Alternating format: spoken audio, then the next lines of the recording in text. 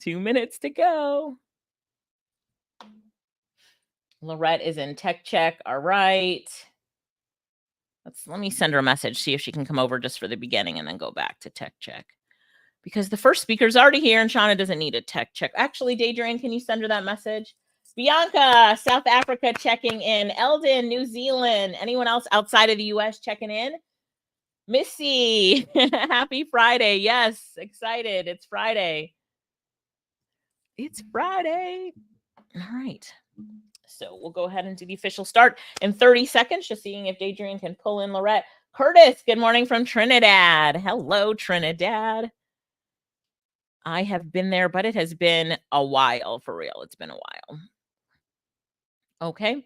I also want to show you something in the VIP folders. So I'll pull it up. I will do that so that everybody knows that after I do an intro or two. There we go. Day two. All right. Perfect. So let's do the official start. What's up, Cheryl? You can't take notes fast enough. Grateful for VIP. I would say the biggest benefit of VIP is by far, I mean, I love a lot of stuff in VIP and it gets bigger and bigger as the day goes along, but by far the recordings. People go back through those recordings. So, all right, I'm going to do the official start for Ava. Let's see. Is everything recording? My lighting doesn't look as bright as it usually is, but okay, I'll live with it for now. All right, here we go. Showing the Zoom. We're about to start. Zoom window. There we go. Zoom meeting. All right, Ava, doing the countdown. All right, Adrienne says she's coming, so we'll give her 30 seconds. Hi, Angel. Hi, Darren. So, Angels, hey, Phoenix, Arizona. There you go. Phoenix, Arizona. Hi, Missy. Yes. No, Rhonda, everything is digital, and I'll show some of that in VIP in just a minute. I have it pulled up on my screen. Hey, Curtis. Hi, Ryan. Rotterdam. Okay. Let's see. Kent, UK. Yvette is in the UK. Donata, Maryland. Got it. I'm in Georgia right now, and Lorette is in Florida. So, Shauna, loving the background. I see you. I see you. Okay. Let me just share my screen really quickly. Which one is it? Close this one. Yep, it must be this one. All the tabs open. Share. Yep. So let's talk about today, and then I'm going to get into what some of the bonuses are. I need to do one other thing, and we'll do our official start. Window. Here we go. All right, official start in 3, 2, 1. Good morning, everybody. It's Alicia Little, and today is day 2 of the AI Insight Summit. So excited to be here with you all today. It's going to be a power-packed, amazing day. We have great things in store for you today. Let's talk about the lineup of speakers. I'm going to name all the names in less than 60 seconds. I hope so. Shauna Adams, talking about the foundations of success with AI. Michelle, AI-powered. Create, lead, engage, convert. We've got Stacy, AI for thought leaders. Crystal, harnessing AI for effective change. So she's talking about change management. Heather Havenwood, smart sales, AI and sales. Dr. Loretta, healthcare advocacy. So those in healthcare, I know we've got quite a few of you here. Angela, AI-powered financial analysis. You're going to be talking about using AI for your financial analysis. Sandy, from card catalog to AI. Ooh, this one's going to be hot. Librarians. What are libraries doing in this time of AI? Tanita is talking about the AI advantage, how to simplify the path to financial freedom. Kia, she's talking about her summer with ChatGPT. Let's see, that should be interesting. Ken, revolutionizing the practice, AI in finance. Victoria, how innovation is helping humans enjoy a better quality of life with AI. I love that one. Personalized AI there. Monique, AI enhanced customer discovery for effective content strategy. So it's going to be a great day today. If you're excited, just put let's go in the chat. ready for day 2. All right, let's go. Let's go. Ready for day 2. So let me go over. I've been asked a few times yesterday to go over VIP and what everybody gets in VIP. So in VIP, the biggest thing that you get when you are a VIP member is that you get the recordings. Every single speaker's session is cut out to an individual video, so you can pick which one you want to watch. You can watch them all, but it's not just one big streaming glob. We take the time to really organize it. Shout out to our team, Jennifer, team member who does that.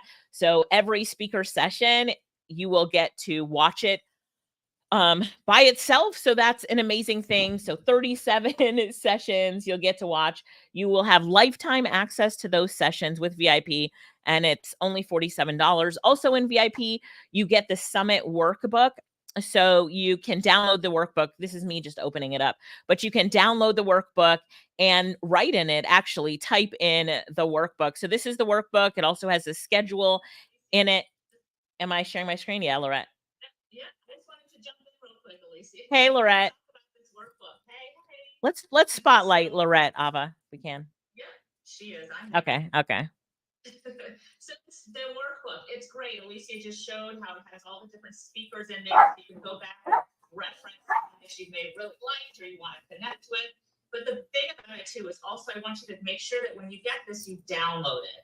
When you download it, it saves it on your computer, and then now you open it. When you open it, you can type in it. So I know there's lots of notes, lots of resources, things that are going on, and you can have it right there. Slow down for a minute, slow down. So you can put any connections right there, but there you can type in it and put your notes. So you have it all organized in this one workbook. So it keeps things very organized. And then when you go down, you can put some of the connections. For example, if somebody put their messages, you're talking to somebody, that's where you can keep your connection. So great, handy workbook to have everything organized in one location. So you get that instantly when you sign up for VIP. You're going to get a link to a folder. In that folder, you're going to see that workbook. So download the workbook and start typing in it.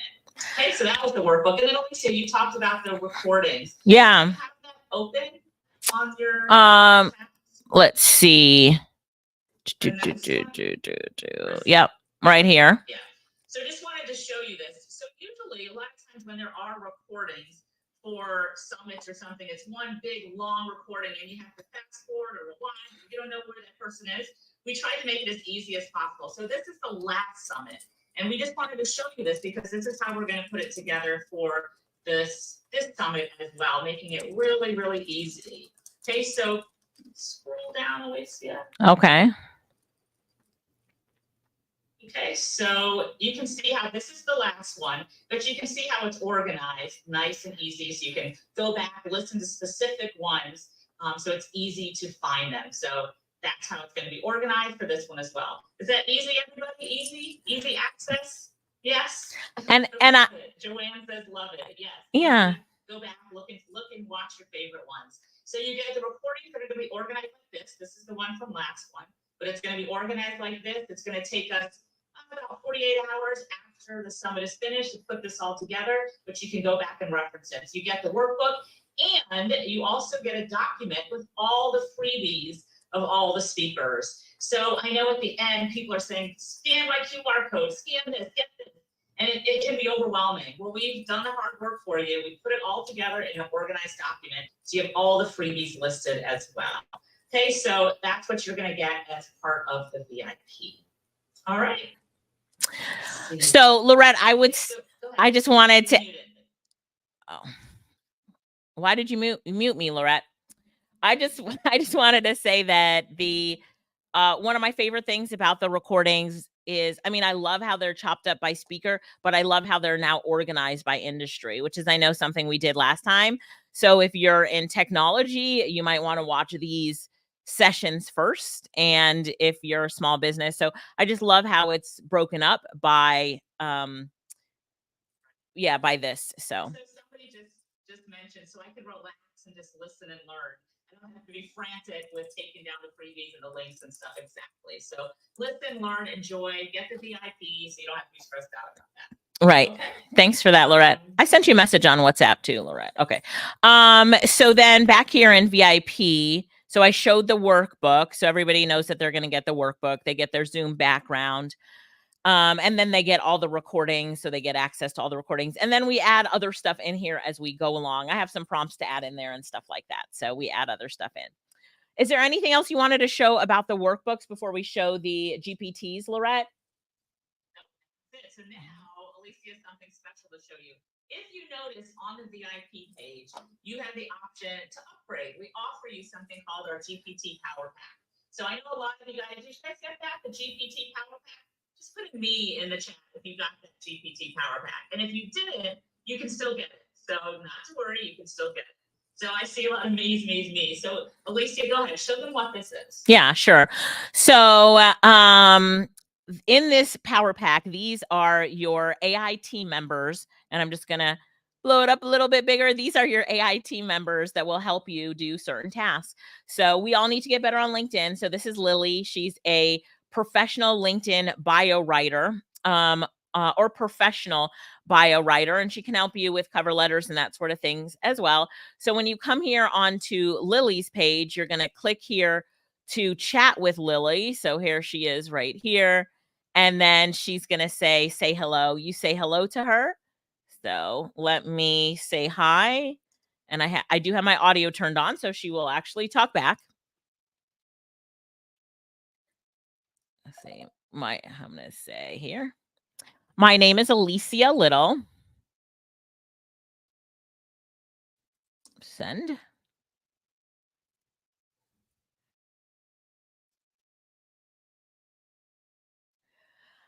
I am an artificial intelligence consultant. So, all right, there's Lily. So just showing you, there's Lily. So if you need some help with your LinkedIn bio, she can help you with writing your LinkedIn bio. And all you have to do is, I'm going to mute her. Okay, thanks, Lily. Bye. So she will help you to write LinkedIn bio. So she walks you through a process to write it. So you've got all these different team members. We have Lily, the LinkedIn bio writer. We have Sandy, the social media content creator. We have Jerry, the press release writer. He's so awesome. We have Priya, the Facebook group content creator. We have Mark, the product description writer. We have Patty, the professional bio writer. And then we have Tracy. She's a standard operating procedure assistant. So she sets up different processes and standard operating procedures. We have Tony, who's Mr. Motivation. So if you need some motivation, Tony Robbins style, go talk to Tony. He's a lot of fun. And then we have Charlie, the cartoon illustrator. So we love Charlie. He's really good at what he does. So when you work with Charlie, I saw some of the consultants use Charlie the other day. Heather, I don't know if it's going to be in her presentation, but she uses Charlie. So Charlie will help create cartoons for you or turn you into a cartoon. So you can upload your photo to Charlie and he will turn you into a cartoon. So Lorette, the big thing that I wanted everybody to see out of this is that they have a right here ready to work for them. So here are their new team members, and that is really exciting. So how does everybody get that? So how do they get VIP, and then how do they get the AI team members, Lorette? Yeah, so if you didn't get VIP at all, go ahead and there's the link right there for VIP. And as you're going through the process of VIP, you will see that we give you an option. Hey, here's a special offer, get the GPT Power Pack. Now, if you already got VIP and you didn't see it, or you really weren't sure what this Power Pack was, and now you're saying, oh, I want that, we're going to put that link in there in just a minute so you can just add on that Power Pack if you want to go ahead and get that. So we'll drop that link in a minute to just get that Power Pack. But yeah, so VIP, go ahead and get it. If you missed it, not too late. We're going to put that link in a minute. Okay. So you're also doing the Power Pack outside of individual if you missed it. Yep. Thanks, Lorette. And Charlie was just turning me into a cartoon while you were speaking, but how much fun is that? Just having a little fun there. So remember, that's the cartoon. That's the cartoon illustrator. And we built all of these. So they're all built by us, not by anybody else. They're all built by us. So these are our team members that were extending the use of them to you. So there we go. There might be more GPTs added later. I think we have 2 more to add, and we'll let everybody know in the Power Pack that has the Power Pack when those are added. So Lorette, thank you so much. Anything else you want to talk about with the VIP bundle that you've got here today? One more question. Yeah. Somebody's saying, do you automatically get this if you got VIP? So no, you don't. So on the VIP page, VIP is $47. Yep. And then you'll see the option for adding this on. You add the GPTs, that's $67 to add that on. Right. And so let me go to the VIP page and show everyone. So here's the VIP page. You want to upgrade to VIP. And some VIP members got VIP and now they want the Power Pack. So they're going back to get it. And that's what we also put that link in there for that. So when you're on this page, you're going to fill out all the information here. Your GPT Power Pack is on the right-hand side. So you can click right here, add to cart, to add the Power Pack to the cart. And now you get the Summit as a VIP and you get the Power Pack. And I think I have something on from something else, but you get both. Yeah, from something else, but you for the consultants. But if you're a consultant, you get the VIP free, and I have the consultants code in there.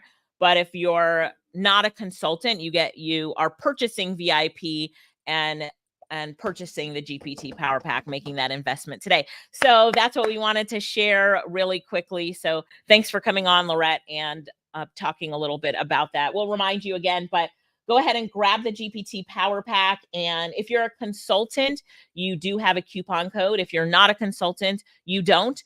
But I know that you'll be a consultant by the next summit and have that coupon code.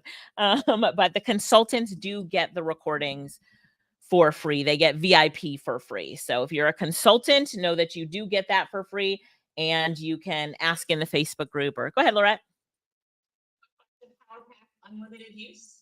Unlimited use forever. So unlimited use. Yep. You have to have a ChatGPT account, but you can have a free account and use it. So you don't have to have a paid account. You can have a free account and use it. All right. So thank you. Thanks, Lorette. Thanks, Lorette. It's time to get started. If you're ready, give me a ready in the chat. Where is my hype button? It's right here. It's right here. So you can see my hype button. I have to hype it up because our next speaker is absolutely amazing. But before that, we are going to do a day 1 intro so you know what is in store on day number 1. Day number 2.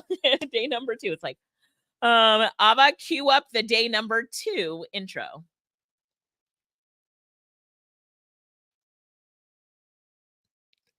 We can't hear it, Ava. We cannot hear it. It's like, let's do that again. It's like, rewind. That was the warm-up. What a good warm-up by Avalala. Let's go.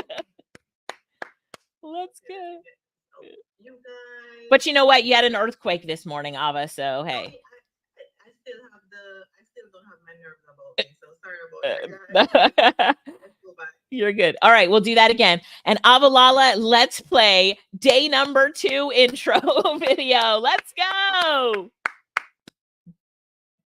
Welcome to day 2 of the AI Insight Summit. I'm Alicia Little, your host, and I will be with you here today as we learn from the best of the best in artificial intelligence. So who do we have on the lineup today, Friday, August 16th on day 2?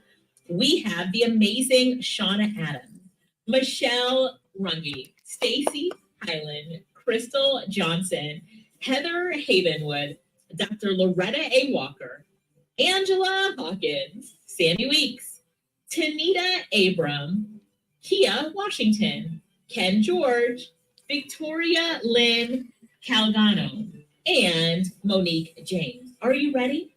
Are you ready to learn from the best of the best on how you can leverage AI? They're going to bring you the latest strategies, techniques, tools, and demonstrations so that you can ride this AI wave. So with that being said, give a round of applause to day 2. Say, let's go in the comments. Come on, say, let's go in the comments. And let's kick off day number 2. Welcome. Welcome, everybody. Welcome, welcome. And now we have our intro video for speaker number one. This is sure to be a treat for you. She is amazing. She is a consultant who has done so much work locally and in and around Florida. So we're proud of her, of all the work that she's done. Ava Lala, cue up video intro for Shauna Adams. Tell us some more about Shauna. Get in the video. Oh, well, one thing that's amazing about Shauna, there's so much that's amazing about Shauna, but I was speaking for a university and the university, asked me to present. And one thing that I try to do when I'm presenting is bring on a consultant with me. It gives them more exposure, maybe even future work. She might have had this international university ask her to do other things. So I had about an hour or maybe 2 hours to get ready to do this session. And I called Shauna and I said, hey, would you like to come on this session with me? You've got 2 hours to get ready and you can talk about anything you want for 30 minutes. There's going to be professors on there and university students. I think they were all in the master's program. And without a breath, she said, yes. She was like, yes, I'm ready. Let's do it. And then she held her own event in Jacksonville, Florida, and invited people and got work out of that. And then word started spreading about her. Like, she says yes to opportunities. So let's give her a round of applause to that. And then as she says yes to opportunities, guess what happens? More opportunities come her way. And she has taken advantage of the consultant program in the best possible way. She's gone into this section where we have our PowerPoints, and she's used those PowerPoints. Like, to get started, she used what was in there, how she could get started, and she just went for it. And that is Shauna. So Ava, let's play Shauna's welcome video. You ready for the first speaker of the day? The first speaker of the day is going to blow your socks off. So get ready, turn off all your distractions. And this is an amazing way to start off today with the AI Insight Summit. Are you ready? Let's our featured speaker will be presenting on. Get ready to dive deep into the transformative power of prompt engineering, where your words shape the world around you with unmatched precision. Get ready for the one and only Shauna Adams. Hello, everybody. How are you? Excited to see you today. And I'm excited to be here, and I am going to jump right in. Let's see. I don't have a share option. There it goes. Bam. All right. So thank you guys so much for that warm introduction. Can you all see my screen? Awesome. Yes, we can. Hear me because I see you nodding. So perfect. So far, so good, right? We love tech. All right. So, like they said, my name is Shauna Adams, and I am an AI consultant, a certified AI consultant. And it is not hyperbole when I tell you that this consultant program, this field has changed my life in a very short period of time. Just like Alicia said, I now am an international speaker. I've traveled and I've helped people just like you to expand their business and their personal lives in ways they never thought they could. All right. Boom. All right. So this is what I do. I do AI trainings. I do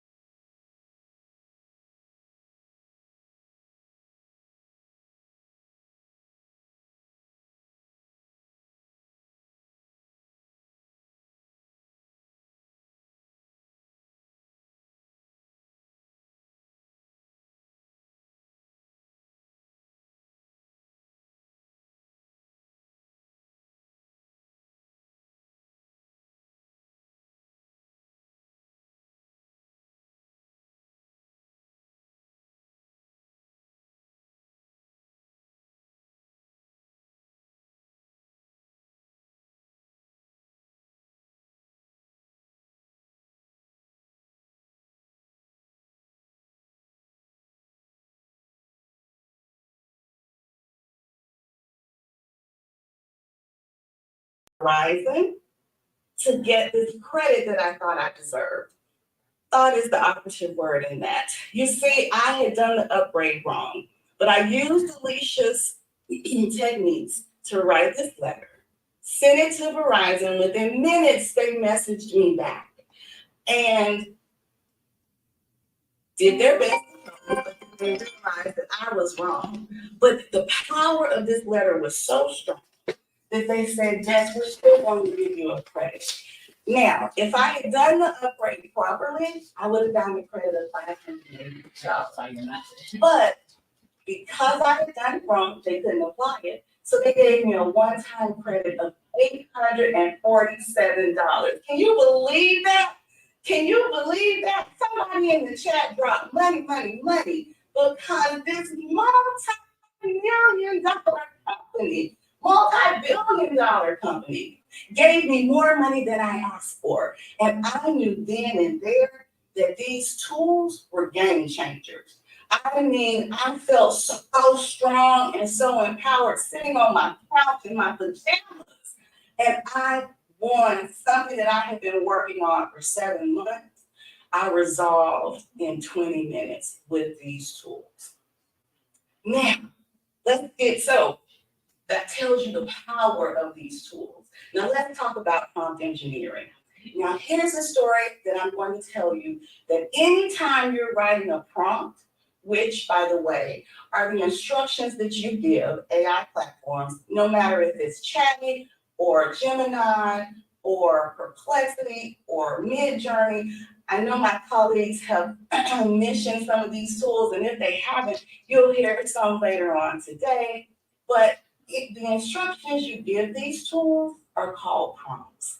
And a good prompt will get you part of the way there, but a great prompt will get you the results that you want. And I'm going to tell you a story to always help you craft a great prompt. So I am a graduate of Auburn University, and though travel agency is the vehicle that got me here, I am a travel agent. My degree is in hospitality management, and in that, we took a course called Premium Beverages. Yes, I got a grade for learning how to drink. Anyhow, so I would say that I am a connoisseur in certain things, particularly tequila. Now, let's say I was having a party, I invited you all, and one of you all said, I want to bring you a hostess gift. I'm not going to tell you to bring me tequila. I'm going to say, I want you to bring me I want you to act like me and go to a premium liquor store, go to the tequila section, look for El Amo. It's a blue bottle with a pewter label and a cork. You see the difference there? That's the best prompt. I just want some tequila. A great prompt is all the details that I gave. So be specific, give it details, and I could also say to you, you may see a Reposado or a Añejo in a purple or green box, but I don't want that. And that is me telling you what I don't want. And if you can narrow the parameters within a prompt, tell it what not to look for, that helps it even more give you the results that you want as fast as lightning.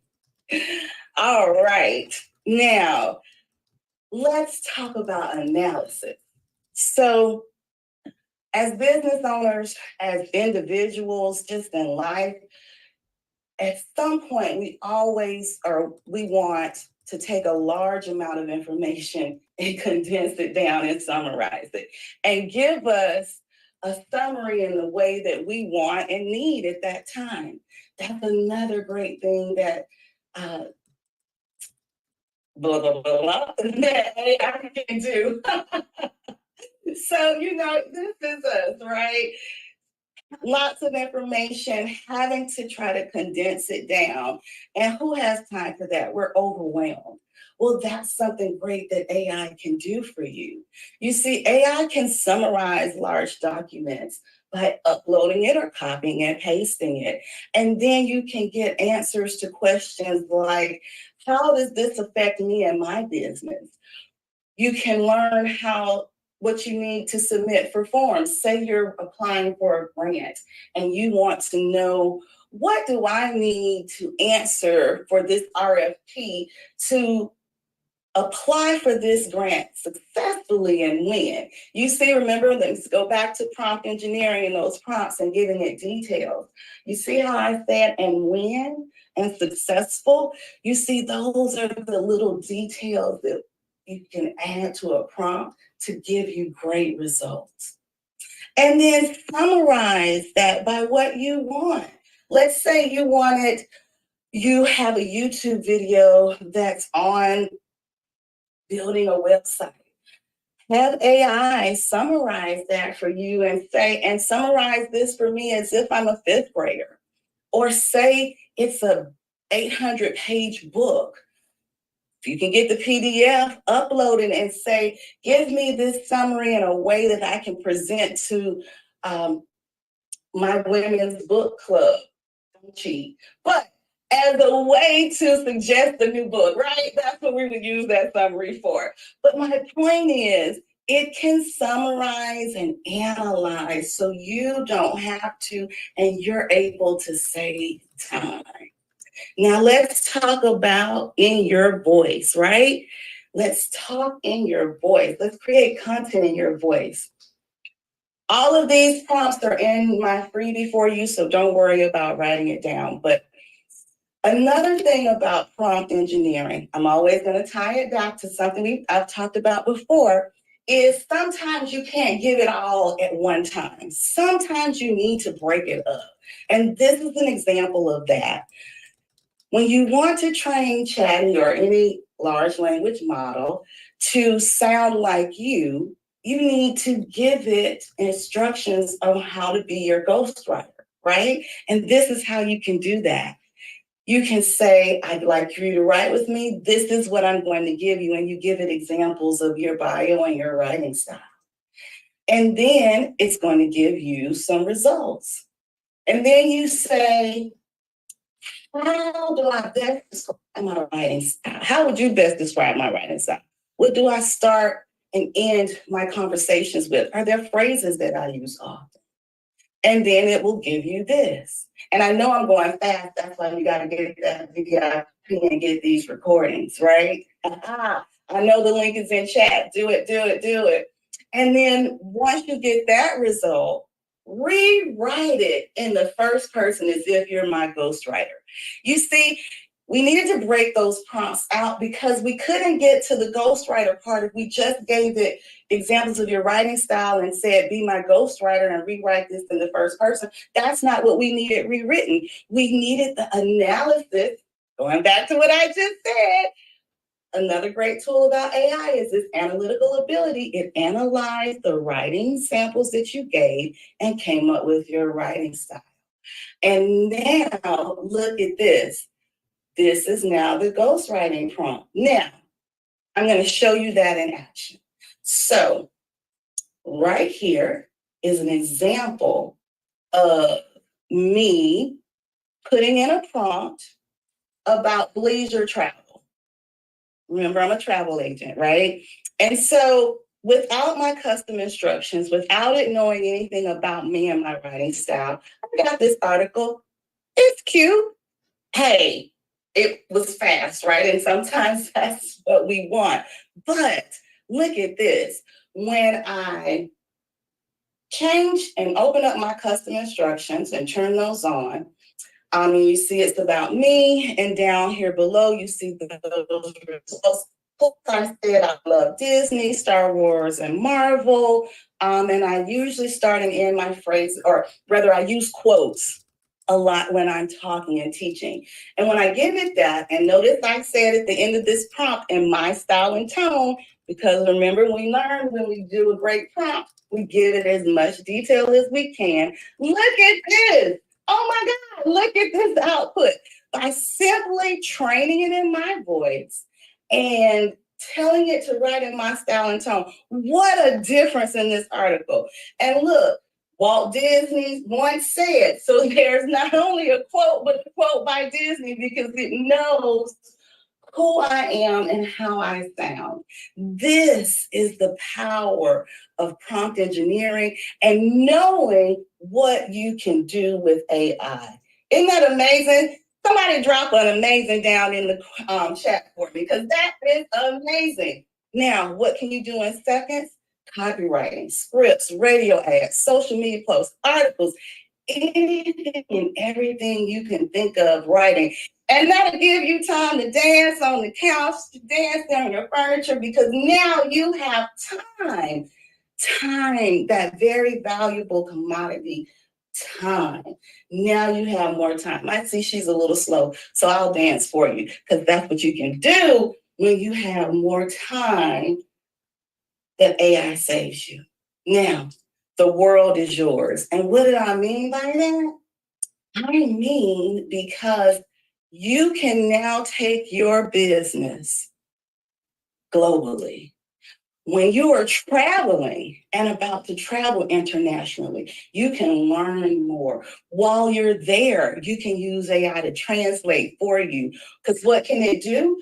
If you're a business, you can have automations to be your customer service support 24/7. If you are doing business with a company, you want to make sure that you are being culturally sensitive and correct. Ask AI to give you the etiquette and the cultural norms so you can build those global relationships. So now, can you believe that? Think about that. Now that product that you thought you would only be able to sell in the US because that was the only way you could negotiate was in English, let that go. Rewire that neural pathway that stops you in the US, and now rewire a pathway that now you are international. You are global, baby. Yes. And now, let's go bigger. Let's go bigger. So one of the other things it says in my bio is that I am mindful and a proponent of self-care.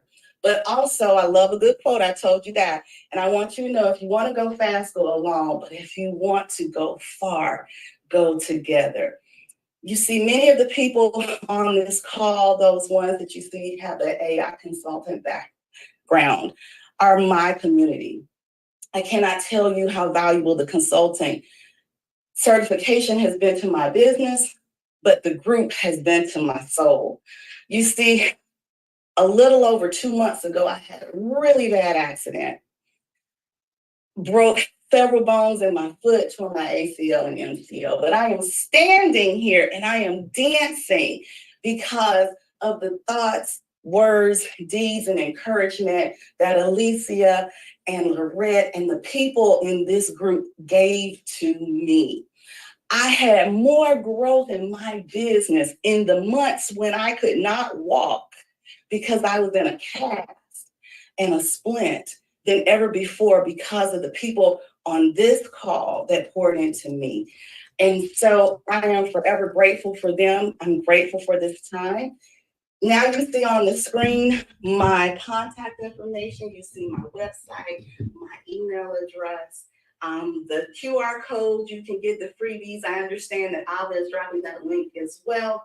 I am the Muse of AI on all social media platforms. And if you go to my website, there is a link on my website page, there's a button that says AI Insight Summit. You click on that link and you join my newsletter, we can stay in touch. And everybody who registers for my newsletter gets entered into a raffle where you can get 1 2-hour session with me, or I'm going to raffle off 2 1-hour sessions with me. Because you see, I know what AI has done for me, and it is my pleasure, my purpose, and my duty to help as many people as I can do it for them as well. So I wanted to give you all an opportunity to work with me, honey. You can look on my page and see what I charge for booking, and I can because I have learned so much from Alicia and Lorette and the AI Consultant Program. With that, I say thank you so very much for listening. Let me get a yes in the chat that you're going to take these things and appreciate the rewiring of your brain and make a difference in your personal life and your business. Yay. Shauna Adams. Everybody give her a round of applause. That was amazing, right? Make sure to sign up for a raffle for one of her sessions. The woman knows AI, but if you notice one thing about her, she is passionate about AI as well. Did you get that? You saw her passion. You felt her passion. You saw it, right? She's so passionate about it. Shauna, congratulations on all your success and everything you do for your clients. You are well loved. Check out your comments now. You'll see all the love. All right, everybody. I also would like, you're welcome. I also would like for you to give some feedback for Shauna on her presentation. So if you don't mind filling out Shauna Adams feedback form, you can see Dadrian dropped it in the chat, the Shauna Adams feedback form. Make sure that you do that. Make sure that you take a minute. Let's take a minute now and fill out that feedback form for her. Once you're done, just type done in the comments. This is, important to get back to the speakers. It definitely helps them and helps us. So if you would, please take a minute and do that and type done. Angela was the first one to do it and type done in the chat. Angela, we are so grateful. Thank you so much. Silper, thank you so much. Janine said, Shauna, you killed it. You killed it. Angela, you win my everlasting love, which you already had, but there you go. Janet, Lulu. All right. They're doing it for you, Shauna. Thank you so much. And if you guys don't mind throughout the day today, if you would do that for all the speakers. The next speaker we have coming up, I just cannot wait to hear this perspective because the lady is a librarian. When is the last time you went to the library? Somebody tell me in the chat. Now, we do go to the library to use the rooms, the conference rooms and stuff all of the time. Stacy says this week. Eldon said last week. So people still going to the library, and I'm going to age myself. But do you remember the card catalog? Anybody use the card catalog here? Anybody remember the card catalog? So we have we're doing an age check real quick, right? If you're under 20, you have no idea what we're talking about, just be quiet in the comments. Dewey Decimal System, right? So the card catalog rocks, Bridget said. Let's see how her presentation is called From Card Catalog to AI, Empowering Libraries with Modern Tools. We excited for this one? Ava, cue up the intro video. Guess what time it is? It's time to introduce our next featured speaker. Our next featured speaker is the one, the only Sandy Weeks.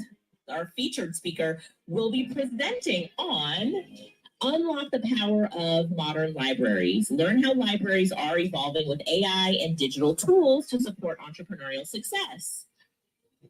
Get ready for the one and only Sandy Weeks.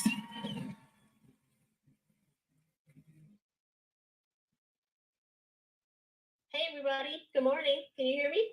We can. Good morning. We're excited. I'm excited too, first of all. Thank you so much for joining me. Yeah, I'm a librarian. Let me just give you a little fun fact about me so I can be real quick. I was a kindergarten school teacher, and then I became a children's librarian. So sometimes I might act up just a little bit. Sometimes it comes out because I've worked around little people who say, oh my God, I can't touch this book. It has germs. I'm not going to make it.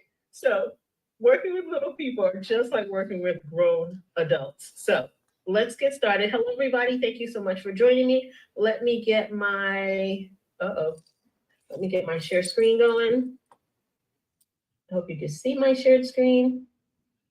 Not yet. I think it's coming. Let's see. Okay. Got it. Now it's here. Yep. Okay. Hi, everybody. Hi. Let me slide over. So, woohoo, welcome to the AI world. Okay, so we have the disclaimer. We all know it by heart now. I want to get to the juicy juice. So I'm Sandy Weeks. Sandy, press the slideshow for us, or presenter mode, so we can see it full screen. Yeah, there you go. You're good. It's loading. It's coming. It's loading. It's loading. Give it one more minute. 30 seconds. 15. It's like it just says loading, so we're just waiting for it to finish loading. You know it's a new computer, so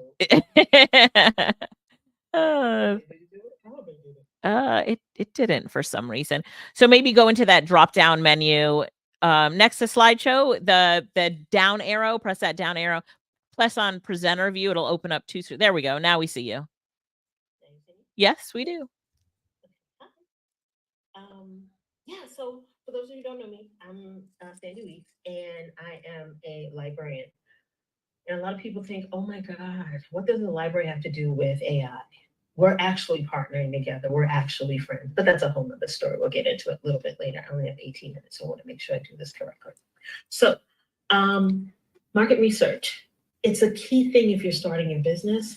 You have to plan out your sessions. When you think about, oh my God, I'm getting ready to run a business, the first thing people do is they hit the library in some way, shape, or form.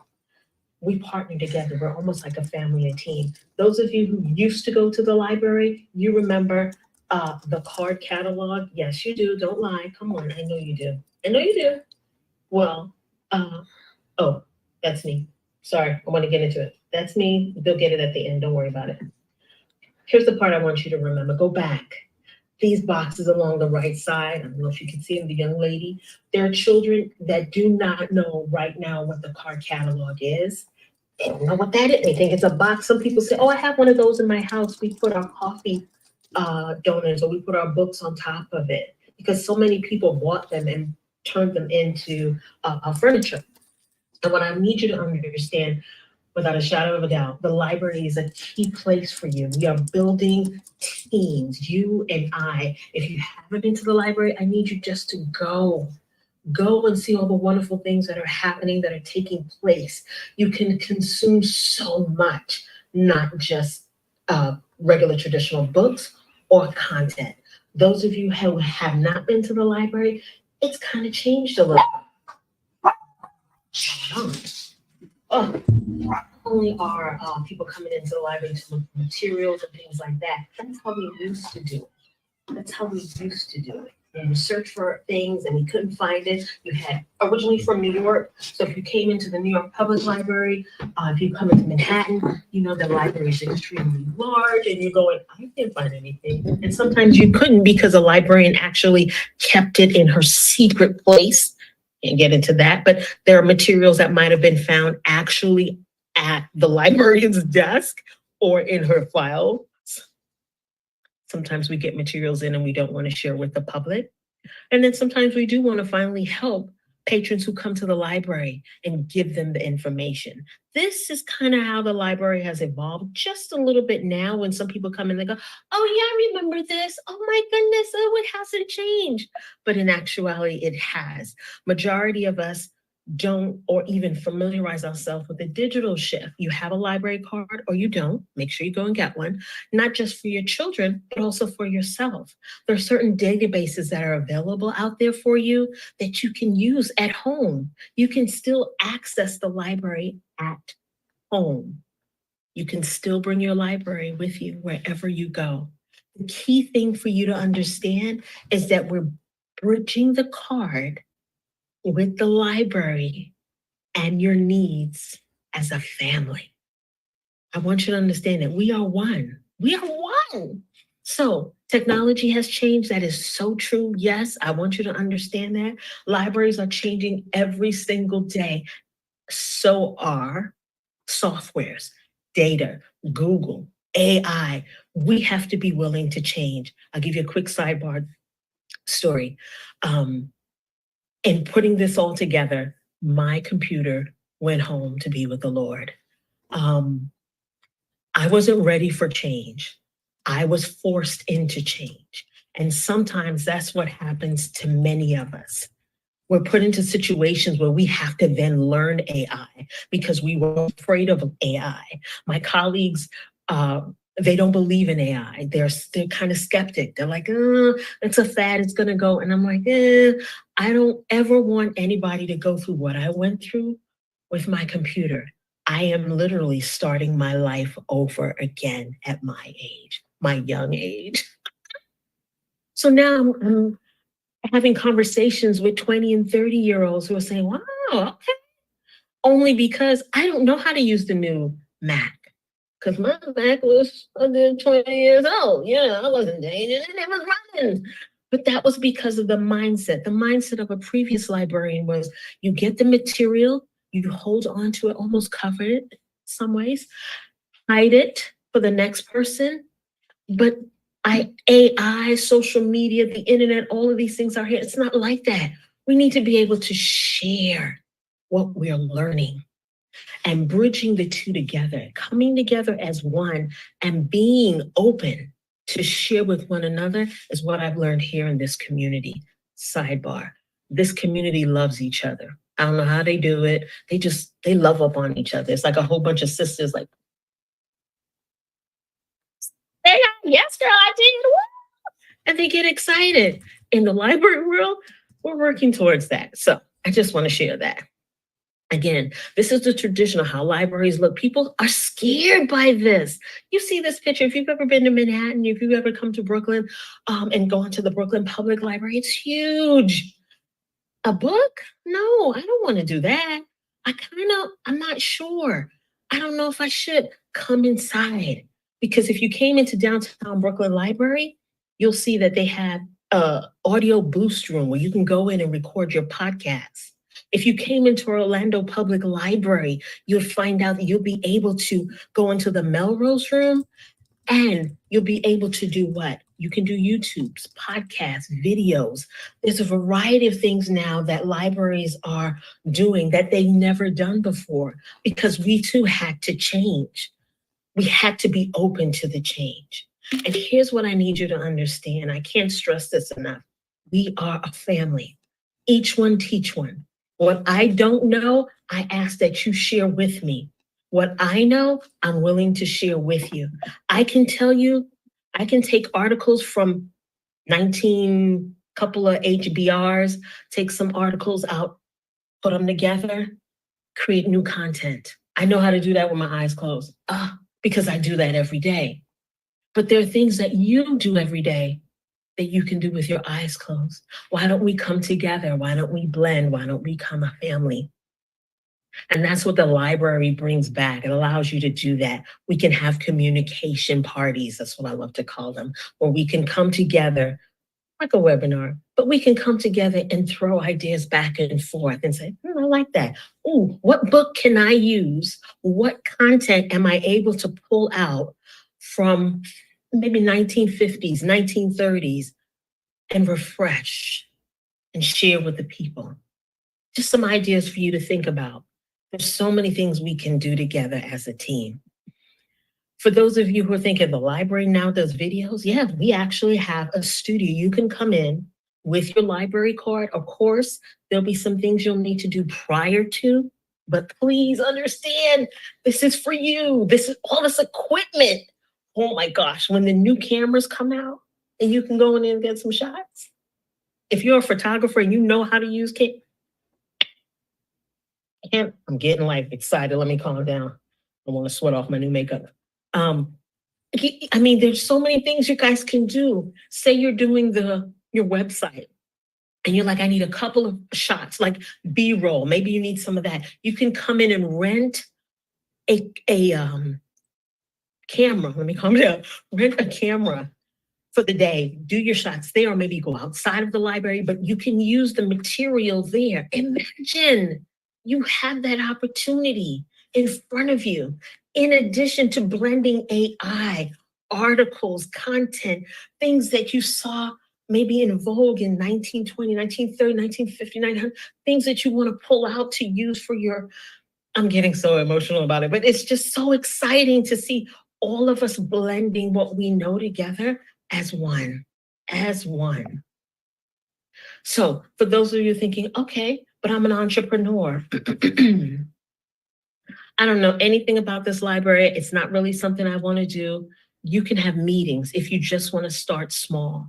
Maybe you have 50 women you'd like to get together, or 50 people in general. You can come in and use the library to use for maybe a conference, a workshop, something like that. The larger rooms you do have to pay for. Please understand that. But the more you pay for it, allows you to do a little bit more. You can bring food in. Now, of course, I'm saying not a full meal because, it's still the library, et cetera, et cetera.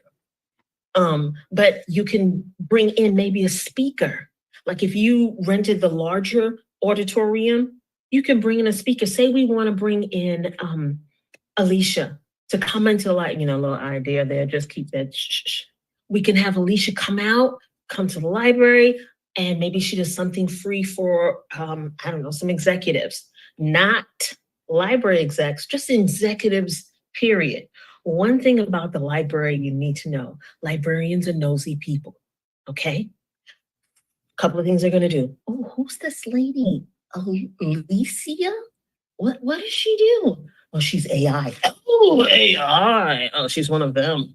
And then we'll do this. Does she know anything about the library? Oh, okay. She grew up around the library. Okay. And then all of a sudden now we start changing and we start warming up. And then we'll come out and now we want to say, hey, my name is such and such. I'd love for you to come over to do a project or a class or a workshop. And before you know it, we're working together as one, working together as a team. You see, it all started with the card catalog. And then we moved and we grew. We did different types of things. But reality, people forgot about us. And I never want you to think that we're just there waiting for you. We're moving with you. It's just that you haven't come out to visit us. The traditional library, yes, I get it. We still have books because people always say, do you guys have books? We do, but we also have ebooks. You do have access to ebooks. You have audiobooks. Some of us like to have our books so we can hear them while we're jogging, working out. I try to work out 3-4 times a week. Okay, maybe once, but anyway, that's a sidebar. But I love to have the audio. I love that. I read a lot of different books on audio that have changed my life. And I want you to know we have that available to you. In addition to that, we've moved into AI. Now, ChatGPT and Google got together. This is just my little side thing and created Perplexity. Okay?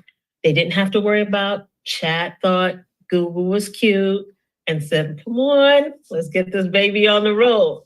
I love Perplexity, see, I'm tongue-tied, as well as several other librarians. They don't feel like it's a threat for whatever reason, and we can get into that another day. But Perplexity has been a blessing to the library. It allows our patrons as well as our librarians to feel comfortable enough to use this AI tool, where they don't feel threatened as if this tool is going to come in and take away their job. And you need to understand many people feel that way about AI, especially librarians, because we've been, lack of a better word, we've been hiding the material inside of our home called the library. I remember growing up as a young girl. I was 4.5 years old. The reason I remember that because my mom always reminds me. I couldn't say the word library, but I remember the experience that I had. And I said to my mom that I want to be a librarian when I grow up. And I have stayed true to that because Miss Blackman in Brooklyn, New York, had all the books on her desk. And if they were a new book, they were kept in her drawer and only in her drawer. And I always thought, well, if new books come in, I'm gonna keep them in my drawer because that's just for me. But there are other librarians that thought the same thing. Now we have to branch outside of holding on to the material and actually having to share it and share it openly. And I believe that's why Perplexity has been one of the #1 AI tools for libraries and how librarians are using it. Many librarians are using Perplexity to give us evidence-based research because it does provide you with the materials that you need to be successful within your business.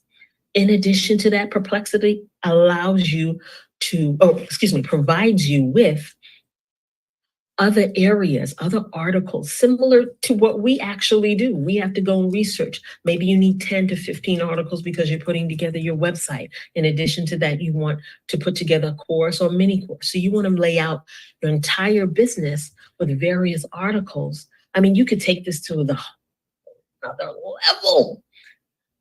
That's where it comes in with building community and loving on each other. I never ever want you to ever say to yourself, oh, I remember the library. Oh, it's a card catalog place. It's not. It's where you and I can build one step at a time, build our community, build our businesses, because the majority of the people that come into the library, you know what they ask us? First thing they say, hey, I need to start a business. What book can I read to start a business? And we sit for a minute and we'll say, okay, what type of business? I kind of want to do health. Or maybe I want to do yoga. Or you want to do a litany of things. We can give you several books and materials to get you started. But why don't we sit down together and kind of go over maybe like a mini checklist and see like, what do you actually need? And what does your audience need and your community need from you? Because we're helping you to be successful every single day. And that's how I want you to think about the library. Just kind of go back, take a look, bring your kids this time, your grandkids, your grandkids. Not that I'm aging anybody. Come out to the library. And if you're saying, hey, I'm international, go to a library that's in the community you are currently in. When people go on vacation with me, they hate to go on vacation with me because you know what my trips are? We're going to visit a library in that particular country. They are not the same. And understand that. Find out what's missing from that library and see how you can help those librarians. Sometimes it's funding, books, materials. Sometimes it's just basic, simple internet, just for the village itself on a whole. And if you are a business person and you have that funding, donate, bless them, do what you can to take a library to the next level. I might have gone over just a little bit and I apologize. No, you're good. I want you to understand, I am passionate about libraries. I've been a librarian now for 20 more years. Wow, oh my goodness, I'm getting younger every day. Sorry, sidebar. I love the community. I love the people. I love meeting new people every day, learning about where they want to go and where they believe they're going. So, if you have any questions, I need to. What's like? I talked about brainstorming for business in a roundabout way because, again, perplexity allows us to do this. Perplexity, it's a time talking for me.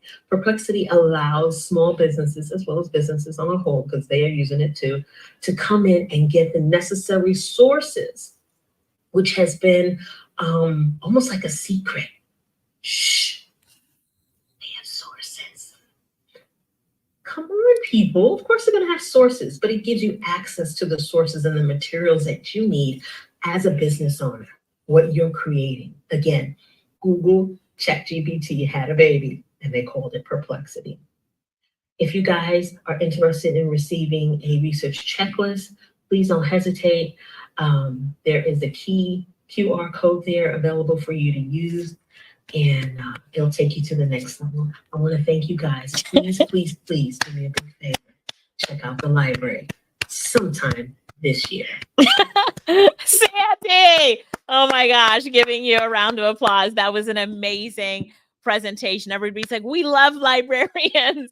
And you crushed it. Thank you so much for your amazing presentation and for just opening our eyes. If you look in the comments, a lot of people are saying, wait, libraries now have audio rooms and they now have live streaming rooms and new tools and resources. So and that Orlando library, I have been there, and it is 4 or 5 floors of absolutely amazing transformation of a library into now having a YouTube recording studio and podcast rooms, and completely blew my mind. So thank you so much for this presentation. Everybody give her a round of applause. Come on, put some emojis in the chat. Give her some emotion there. And then if you would, please give her some feedback. And when you're done, just put done in the comments. You know, librarians love feedback, right? So let's make sure that we all do this for her and give her that feedback. Sandy, it was just such an amazing blessing having you here today. So thank you so much. And we will get you this feedback. You did a great job. All right, everybody, are you ready for the next speaker? Is she amazing, right? Give it up. Give it up. Sandy Weeks. Sandy, the librarian, did such a good job. So now we're going to talk about how AI empowers individual investors. I know you're ready for the next speaker, so I'm about to bring her up. Let's remember, get Sandy's free gift and make sure that you leave her feedback. I'm going to give you 30 more seconds to fill out her feedback form. Somebody said I could listen to Sandy talk all day. So here you go, Sandy, giving you your flowers. That was great. Well done. All right, everybody's saying done, done. They're finishing up that feedback form. That's fantastic. Make sure that you also upgrade to VIP. Dadrian just dropped it in the comments to remind you so that you can get a recording of this session today, yesterday, and tomorrow. All right, let's bring up our next speaker. We're talking about investing in the age of AI. Ava, cue up the video. Guess what time it is? It's time to introduce our next featured speaker. Our next featured speaker is the one, the only Tanita Joy Abraham. Our featured speaker will be presenting on the AI advantage, how AI is simplifying the path to financial freedom. Say goodbye to analysis paralysis. Let AI guide your investment choices. Get ready for the one and only Tanita Joy Abraham.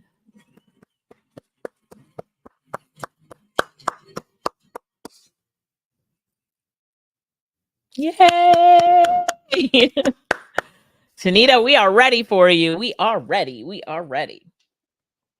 I hope you guys have been enjoying everything. We've got, look at this session. Here she is. She's coming. We see yours. We see Zoom right now. We see Zoom right now. There you are. How are you? We can't hear you. We can't hear you. Turn on. We want to hear you, but we can't hear you. There we go. Hey, Tanita. How are you doing? I'm doing well, thanks. Awesome. After, you know, tech is tech. I know. Tech is tech, right? So thank you for the wonderful introduction and your patience in my little issues today. For those of you who do not know me, again, my name is Tanita Abraham. Her background is in financial services, and as she said, I'm going to go over today a little bit about how you can use AI to help with your investing. Hold on, I didn't pull up my presentation. Hold on a second. While she's doing that, we were talking on WhatsApp and she's like, oh no, my computer just restarted. You know, when your computer restarts on its own and you're like, wait a second, computer, don't restart. But I'm like, hey, at least it restarted before your session and not while you were on, because we've all had those type of things happen. Remember when Sandy said her computer went to computer heaven? Everybody was saying rest in peace to Sandy's computer. So, but we've got we have to keep pushing through with tech. So Tanita, let me know if you can get it, or if you can't, we will come back to you if you want. Just let us know. Can you see my screen now? Now we can't. No, we cannot. 1 second. Not yet. Hi guys. It's okay. It's okay. Here we go. Can you see that? It's coming up. Yep, it is coming up now. So you just have to put it in presentation mode. Here. AI and investment. Dan said tech happens. We've all been there. Come on. Yes, we have all been there. Tanisha says computers will computer. Exactly. I want to go back just a little bit. Sure. Of course, most of you guys have seen the disclaimer, but I do have to add a little additional here because of my background. I just want to also put in there the information that I'm going to go over and the tools that I'm sharing are not considered to be considered financial advice. Even though I am an advisor, this is more for educational purposes. So please make sure if you have any questions or any decisions that you want to make, that you check with your tax advisor and or financial advisor before you get started, because we're going to create a portfolio today. All right. So let's go. So a little bit about myself again. I am the owner of Building Legacies. It's a consulting firm out of the Charlotte, North Carolina area. Been doing that for about 4 or 5 years now, after taking a step back from being a full-time financial advisor with a large firm. And I focused more on financial education. And recently, after meeting with Alicia, I joined the AI consulting program because I figured out with all the things that I do in my main business and with some other businesses that I help along the way, there's so much that AI can do for you. And everybody needs to know this. So obviously, how can I be a business consultant without giving you the tools that you need to take your business to the next level? So here we go. So again, today we'll talk about the AI advantage and how AI is simplifying the path to financial freedom. So just to back up a little bit about, a couple of things that I normally talked about in the past. With all the things that I have done in my years, one of the things that I was often remembered for, obviously, is being a financial advisor. But anytime, even after I got out of the business and I was doing Turo, or if I was doing my e-commerce stores, anytime I had a conversation, everything came back to, what if I hit the lottery? What do I do? What if this happens? How do I know how to make sure that I get the financial freedom that I'm looking for? And the main thing that I always stress to people is it doesn't matter how much money you have, it's really what you do with the money that's going to give you the freedom. So whether you work a 9 to 5 or you're an entrepreneur or you win the lottery, at the end of the day, all of your money still goes back to investing. So to bring that home, we're going to talk about a simplified way to start learning how to do it on your own, in addition to what you're doing through your job and other vehicles that you use. So here's my home girl. This is Miss Superfly here, and we're going to show you how AI is showing up all over throughout the financial services industry. And I created this just as a side note through an AI tool. So, she look like me? Put a 1 in the chat if you think she looks like me. Yeah, this probably is my alter ego. This is my alter ego. It's here to save you. It's here to save you. Oh, that was a little glitch there. All right, so going back again, kind of referring to my career, a lot of people feel stressed when it comes to finances, or it's just kind of one of those words or things that they don't like to talk about, or they're not comfortable talking about. And a lot of it, to me, goes to how we, and on the industry side, how we present the stock market. Everything is fast paced. Everything is using all the big words and all the terms and things like that. And that often gets people just uncomfortable when it comes to asking the right questions to an unfamiliar person that you feel knows more than you. And that is the thing that I learned in my personal life, just wondering about things growing up as a child in a home with some older parents that I always wondered why they made certain financial decisions. But truth be told, a lot of us, the generations before us, at least 1 or 2 generations before us, didn't have the knowledge or the education that we have access today. So it's important that we use that to the full extent that we can to get where we need to be for our generations to come. So it's going back to that building legacies.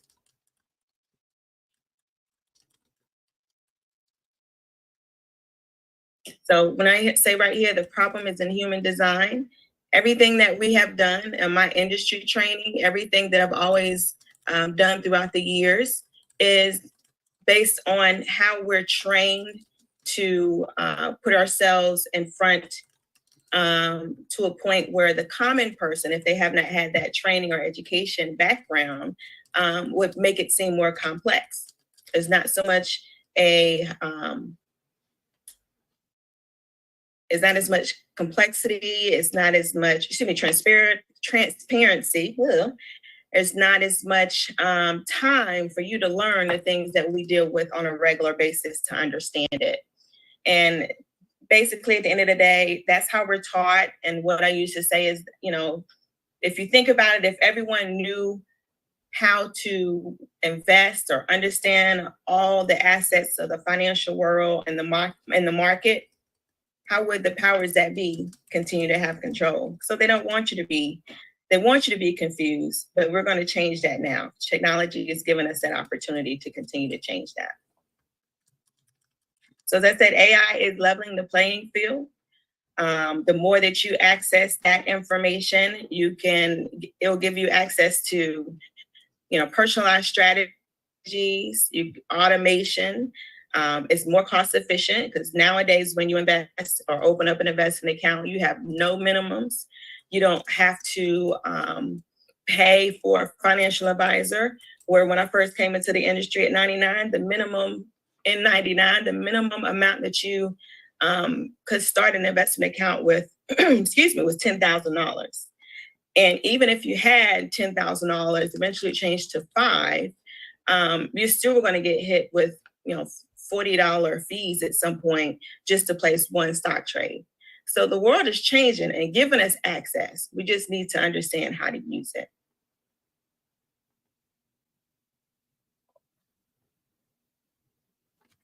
So again, just kind of going over other things that AI can do for you.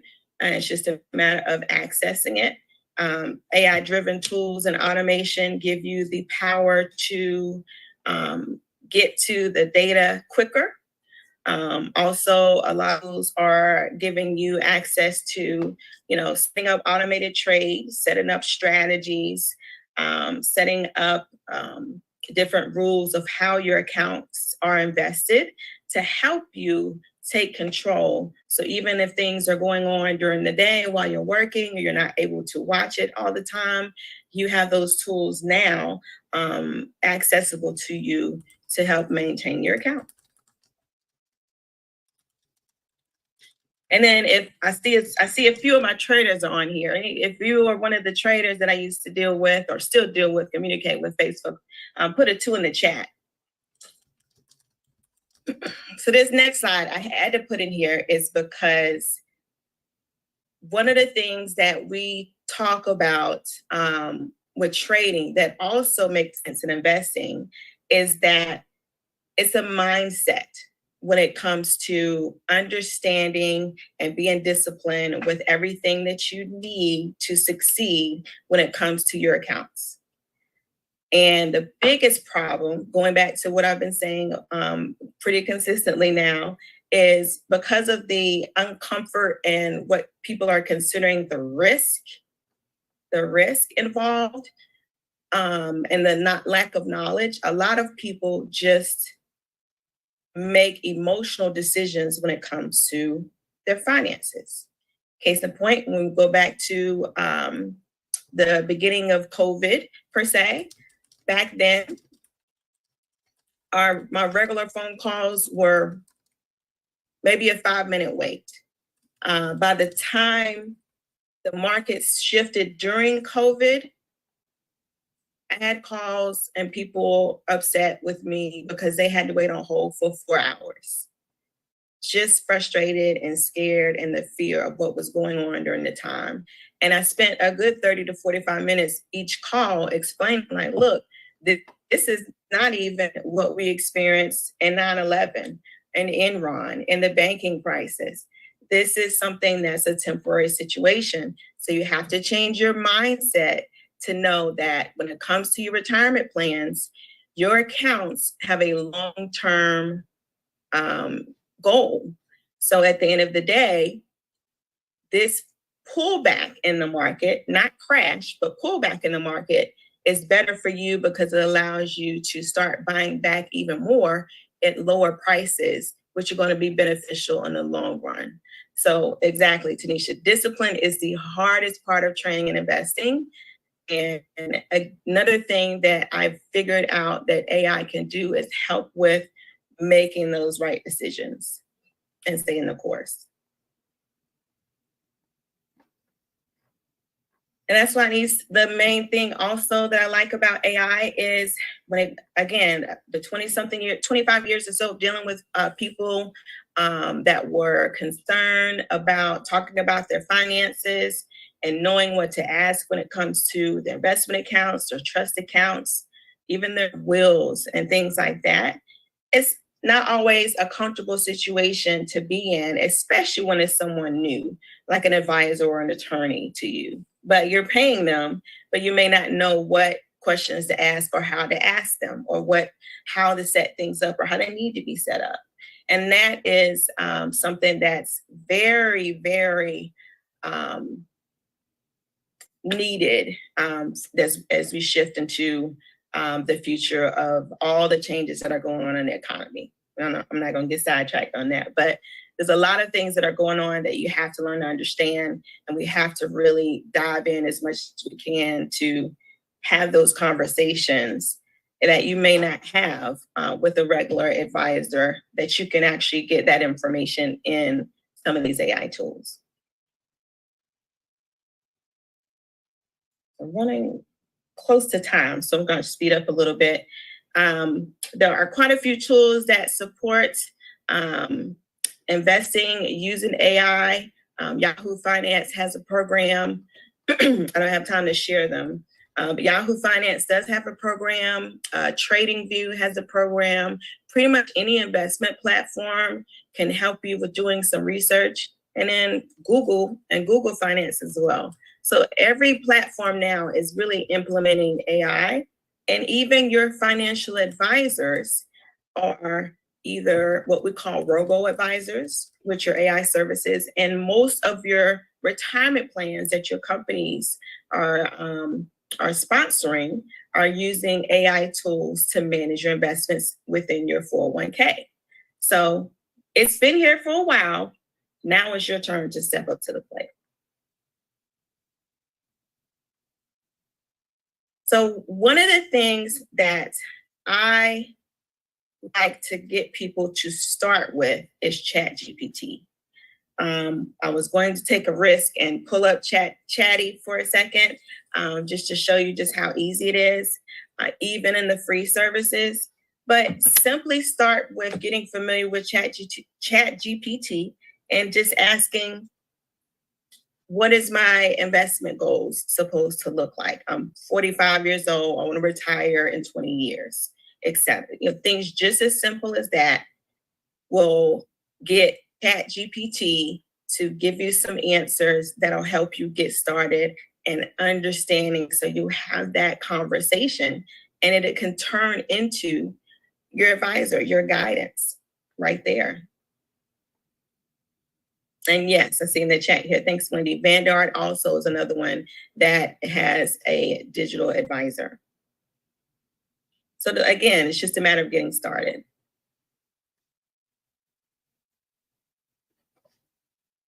Oops, put it on right here. So real quick, I wanted to show you something that I created, just as an example, in ChatGPT. So I created a GPT because one of the most popular things that we did I created this GPT. One of the most popular things that we did back when we were pushing education a few years ago was getting people to get more comfortable during downturns in the stock market and their personal investments, with understanding that if you, what we call diversify or spread out your account in different ways, not just focus on the big growth stocks, but also add in your portfolio some stocks that will provide income no matter what's going on in the stock market.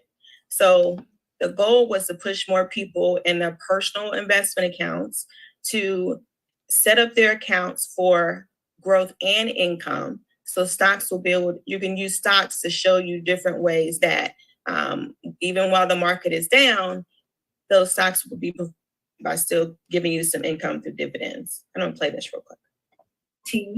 As just kind of a guide for helping people get started understanding how to invest using dividends. Most people are gonna want to buy stock and get into investing on their own. But there's a lot of questions of getting started. So one of the things I decided to use ChatGPT for is to start putting some of the templates and presentations that I did in the past into ChatGPT. So all you have to do is go in here and check out the GPTs, put in your questions, and it'll guide you along the way. As you see here, we're going to start with just something simple. Once you go in here, just type hello. And it'll kind of take the role for you. So it says, how can I assist you in starting investing goals today? Whether you're looking to build a portfolio or just getting started with investing, I'm here to help. So I want to learn about dividends.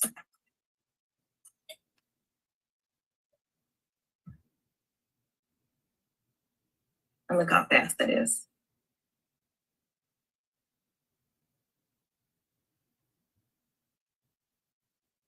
So, and then you can go even further. So we'll go ahead and stop that for time.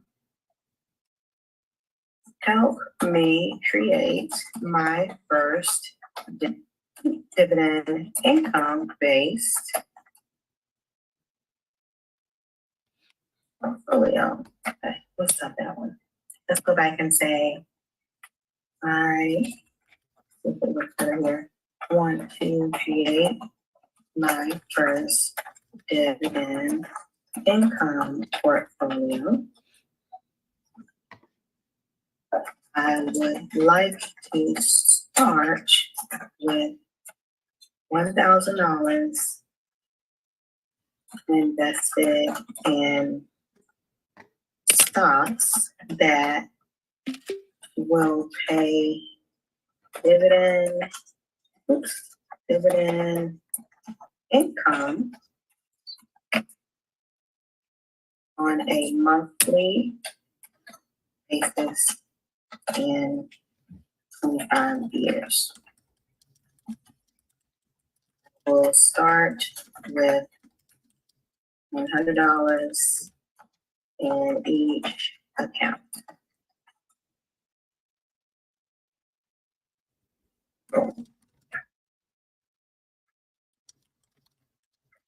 So it starts with giving you a little bit of education, which I thought was very important, of course, instead of just telling you what to do. That's where we start. And it's going to go through some examples, once you kind of go over what it looks like. As you see here, you allocate your portfolio to start, you have $100 and all these different stocks, ETFs. And then it kind of gives you expectations.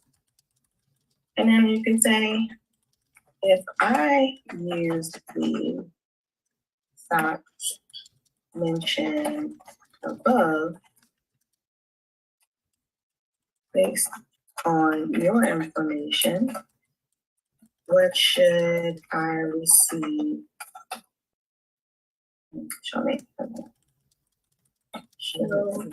me my payouts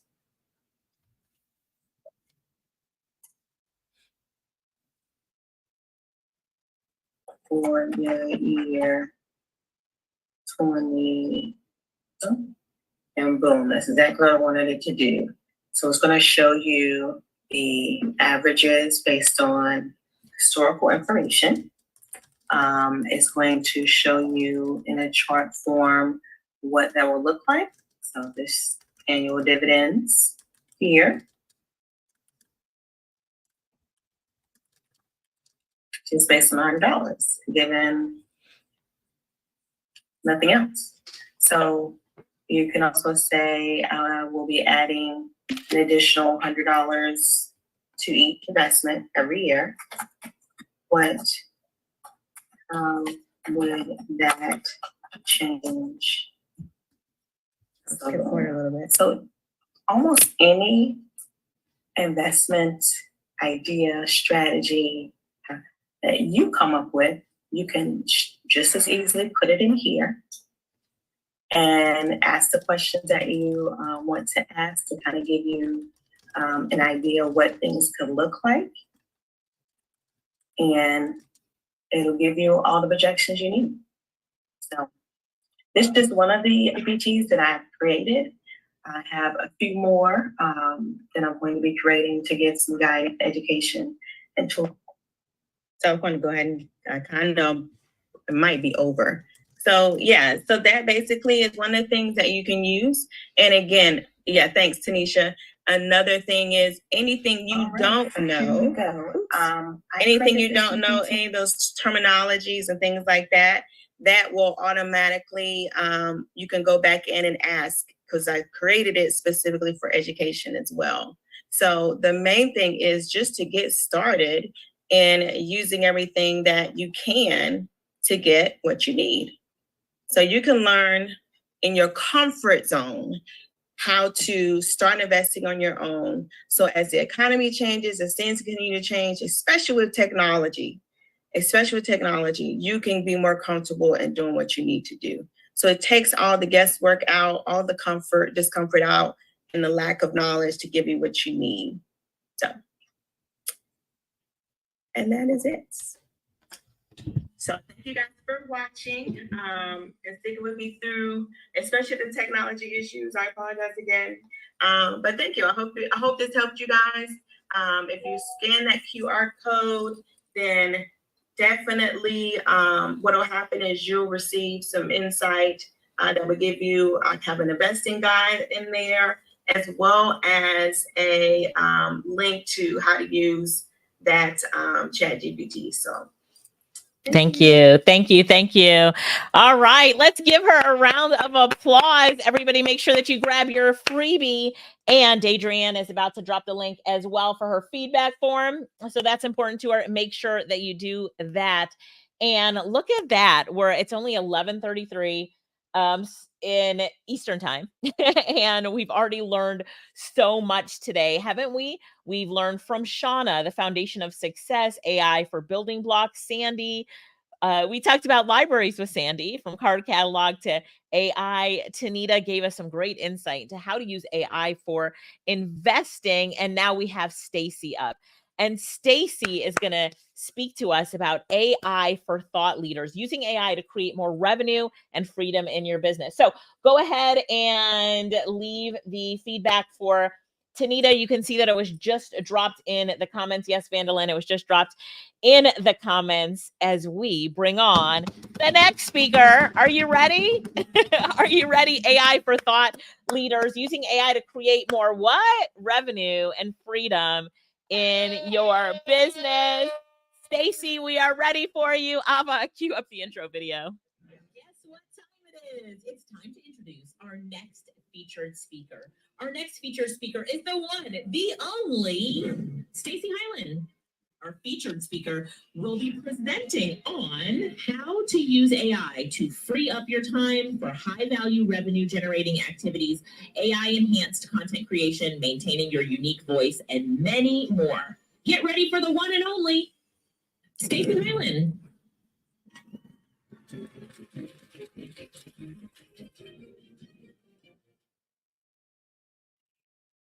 Yay, Stacy! We're excited. I'm excited to be here. Oh, love the mic. Thanks. It's my podcasting mic. Let me just share my screen so we can get rocking and rolling. Sounds great. Sounds great. You're so brave because you did this in the middle of Mercury in retrograde. So that's always, I that's know. always a brave choice. Here we go. Perfect. Come on. All right, here we go. Everybody can see me. We can. Yes, we can. Let's dig in. So there's the disclaimer. I'm not a lawyer, nor do I play one on TV or Zoom.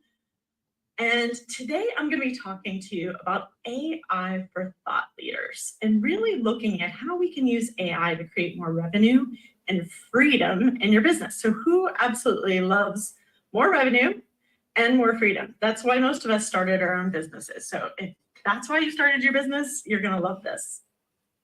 All right, a little bit about me. I've been a business coach for over 20 years, including working with Tony Robbins as Vice President of Consulting, for Business Mastery, and I run Mastermind, and I work with 6 to 8 figure entrepreneurs who want to add a zero without the hustle.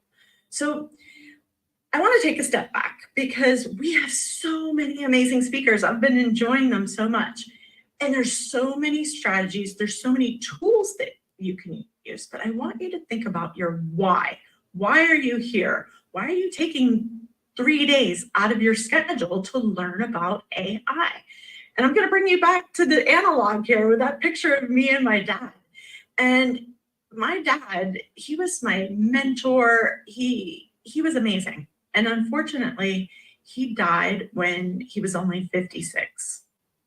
And I was absolutely heartbroken, but it was really a time for me to step back spiritually and look at what I was doing with the rest of my life. And through my dad dying without having done his bucket list, with being a workaholic and spending so much time on work, it made me realize what I wanted to do, which is my mission to give entrepreneurs back to their families.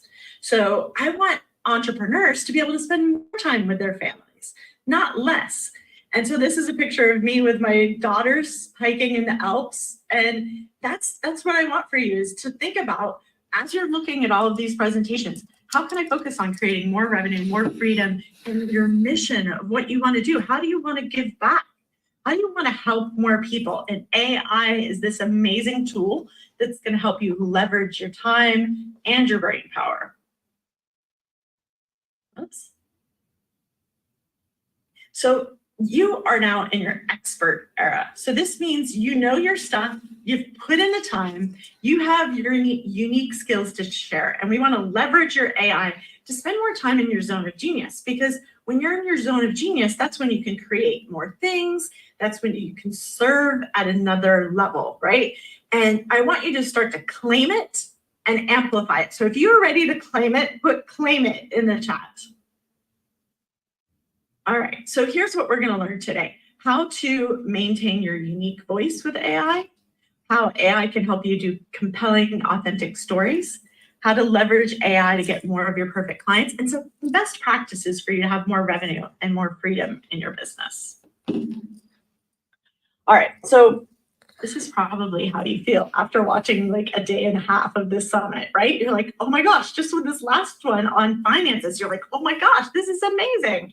But what happens, one of my coaches years ago told me, you can be in the BS funnel. And this happens with every new technology that you start looking at.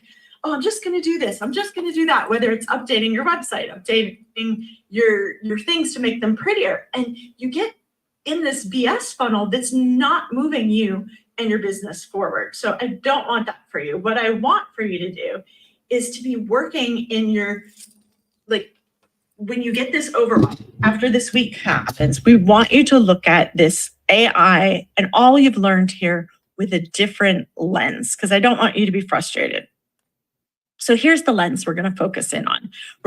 I want you to look at every presentation. You're going to go back and watch the replays. You should have grabbed the VIP summit, and you're going to look at it through this lens with every presentation and what action you're going to take, because without action, you're not going to get the results in your business. You're not going to see that transformation in your life. All right, so here's the lens that we're going to use. What to focus on: revenue generating activities. And does this create more freedom in your business and your life? So all of the things that you're looking at, they can go in one of these two buckets. And I'm going to give you some ideas of what you can use it for. So for revenue generating activities, we want to look at hand raisers. So a hand raiser is when you put something out on social media. Instead of just putting out a pretty graphic or a nice story, you're putting out something that then asks for prospects or your perfect clients to raise their hand and say, oh yeah, I want some information on that. Now you might see these a lot when you're on TikTok or on Reels, and like people are sharing their new outfits. And they're saying, hey, if you want this dress that I found, put dress in the comments, right? But we want to do this for your business, not just the TikTokers, okay? Lead generation. How can you ask for a lead when you're making a post, when you're using AI? offers, this is a great way to use AI to actually talk through what you're doing in your business and say, how can I make this offer more compelling? How can I make this appeal more to my perfect clients? And I'm going to be talking about that a little bit later. Sales optimization. And I know we have a speaker, Heather, that's going to be talking about sales optimization. How can you take what you're doing as a sales process and improve it? Like, for example, I did a consult call last week. I took the transcript and I put it into my GPT and I said, what is really important to this person? How can I put my offer in a way that makes sense to them? Right? So it's a revenue generating activity. And then you also want to make sure that when you're doing Chat GPT, that you're doing content with a CTA, which is a call to action. So that's a writer downer, call to action. So it's a little thing to remember when you're programming, when you're doing your prompts, to say, please make sure that you have a call to action at the end of the content. The second filter that we talked about is to create more freedom in your business. So again, you don't want to get stuck in the busy stuff in the BS funnel. You want to look at, how is this freeing me up to focus on my zone of genius? And the zone of genius are things that only you can do in your business. It's the time that you get in the flow. How many of you absolutely love it when you get in the flow, when you just feel like time just goes away and you're doing something that is absolutely fun for you? You might even feel like, I could do this for free and not even worry about getting paid for it. That's how it feels when you're in the flow. And then allowing you to have CEO thinking time, allowing you to have creative time, and really the freedom to have flexibility of choice, right? Like, when are you working? My business, when I set up my business, I wanted to be able to be there when my girls got off the bus. I wanted to be able to be going on field trips with them, right? So again, going back to the beginning of my presentation, what is that why that you want in your business with your freedom? And I'd love to see in the comments what people are wanting for their why. All right. So everything you're doing with AI should be enhancing you, not replacing you. Okay. And it should sound like you. And I think that's one of the biggest fears with experts is they think, oh, like I have all this content, I have all this intellectual property, and you can really train your GPT to sound like you, to use your content. We're going to walk through that in a little bit. All right. So here is the Thought Leaders AI framework. So this is what we're going to do. We are going to train your AI with sass. Okay. So you want it to be sassy. You want it, like, I feel like I'm a little bit sassy. I have a little bit of snarky thing. I like to say funny things, and I want my AI to reflect that. Okay. So these are the things. It stands for strategic, authentic, stories, and selling. And the selling is that call to action that we just spoke about. So I'm going to walk you through each of these so you feel like you know how this can work in your business. All right, strategic.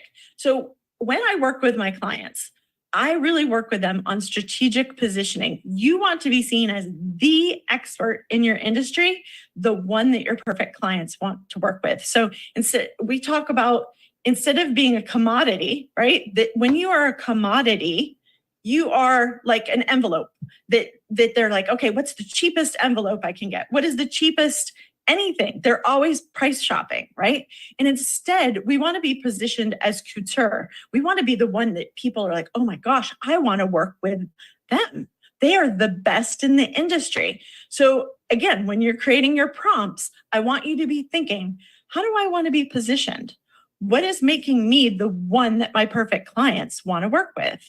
And it was fun because I played with this with Perplexity even, which is a great software to use. And I said, why do people want to work with Stacy Hyland? And Perplexity told me. So type your own name in and say, why would somebody want to work with Sandy? Why would somebody want to work with Susan, with Rob? And it allows you to see what's out there on the internet and how it's being reflected back to you. All right, the A. The A stands for attracting your perfect client, being authentic and attracting your perfect client. So who is your perfect client? Now, if you know this, then when you create your content, you can speak their language because you need to know what's important to them.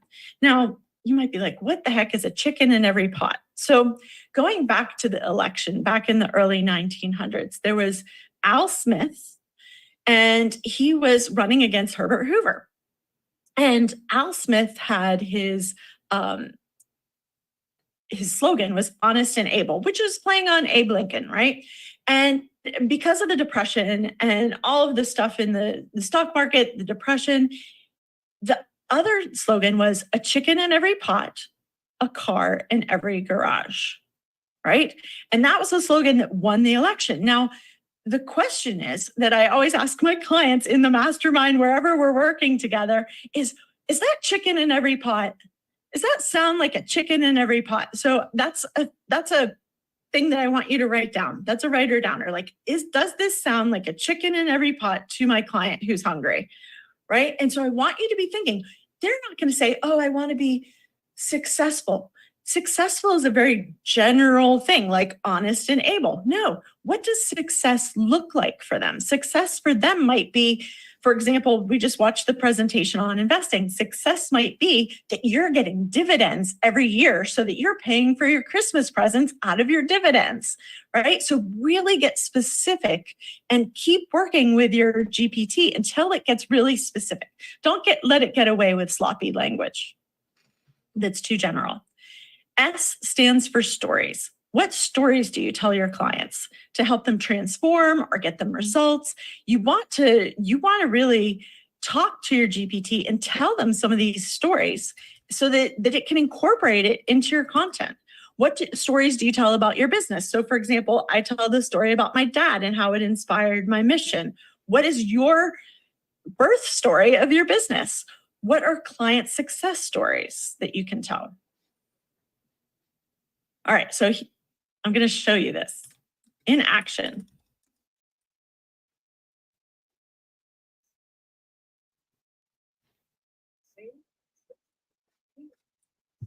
Stacy, did you share it with sound? I can't hear it. It's not up. Look, go back to your share screen and then make sure that you shared your screen with sound. So go look on your You know what? I'm your just Zoom. gonna walk you through it. Okay, it okay. doesn't take up too much time. Okay. So, because I can hear it here, but you can't hear it. So Correct. what I'm talking about is sound wave, which is, this is in the resources that I'm going to give you, but it allows you to talk to your GPT instead of typing, right? Because I find a lot of times when we type, we don't actually say all the things that we would say in the manner that we would say it. So here, I'm actually talking to the GPT and telling it, and it's typing that in the bar here. So you can see how I'm talking, and it's very natural. And I'm talking about a client success story, and I'm walking them through, okay, what was the background with the client? How did they get 13 strategy sessions from one speaking engagement? And so I'm giving this as a voice prompt, and it's just getting all typed into the box there. And then ChatGPT does its magic and then puts it into my language. Just got a text from one of my rock star clients, right? And that's something that I would say they're a rock star. She booked 13 strategy calls from one conference. And then we got really specific on what we did, right? And I say, no more throwing spaghetti on the wall. That's something that I say. So you can see how this really will sound like you as a thought leader versus sounding like everybody else out there and being a commodity. So talk to your GPT. It's a great little thing to add on. All right. S stands for sell. You want to have a call to action. Now, this is why you need the VIP, because I'm giving you some words here that you can pop into your GPT to tell it, to say, let's use some words with a call to action in the content you're creating. Subscribe, click to download, sign up, register, book a call, comment, coach, comment, finance, whatever word is a good keyword for you. So these are all good things that you can tell them. Now, I just wanted to give you a few little tips because I know this program here on AI has been such a blessing in my life. And one of the things that Alicia says is like, tell AI if you're not happy with the output, like talk to it, say like, you didn't do what I said. That wasn't the prompt. And then ask it again, tell it to try again. So I think one of the things that frustrates people when they're trying to get their voice is that if it's not perfect the first time, they're like, bah, they put it away, right? And you do not have a magic wand, right? But you do have your Chat GPT that you can use, and it seems like a magic wand. You just have to be patient with it. Use the voice wave, like I just shared with you in the last screen. And then test different AI platforms with the same prompts. This has been a game changer. So you can take the same prompt of create a social media post about this fantastic client success story and put it into Chat GPT. You can put it into Claude, right? And Claude, I think, does a much better job of sounding more natural. It's a little bit higher level talking or writing. So play around with it, do the same prompt in different softwares. And then this is one of the things that one of my mentors, Perry Belcher, said to me is he said, don't sign up for the annual plan, even though it's a good deal. And I thought that was so smart because AI is changing so quickly. And what's happening is they're leapfrogging over each other, right? Now this one is better. And then next month, somebody else updates their software and this one is better. So don't sign up for the annual plan, pay for the monthly. And that way you're not tied in to one software for the whole amount of time. And really play and have fun with it. Now, I want you to write down your takeaways. So again, we're going through the lens, we're focusing in on what can I do to get more revenue and what can I do to put more freedom in my business and my life. So put those in the chat because I want to see what are your takeaways. What are you going to implement? And what are some action steps that you can take? Remember, and I always say this at the end of every presentation because I used to be this person. I used to be the person that would go to a thing and I would just download all the stuff in my brain, but then I wouldn't take it out and put it into action. It's not like a fitness magazine. You can't just put it under your pillow and get fit and get abs. Same thing with AI, even though it works really well, you have to implement. So if you're going to implement, then put implement in the chat and let everybody know that like, all right, I'm not just going to learn this week, I am going to implement. Now, Alicia asked us to give some free gifts that would actually help move the needle forward. So I'm giving away my More Clients and Cash kit. And what this does is it has you can see here, it has a checklist of 5 different areas in your business that you need to really look at that will help you get high-end clients and increase your income without spending any more money on marketing. And so these are quick ways to increase your revenue. They're free ways to increase your revenue. And then I also did several modules, 5 modules of videos walking you through how to implement in your business. And then, because this is an AI summit, I created a custom GPT bot for you to go through this framework to see, okay, here's the areas that I could make more money and get more freedom. Which ones should I implement quickly? So if you want to get the GPT, put GPT in the comments. And I know that you can just click right here, take a picture of that QR code to get it and go there and just put your name and email in there. So again, don't just learn, implement. I love that. Everybody, don't just learn, implement. I put implement in all caps in the chat. I was like, let me make sure that I put it in all caps in the chat. Stacy, you did a fantastic job, very engaging, lots of really good information for everyone. I wanted to say thank you, and it's good to see you again. It's been a while since I saw you in Vegas, but it's good to see you. You did a fantastic job. Everybody give it up for Stacy. Thank you. Our team has also posted her link in the chat. So you, let's see. Some people are having trouble getting to that link. Jodianne, do you have the URL for that link? Can we just post the URL in? It seems like somebody's having trouble getting it. So we'll make sure. Okay, so I'm going to click on it and make sure that we can get to it. Yep. So look what Jodianne just pasted in the chat if you're having trouble getting to it, and you can get it from there. She says, ready for growth, the More Clients and Cash checklist. So grab her checklist. Let's give her a round of applause. Thank you so much, Stacy. Thank you.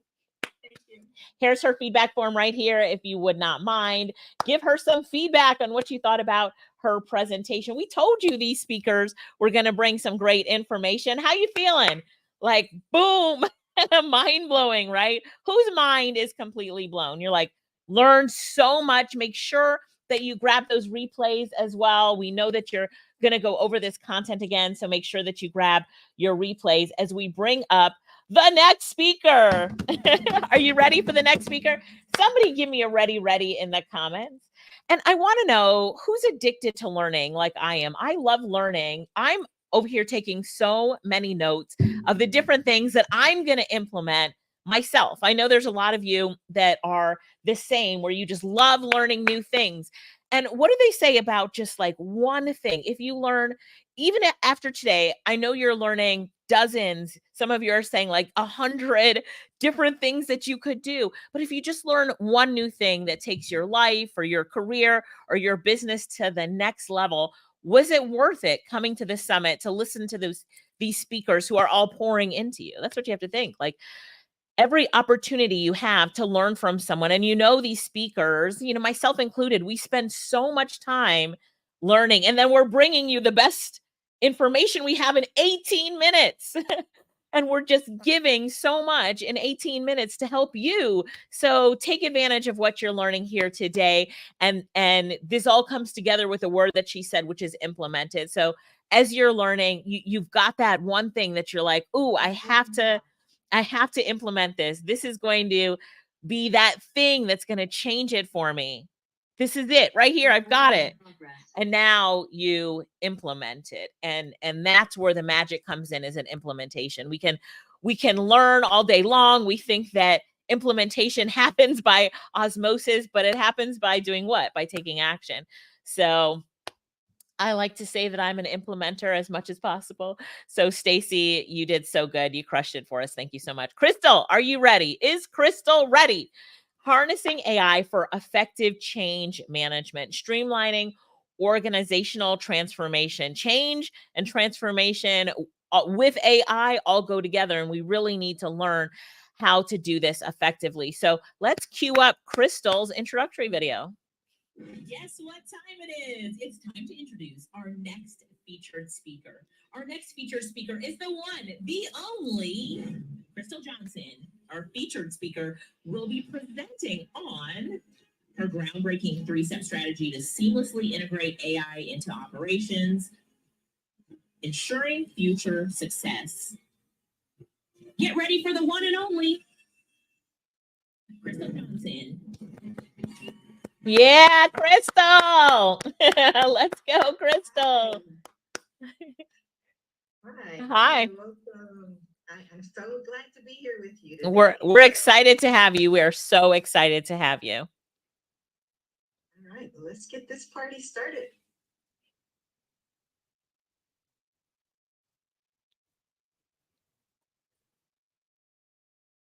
Perfect. All right. So my name is Crystal Johnson, and I am the owner of Crystal Clear Solutions. You can see some of the things that I do and some of the clients that I serve.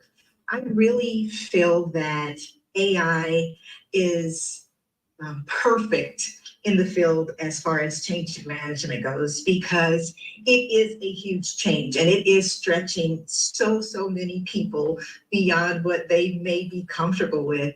So if AI is a little overwhelming to you and stretching you, just type a 1 in the chat for me.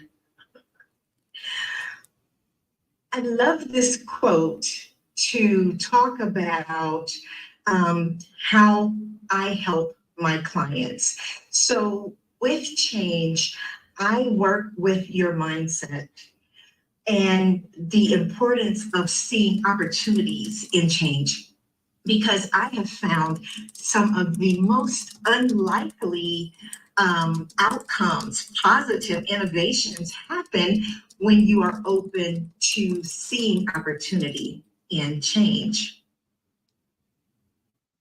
So this is one of the biggest challenges. I found this to be so fitting. You know, back in the day when we used to do jump rope, there were even little songs that would be sung to kind of get you in the rhythm of when to jump in.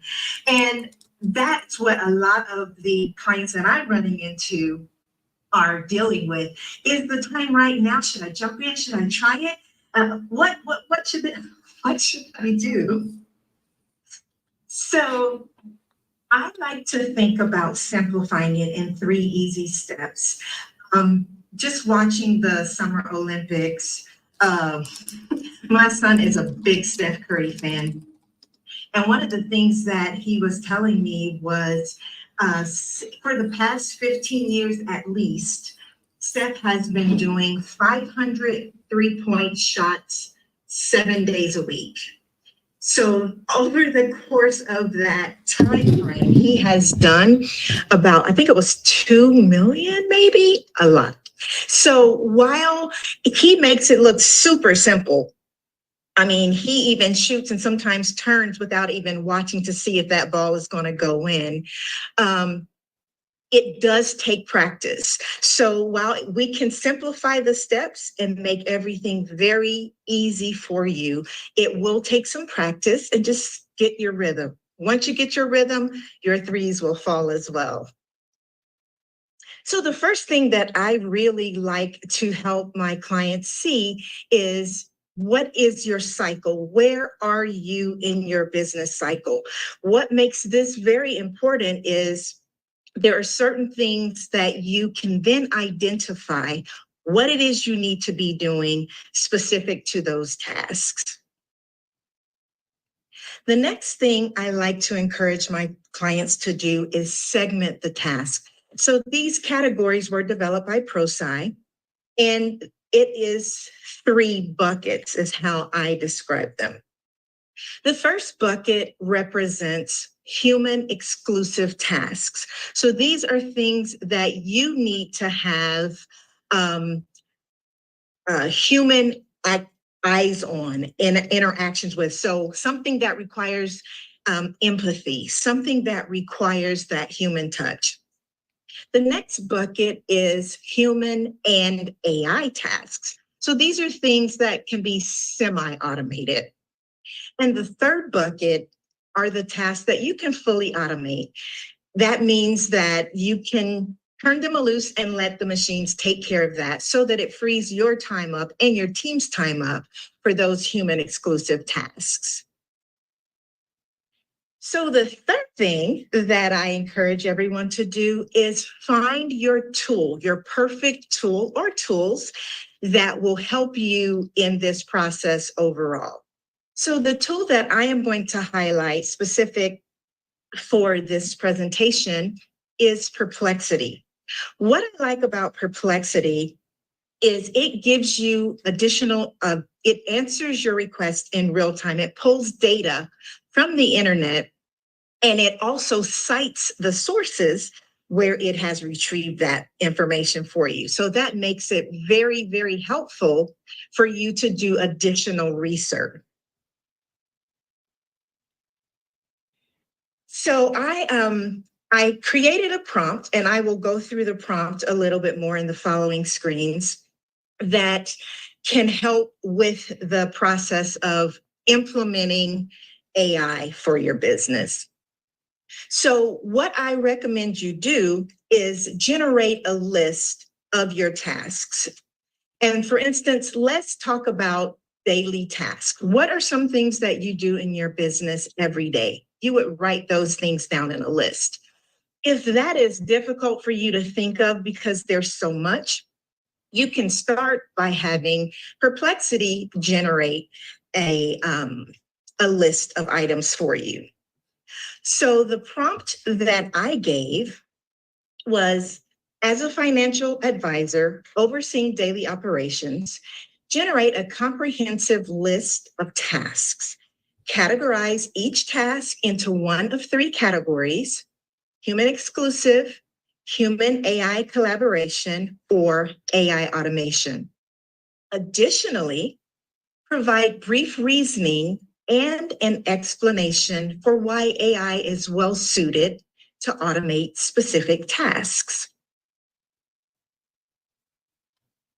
So from that list, AI generated me, I think it was about 9 items under each heading. And I will share one each from each of these headings. So in the human exclusive package or the human exclusive section, you see client meetings and relationship building. And then it gives a brief reason why that would be important to keep as human exclusive. In the human plus AI collaboration, it's risk assessment. So AI models are very, very good at analyzing data for you. So you can input a lot of data and have AI to analyze it. You can also then, so this is where the human component comes in, you can review the output to make sure that everything is accurate. And then for the AI automation, the AI exclusive tasks like client communication, there are some forms of client communications that you can, as they say, set and forget. So automated systems, they can handle routine. So I have set client journeys up, for instance, where at certain intervals, your clients will receive certain messages from you.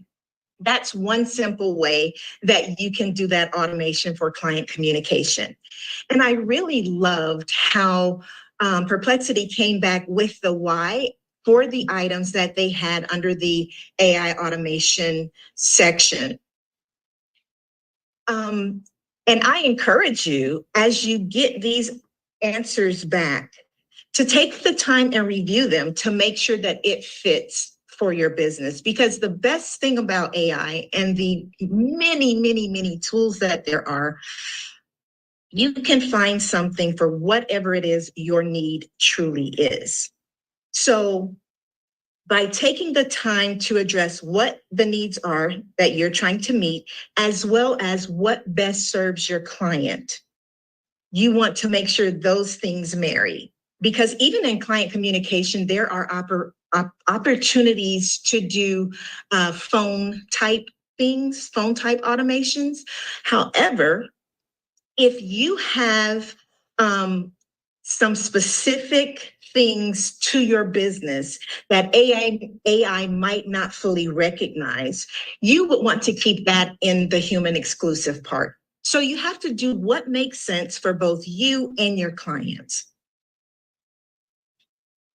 So I love this phrase from Helen Keller, because when I think about AI, and I don't know about you, it's so many twists and so many turns. Just when you think, okay, I can get the hang of this, I might be able to do it, then there's an AI feature that's added to your social media account, or there's an AI feature that's added to your Zoom meeting, or there's an AI feature that's added to your email. You're like, oh my goodness, these are coming at me left and right. But keep this in mind. A bend in the road is not the end of the road unless you fail to make the turn.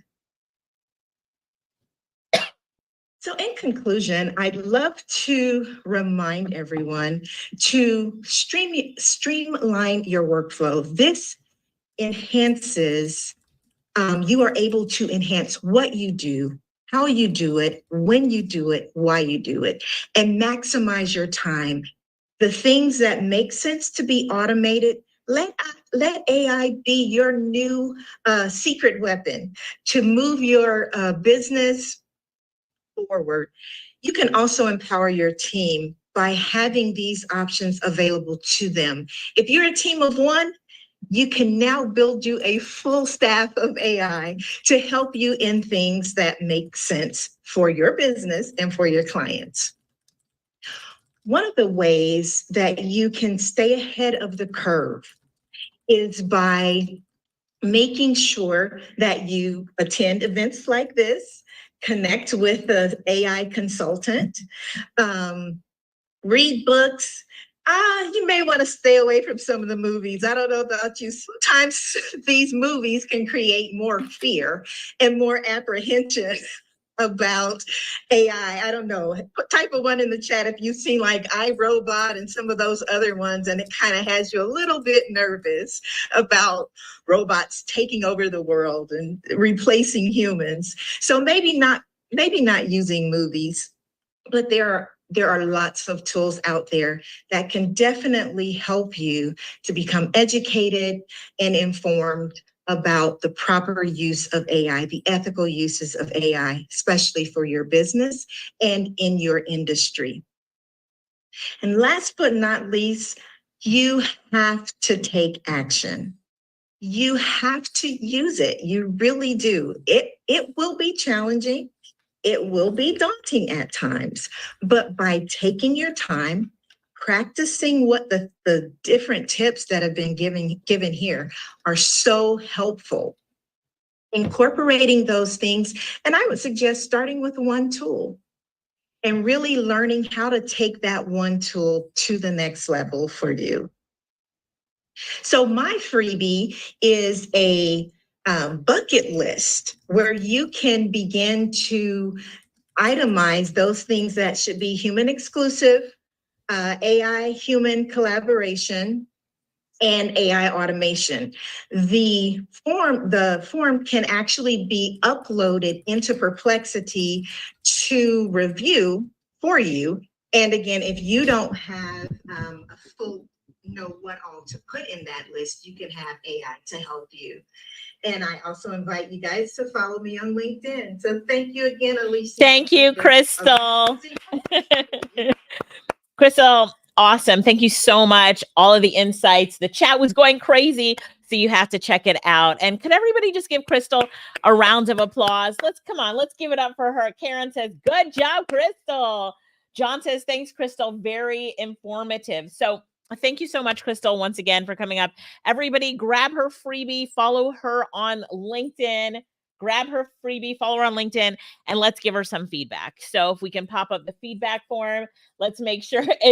Lula said, excellent presentation. It really was great information. So let's give her some feedback as we welcome our next speaker in just a few minutes. And guess what? We have a lawyer coming up next, and we're going to talk about legal and AI. And so I don't know if you guys are ready for this. Are you ready for this?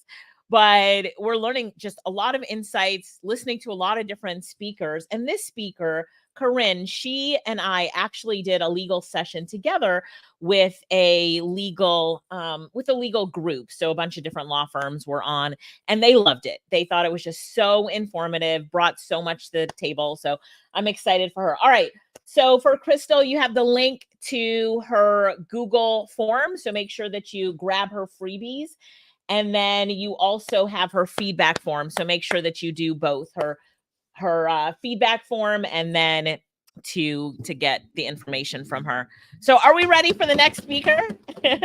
Rose said, so interesting in the legal. Yes, you're going to see. It's really interesting in the legal field. So Ava, let's cue up the video.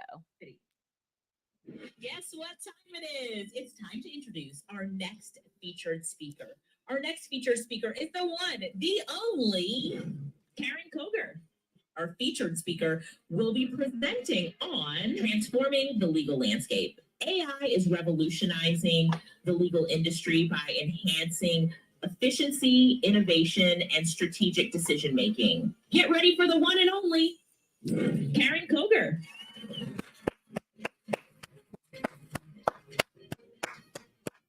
Yay! We are ready for her. You guys ready? Everybody ready? Let's give her a good welcome. Love the glasses. Handing it over. Thank you, and thank you for having me, Alicia and Lorette. Hello, everybody. I am so excited to talk to you about AI and the legal industry. So just to give you guys a little bit of background about myself, again, my name is Corinne Koger. I'm the founder of Koger Law Firm. We are a boutique law firm that focuses on trademarks, copyrights, and in business law. However, I have been practicing for 22 years in a number of different industries within the legal field. So I am going to share my screen.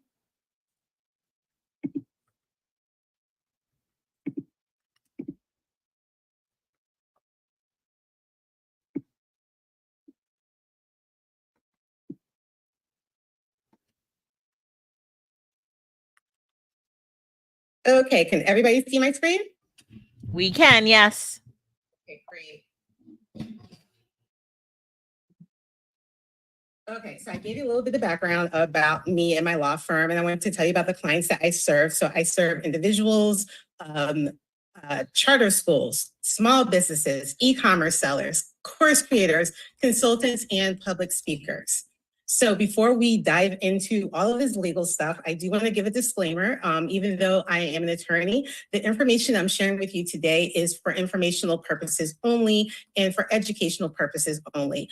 This conversation, this summit does not create an attorney-client relationship. And I do encourage you guys to seek out attorneys, even though I'm going to share you some do-it-yourself tools.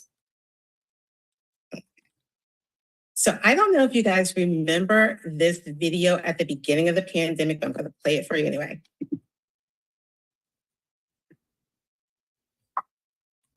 Mr. Ponton, I believe you have a filter turned on in the video settings. You might want to Can you hear me, Judge? I can hear you. I think it's a filter. It is, and I don't know how to remove it. I've got my assistant here. She's trying to, but I'm prepared to go forward with it. I'm here live. I'm not a cat. I can see that. I think if you click the up arrow next to this. So the reason that I played that is that video just shows Donald Trump sorry held the second so-called news conference in as many weeks, this one at his club in Bedminster, New Jersey. Beforehand, Trump sorry about that. YouTube just went into their next video. But it just goes to show how behind and how old the legal industry really is. And one thing that we always say is that legal is typically behind tech all the time. So when you think about legal, there's different types of attorneys and there are different types of practices. So you have solo practitioners, that is just one attorney type of firm. You have small firms that are typically between 2 and 20 attorneys, medium-sized firms that are about 20 to 100 lawyers, and then the very, very big law firms that are over 100 attorneys. They may practice all over the country. They may practice globally. We also have government attorneys. So think about your district attorneys and your public defenders. You also have in-house counsel. So those are attorneys that work within a corporation or within a business. So the problems that all of these attorneys face are pretty similar, even though there are different types of attorneys. There is increased complexity every day, every year. As we're talking about AI, one of the big issues in the law right now is how to legally deal with AI. I told you I'm a trademark and a copyright attorney. Can you trademark something that you created with AI? Can you copyright an ebook that you created with AI? So again, these issues are coming up every single solitary day. There's an increased pressure to reduce costs. If you're paying for an attorney all the time, people want to know, like, how can I make my bill a little bit lower or maybe a lot a bit lower? There's competition, and AI is actually bringing competition into that landscape. And then there's also issues of talent acquisition and retaining attorneys at your firm or within your government entity or whatever the legal entity that you have. So when I go back to the law is always behind technology. I don't know if you guys remember, if you guys had one of these, but when I started practicing, I didn't have this at the very beginning of my practice, but within a few years, I had a BlackBerry. And so I remember being in court and presenting, I had a hearing before a judge. And my judge was kind of young and he was kind of like on top of things. And me and my trial partner were there and we had our little Blackberries. And he asked the question. I said, Judge, can I have a recess? I need to go back to the office to research that. And he's like, can't you just look that up, on your Blackberry, whatever that thing is right there? I was like, no, Judge, we can't. But guess what? We can do that now. And even though we've had that capability in the past few years with tools such as Google or being able to access the internet in the courtroom and being able to bring these tools into the courtroom, AI is making it even more, it's more simple, it's more streamlined. So when you use tools such as ChatGPT, Perplexity, and Claude, that can help in the legal industry. So this is day 2 of the conference. So I know that everybody, or that these tools have been introduced to you. I will say that ChatGPT is my #1 favorite. iChatty, as Alicia and Lorette call it. Perplexity AI. Again, with Perplexity, it does pull from the internet, on real time. So ChatGPT, it has a knowledge base, I believe right now up until 2023, unless you use a plugin like I do that will allow it to pull from the internet like Perplexity, and Claude is there also. Okay, so how can lawyers use AI within their law practices?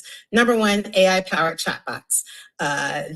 When you typically go to a law firm website, it will either just be a website, or you might get a form, a contact us form. They'll ask you for your name, your telephone number, what do you want to talk to us about? But now that we have AI-powered chatbots, it's taking things to the next level, meaning that the chatbots can do a few things that the regular forms cannot. So I'm actually going to step out of the presentation to show you guys a couple of things.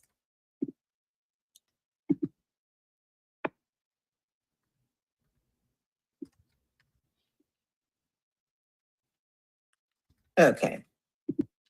I don't know if you guys have heard of Morgan & Morgan. They are pretty much in every single solitary state, and they have commercials all over the US. I think they spend about $300,000 a month on commercials and marketing. But again, when you go to their website, you will see the intake form, name, phone number, what type of case is this about? You're not really, talking to anybody.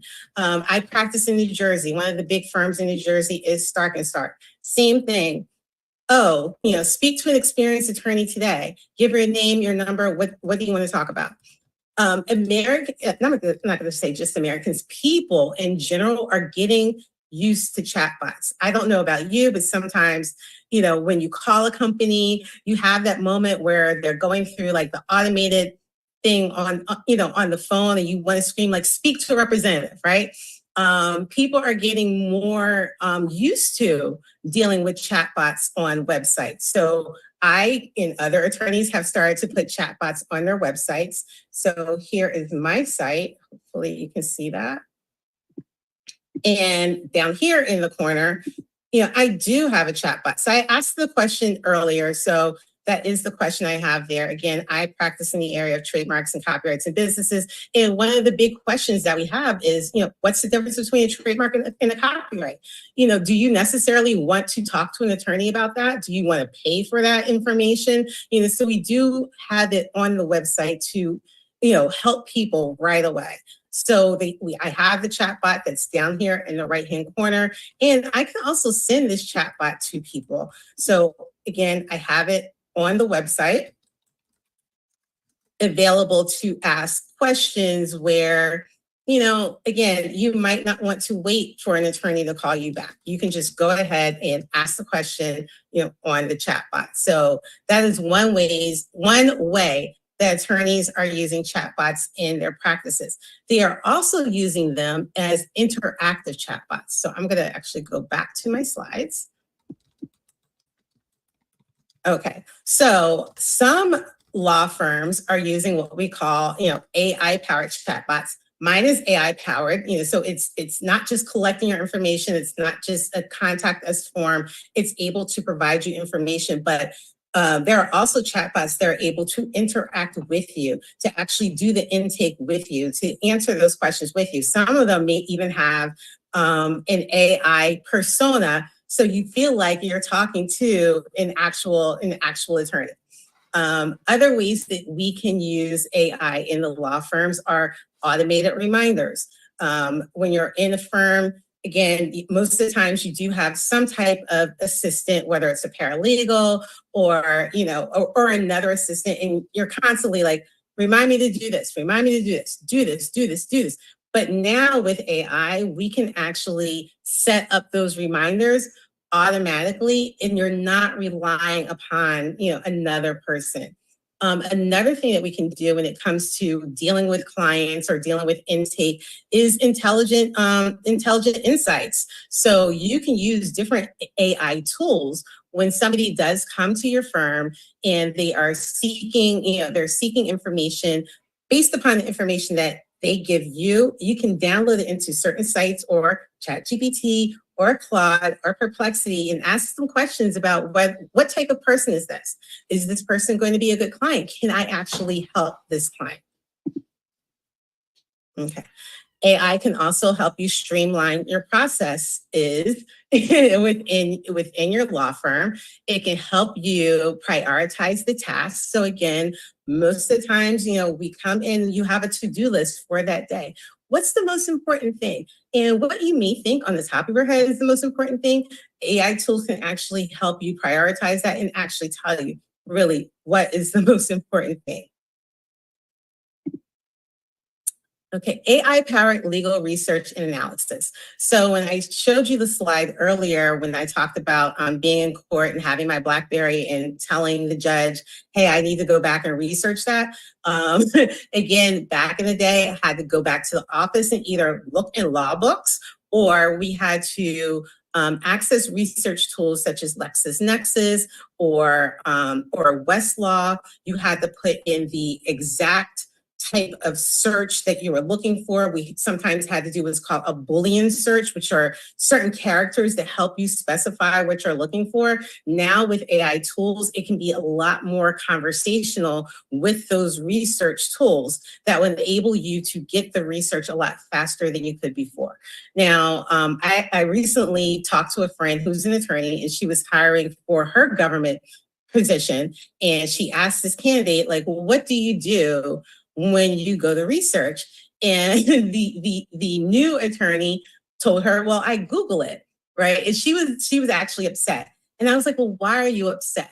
Because when you're in law school, they teach you these complex research searches that I just told you about. And I was like, but it's common to Google things now. You are, again, holding on to the old methods of doing things. But here's the difference between Google and doing AI research through Perplexity or Claude or ChatGPT. When you go Google something, like the first page is typically going to be sponsored ads. You're going to have to scroll down before you actually get to, the answer to the question that you asked. When you use these AI tools, you're not going to have to deal with that.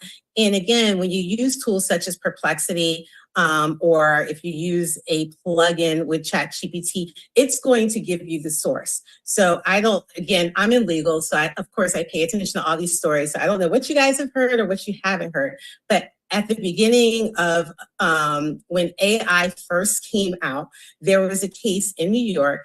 There was an attorney that was appearing before a judge, and he submitted a brief. So that is, our paperwork, arguing your opinion, and it actually cites the sources. Well, he submitted that brief, and he had all the sources that were cited with the case names and the citations. And they went back and they looked and they saw that these were not actually real cases. So one of the things that AI or generative AI can do is that they can hallucinate. So what hallucinations are is that they can make up facts, and they can make up stories because they're not facts. They can make up stories and make them sound as if they're true. So this person, like I said, submitted this brief. with these case sites. Needless to say, he got in trouble with the judge. He was sanctioned, and more likely what happened in this scenario was at law firms, there's kind of a hierarchy. So it was probably a senior attorney that was actually appearing before that judge, and it was probably a lower associate that did the research. The senior attorney or anybody else in the support staff did not go back and check that research. So like I said, needless to say, the attorney got in trouble, they were sanctioned, but as a result, there was this pause in the legal industry, like, oh, you shouldn't use, AI because it's going to hallucinate. It might, but just like if you have somebody on your staff that's doing anything for you, you have to have due diligence as an attorney to make sure that you go back and you check their work. So when you do research with AI, you do need to go back and make sure those citations and the facts, the quote unquote facts that are being presented, are actually true. Okay, other things that you can do with AI, document review. When you work in the law, there are a lot of documents and there's a lot of reading that goes along. I used to work for an insurance company, and I had to, so for the insurance company, I worked in, personal injury. And I would have to prep for depositions. I had depositions at least 3 days a week. So in order to prep for a deposition, I had to read approximately 1,000 to 3,000 pages a night just to prep for that deposition. Now you can insert those records into your AI source, again, whether it's ChatGPT or other sources that are particular to the law firm, and have them review them for you. Also working in personal injury, we used to have to compile what's called a med crime. So a med crime was like your history. So if you were injured in an accident and you've been seeing a doctor for 2 or 3 years, and you probably saw more than one doctor. So we would get a pile of your medical records, and I would have to go through and write down every time you saw the doctor, the date, what doctor you saw, what you complained about, and what was the result. Doing a med crime used to last anywhere between weeks to months or multiple months, depending on how serious the accident was and how much information there was. Now, using AI tools, that could be done in minutes. So you're taking what used to take a month, that can be done in minutes. Also, contract drafting. And I'm going to show you some examples of this. I'm not just going to talk to you guys, but AI can help you. And when I say you, I mean everybody, not just attorneys, with contract drafting. We talked about streamlining your workflows. AI can help you go from point A to B to C very, very quickly. Excuse me.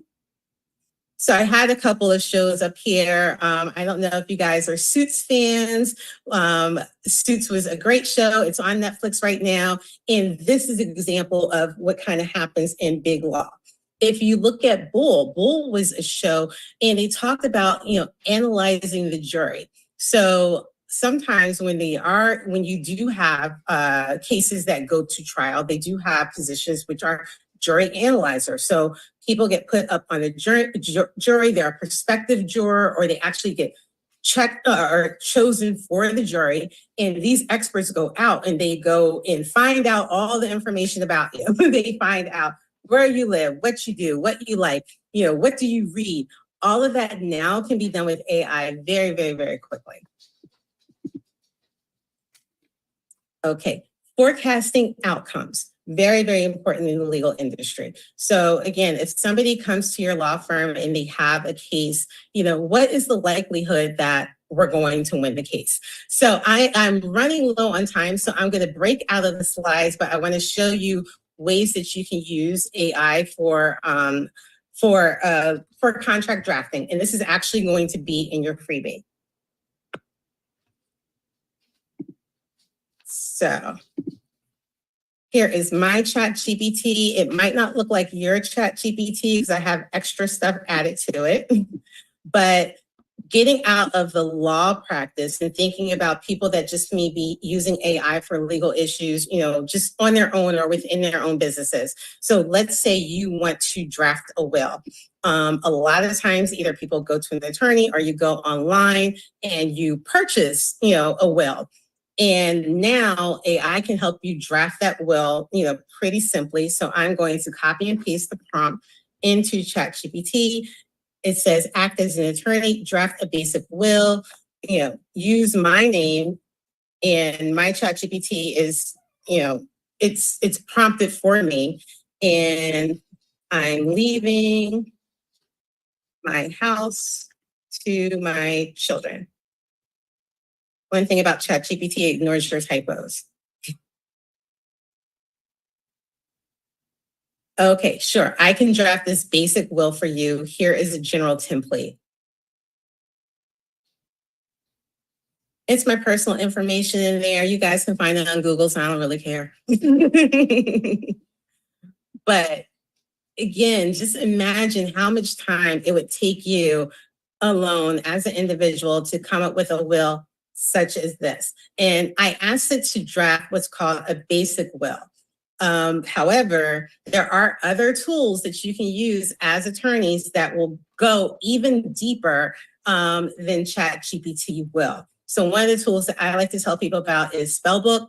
It is an attorney tool. It's plugged into your Microsoft Word, and it is trained on about 300 attorney contracts that can help you. But we are coming up on time, so I'm going to jump to the end of my slides and give you guys my freebie. So I have it's 50 prompts to create legal contracts using generative AI. So that is this document here, which has a bunch of common contracts that people like to use. And I also have a document that tells you about all of those contracts. So thank you so much, Alicia, Lorette, for having me. And I hope you guys were able to learn something. And if you have any questions, please feel free to reach out to me.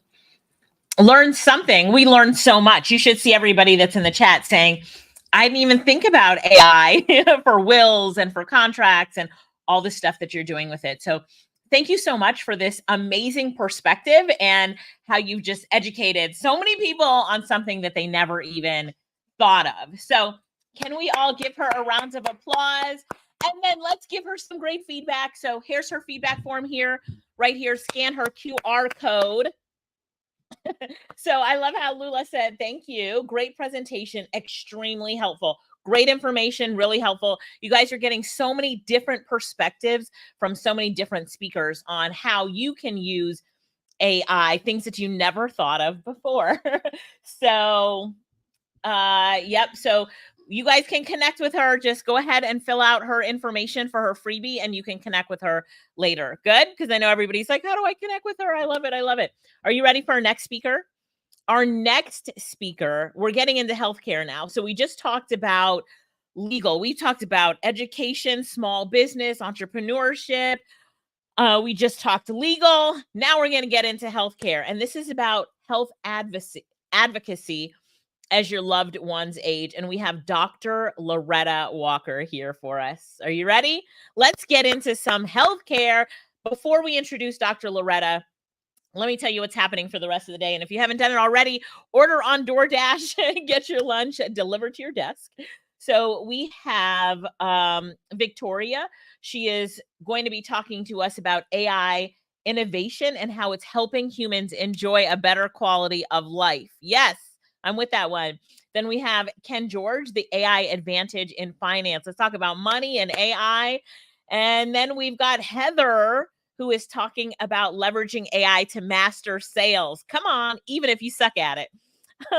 We have Kia talking about her summer with ChatGPT. I love that. Angela, AI-powered financial analysis for small business growth, all the small businesses.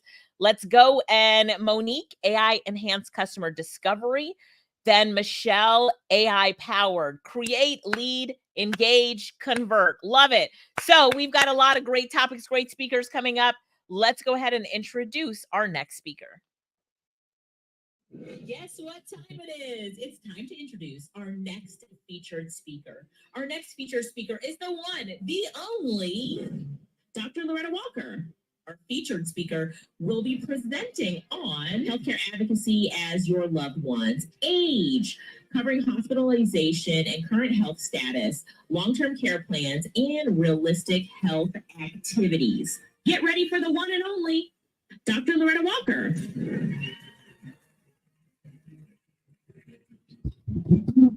Hello, hello. Can you Hello. hear me? We can hear you. Yes, we can. Welcome. Great. Okay, good morning. Good Good morning. morning. Get in the share my screen, get in the presentation mode.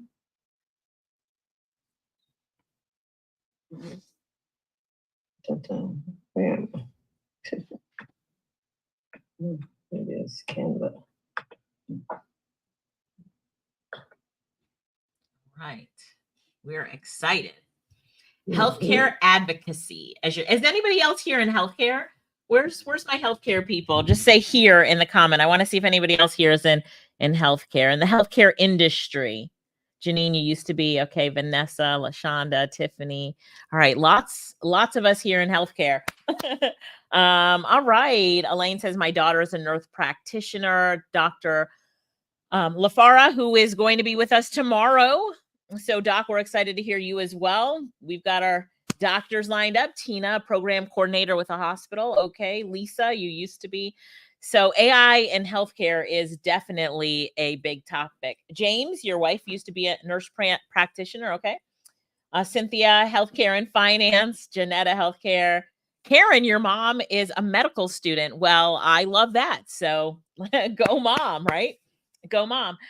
So AI in healthcare, definitely a big topic. So when you look at like, what are the biggest topics with AI right now? It's like AI in healthcare, AI in education. Education is a really big one, AI in legal. So there's a lot of different industries, but healthcare is always at the top. And yeah, and then where are we going? All these industries, where are we going as we talk about AI in those aspects? Dr. Loretta, whenever you're ready, you can share your screen. I was just talking to the audience and finding all of our healthcare people while you're doing that. So, so Lisa says, mental health coaching is healthcare. Absolutely, Lisa. Yes. So you're in healthcare as well. And we had a great healthcare speaker yesterday, which was Wesley Smith. Do you remember him? He built a chatbot for caregivers. I loved that. So that was very great as well. So, all right, we're here with Dr. Loretta. You ready? All right, here you go. Here you go. All right.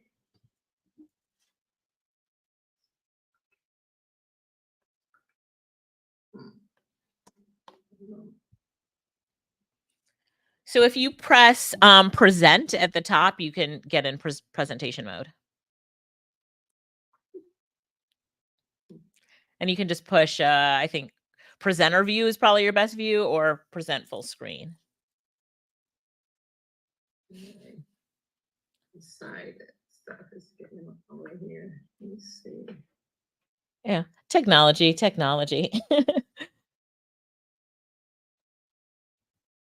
Here we go. And then at the bottom, push the purple present button. Thank you.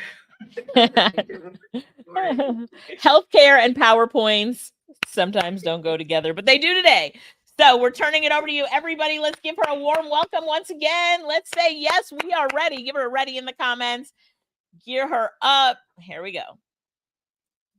The purpose of my presentation today is to promote collaborative interaction between patients and their family and the medical team when your loved one needs you due to an illness or change, being able to stay safely at home due to health concerns.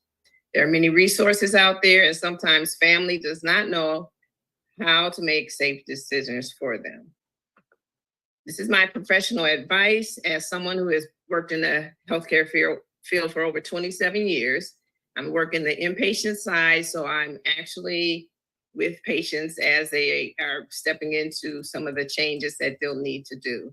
So I also had a parent that I needed to assist in getting the best care for him when he was ill.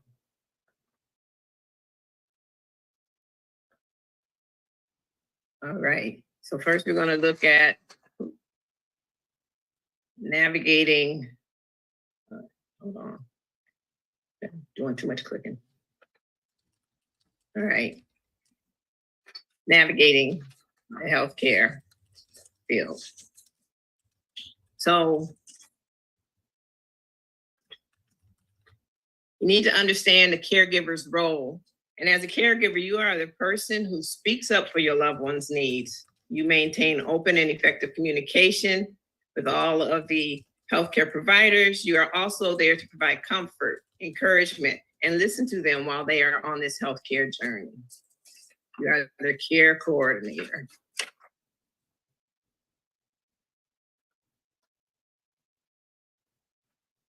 You want to get the family involved. Family should be involved in accomplishing healthcare wishes and preferences to the ability that they can. You need to look into what documents are needed for you to assist your loved one.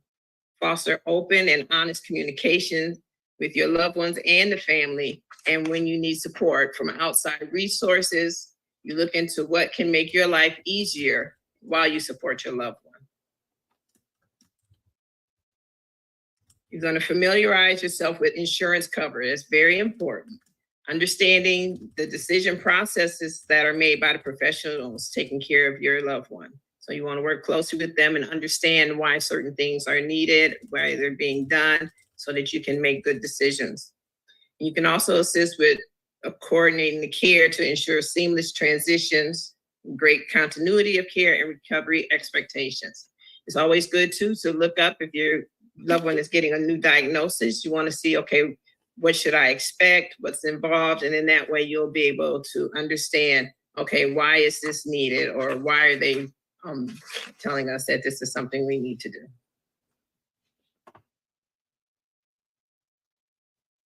Now, you also have to, you also have to care for yourself as you are going through this. Lean on your family and friends and support groups, share the burden. Take time for yourself and recharge. Maybe you need to go and get a massage, get a pedicure. Just make sure that it's a lot of work to take care of that person as you are going with them through the illness journey, but you also have to take care of yourself. And it's also not a bad idea to consider counseling or therapy to manage the emotional and psychological aspects of caregiving. Caregiving is not easy, and your loved one does appreciate anything that you can do to help them.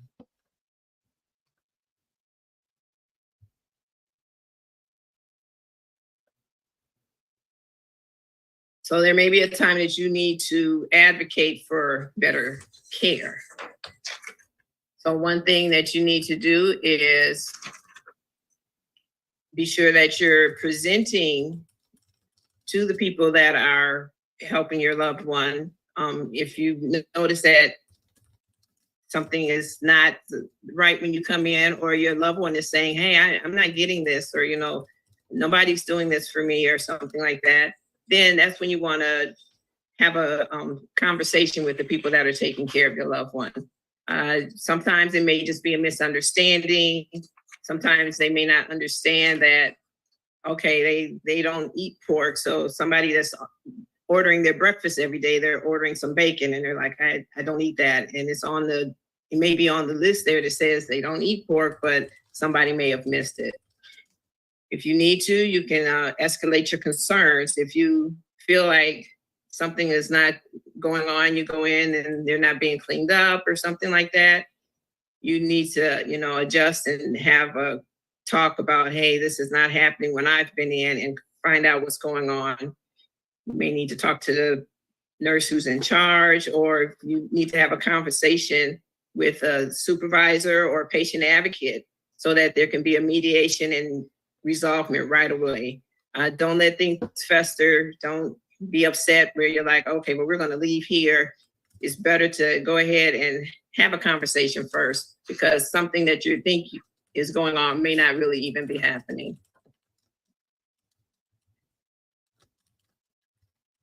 So I have a video that I want to play. Well, not the whole video, but just a piece of it, the clip of it. When we're looking at our loved ones, I know for some people this may be trigger talking about if somebody's not going to make it, but there's things we need to be advocate and be wary of. But the things they didn't do, the risks they never took, the dreams they didn't pursue. I ask you, would your last words be, if only I hit you? Wake up. Why do you exist? Life is not meant to simply work, wait for the weekend and pay rent. No, I don't know much, but I know this. Every person on this earth has a gift. I apologize to the Black community, but I can no longer pretend Martin Luther King, that man never had a dream. That dream had him. See, people don't choose dreams. Dreams choose them. So the question I'm getting to is, do you have the courage to grab the dream that picked you? The things they didn't. But the things they didn't. So when you're going to have conversations with your loved ones, you want to make sure that you're honoring what they want.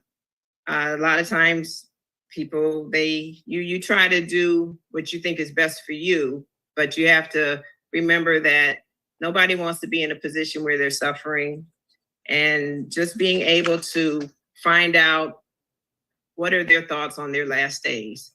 Everybody's going to pass at some point, but that's why I also recommend having a conversation ahead of time so that you're not in the emotional throes when something comes up. So navigating end of life decisions, it's always good to have some advanced care planning. If you think about it, you need to have will done, possibly, you know, how do they want to be buried? You need to know, how do they feel about palliative care, hospice care? It's their decision in terms of what they would like to do. If they can't speak for themselves, then of course, you are maybe the decision maker, but that's why it's better to have the conversation ahead of time. Explore options for support for yourself and for your loved one during the final stages of life. And surround with family and compassion and understanding during this difficult time. Try to not make this about you or anyone else. It is time to support your loved one.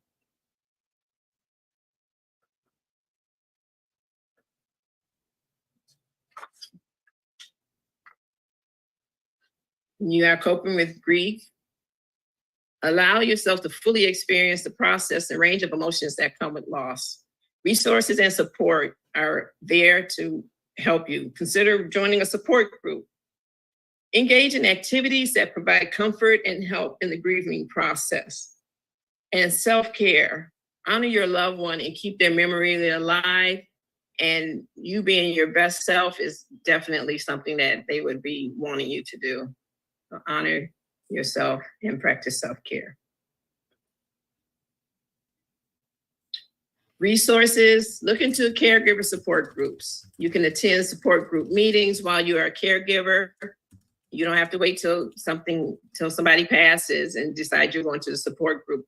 They have a lot of ways of giving you the support while you are going through as a caregiver. People that have been through the same thing that you're going through is also really good for them to tell you, you know, what they did to help them get through it. And even if you don't live in the same city, you can go to a support group that may have have a group that's supporting what you're going through with your loved ones. So if they have cancer, you go to a cancer support group in your area so that it'll help you with understanding the process. And the agencies, they provide services where they will come in and be with you if with your loved one. So the respite care service is something, if your loved one has a care person at home with them, they need a break too. They need to go to the grocery store. They need to be out and see friends sometimes, just to get them out of being the caregiver the whole time, where that's all they do and nobody gives them any relief. You can have somebody come in and look after that loved one while they get a chance to run out and do some things, meet up with friends that, you know, they're unable to have them come to the house, things like that. And then there's a lot of online resources that you can definitely tap into.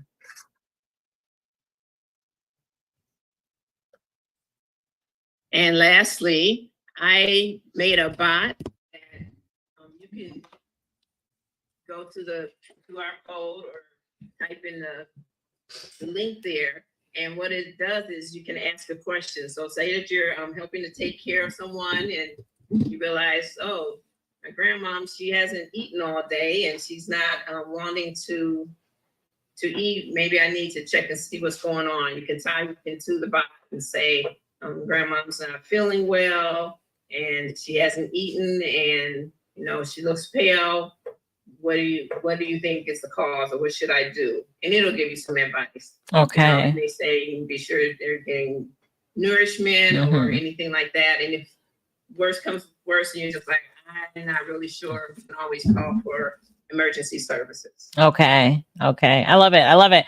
All right, everybody. So grab her bot there and give a round of applause to the doctor, Dr. Loretta. Thank you so much, Dr. Loretta. We enjoyed having you here today, and you'll read the comments. A lot of things people were talking about is just how important this topic is, like how important this topic really is. So thank you so much, Healthcare Advocacy. And she has a bot for you, so don't forget to get that bot. Also, if you wouldn't mind, give her some feedback. Daedrian just dropped the link for the feedback form right there. So you can scan the QR code and give her some feedback, or look in the chat and give some feedback. And now, as we transition to our next speaker is talking about quality of life as well. So we're talking about moving now from healthcare advocacy to professional development and how AI is helping us humans enjoy a better life. So some of you think that the robots are not going to help us enjoy a better life, but the AI is. And we have the perfect speaker to teach us all about that. So how many of you are in for a better quality of life? Yes? Give me a yes in the chat. You're like, me, that's me. She's talking to me. So on that note, let's go ahead and cue up the intro video for Victoria. Guess what time it is? It's time to introduce our next featured speaker. Our next featured speaker is the one, the only Victoria Lynn. Our featured speaker will be presenting on explore how AI can be a force for good in personal development, transforming time management and career exploration with zero financial risk. Get ready for the one and only Victoria Lynn.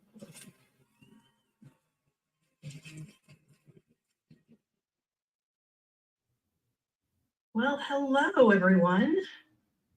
Hello, Victoria. Let me make sure we're getting over to exactly where we need to be. Okay, sounds good.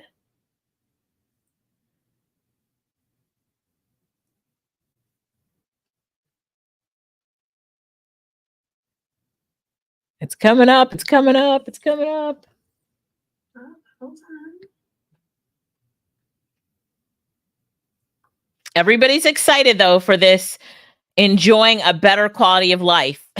So we're all waiting. We're like, yes, tell us how AI is going to help us humans enjoy a better quality of life.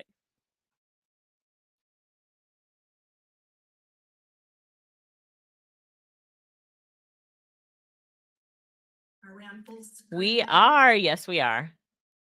There we go. Well, welcome. Today, we're going to spend a few minutes together to see how AI tools can be used to help craft a professional development plan to massively up-level a person's life. Join me on a mission to make personalized professional development the gold standard.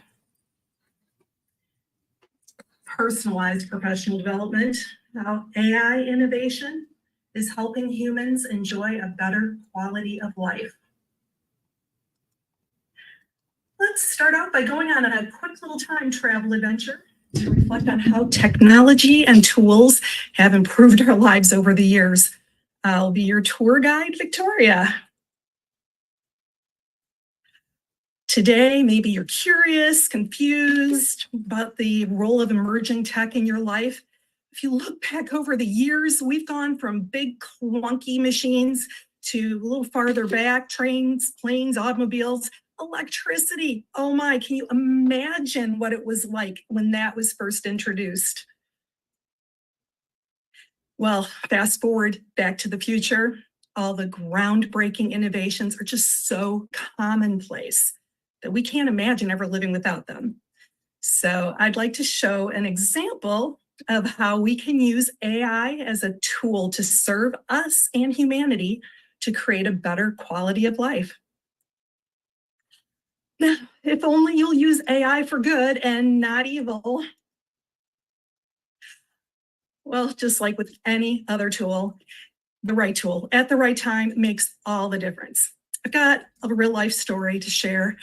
Recently, I helped my daughter put up this huge 10-foot long curtain rod out on her patio.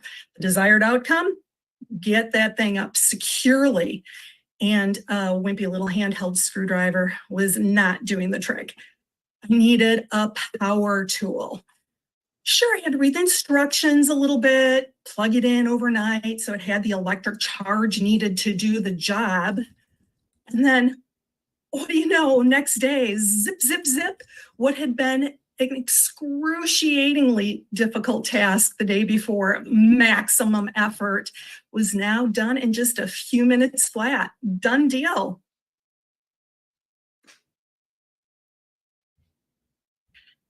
Now, let's get to a real world example that you can use as a power tool to get professional, personalized results in a specific area of your own development, or maybe for helping staff or a client.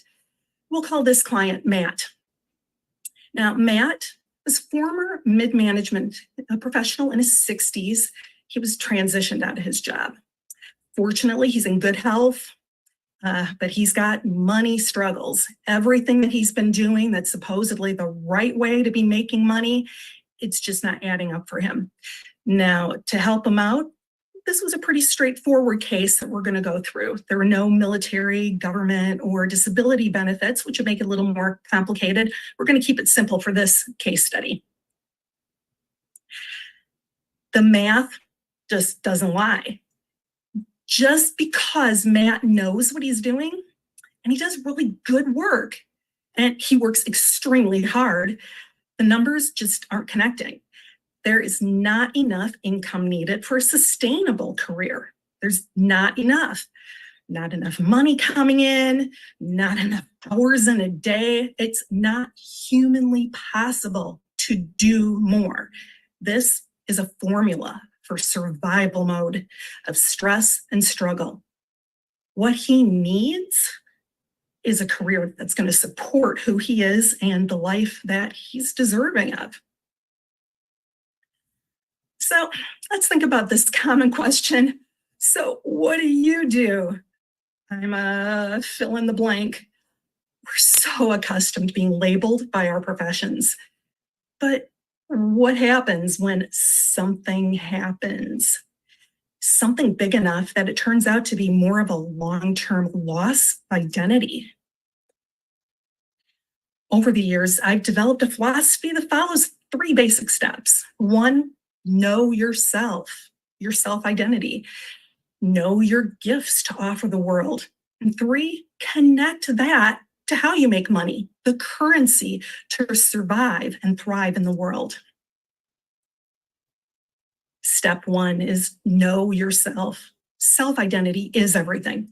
It's the essence of everything you can be, do, have, create in this world. More than determining what you can and can't do, this is about who you are. We've used my favorite strengths assessment tool to show Matt's unique blueprint of gifts and strengths. It gets deep into the layers of the insights in his being. It also showed some of the limiting psychological tendencies and mindset traps to be aware of. Next, we're able to move on to finding your unique sweet spot. When you know your gifts, you can find that sweet spot in the center of soul passion, life purpose, how you're able to contribute to the world by applying your gifts and strengths.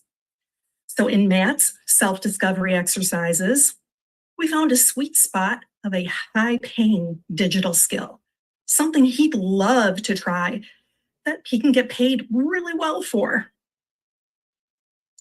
Of course, we used an AI tool to generate a list of potential career options, specifically those involving a high-paying digital skill that are ideal for his personal strengths.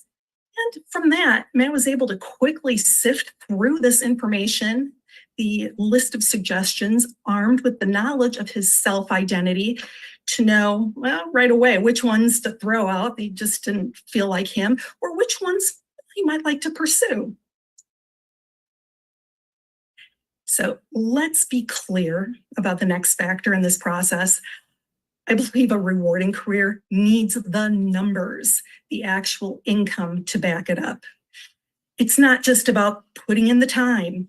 Some of the hardest working people on the planet that I know are never able to make ends meet. And it's also not about trading your life away just for heaps of money. There's that sweet spot of aligning your soul with the concept of right work for you. And that connects to the receiver end for your value exchange circuit. We plot the numbers into a custom calculator spreadsheet. Now, I like to use either Microsoft Excel or Google Sheets. They've got all these nice built-in AI features now. It makes it so much more user-friendly than it used to be. We're able to go through step by step and have the steps in front of him to focus on before moving on to the next category.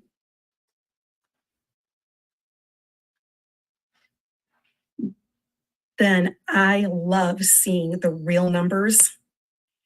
And I love even more when the client has that aha moment, when they can see the numbers and the simplicity of it with their own eyes. To see a ray of hope that things might actually work out for them. This is an interactive calculator, and we're able to change the one factor and see how it affects the other factors coming out the other end. In other words, what he does, is that really going to equate to the money he's looking for? And we've got tabs to really point out all of the other financial factors going on in the background for the client to make sure every single stone is turned.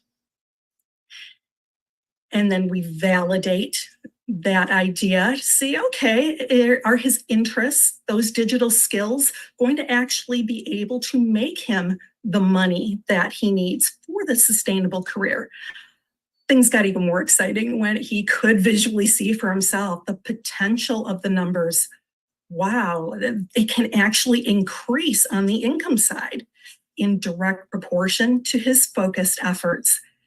Same human hours put in, but he's slowly able to phase into putting more attention into this new career path than he had been spending on the current hourly job plus side gig, side hustle, trying to make ends meet unsuccessfully.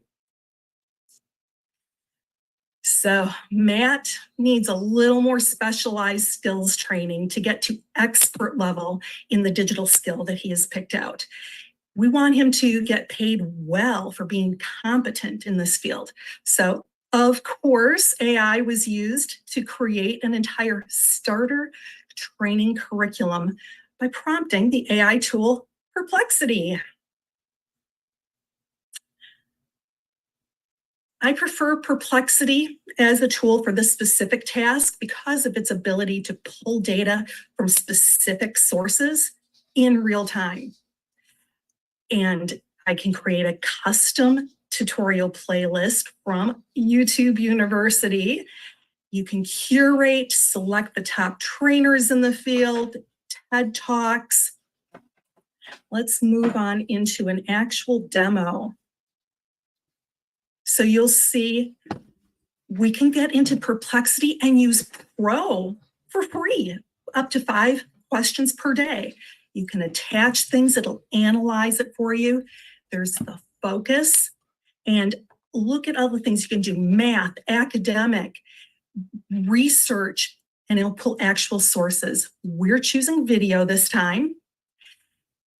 And I am going over to a Google document where I had my prompt typed in instead of having to think on the fly. I like putting everything in a document. And then I just copy and paste it over into the AI tool. And there you go. Hit the button and it's going to do its magic thinking a lot faster to come up with this than I would have on my own. I wanted to show me top trainers in this particular industry that my client Matt has figured out he wants to do. And I asked for it to be in chart form and for it to provide the links to take me directly there.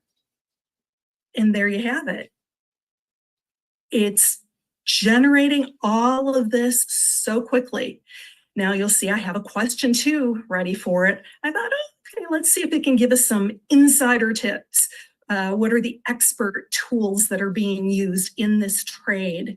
And spoiler alert, we got really generic information. So any tool, you have to take it for what it's worth, learn how to use it. And with AI, you have to talk back to it, let it know what you like, what you don't like. And in this case, we're just going to let that slide and move on into our next question. As we have a curriculum that is going to be outlined for us, we'll start to learn what the top trainers are recommending and if they reveal any of their secret sources for tools behind the scenes.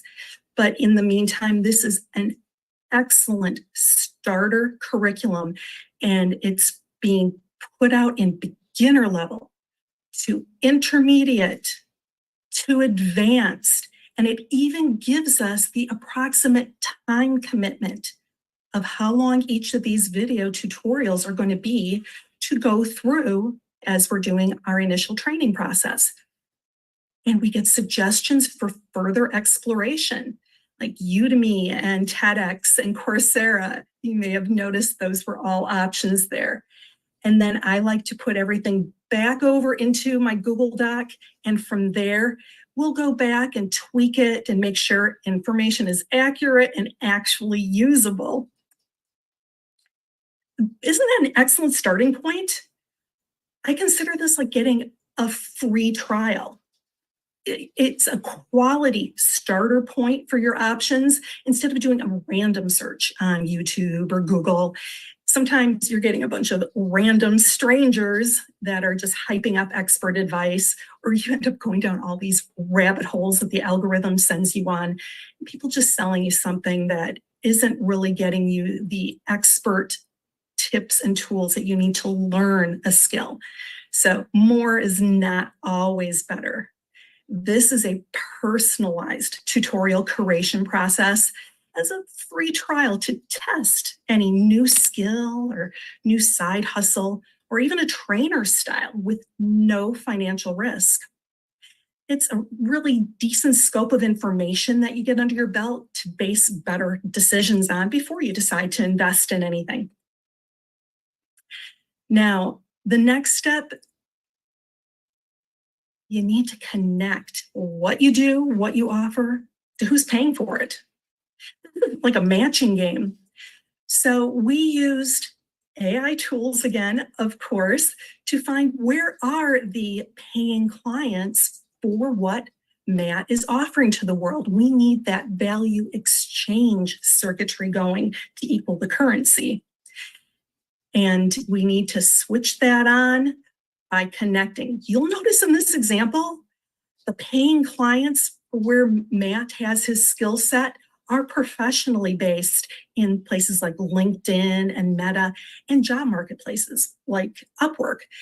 These are just examples, but Matt's not currently hanging out there. He's on YouTube, Reddit, podcasts on Spotify.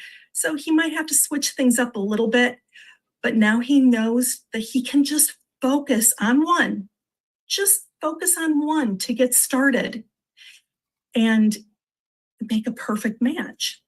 we have the numbers to go off of then to make sure that he's actually getting the results he's looking for. Now, doesn't it make sense to go for a match instead of just throwing spaghetti at the wall, trying to do omni-channel, be everyone to everything everywhere? All right, baby steps. Sometimes you just got to keep it super simple and know that the fastest way to your goal is often to start with those baby steps. So now you think that Matt is a man with a plan, right? Well, almost. He's got his strengths blueprint. It's his North Star for living his true self-identity.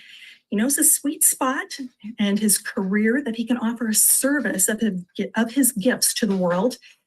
And we have an outline to connect the pieces of the puzzle so he can get to the money of a sustainable career.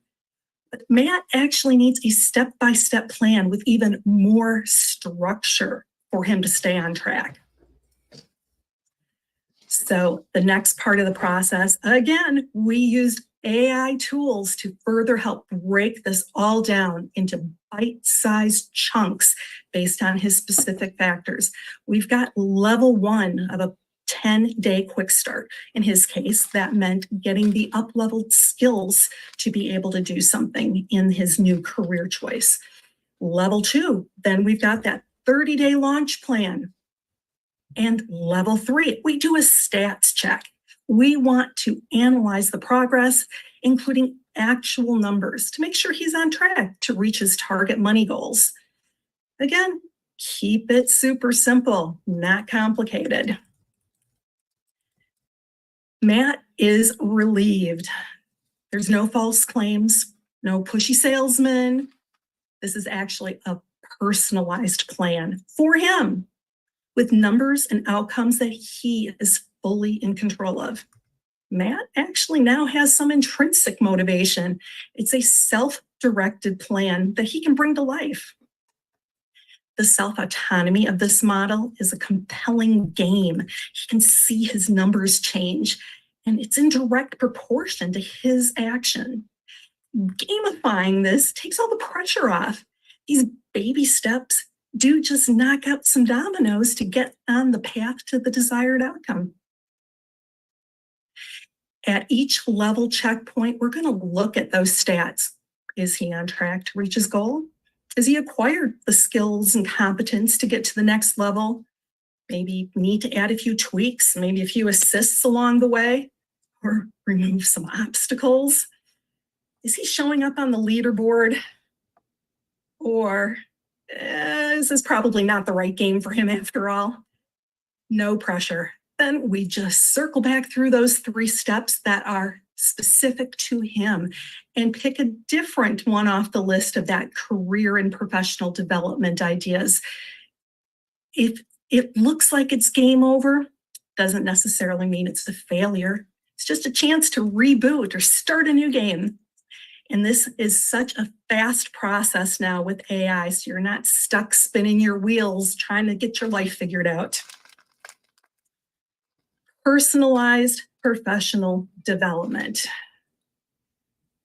AI innovation is helping humans enjoy a better quality of life. It's the ultimate self-directed success plan.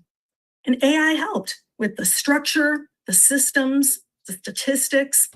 It helps solve Matt's stressful math financial problem. It's helping implement the plan. And it's providing measurable step-by-step markers on the path to his goal. And as far as time, AI has helped me collapse timeframes.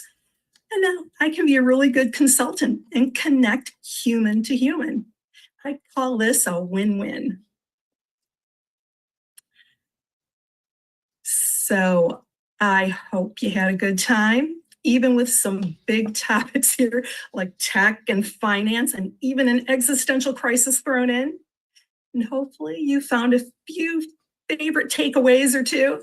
And don't worry about trying to figure this out all right now. I would love to continue this conversation with you. If any of this has sparked your curiosity, I would love to assist you in your next up level. I've got a special free token of appreciation, a printable version of the key takeaways and useful prompts. My gift to say thank you for our time spent together. And thank you for our time spent together. That was an amazing presentation. We all loved how you use visuals to really explain the concepts that you were teaching us. So I'm like, I don't know what kind of teacher you were in the past. Have you been a teacher in the past? I come from a long line of teachers. Okay, because I'm saying it was great. It was a great presentation. Everybody, we know you. We had fun watching you. Everybody give Victoria a round of applause in the chats. Everybody saying great presentation, wonderful visuals. Thank you so much. We also dropped her feedback form in the chat, so please give her some feedback. Everybody should have the token of appreciation from her now. You have it?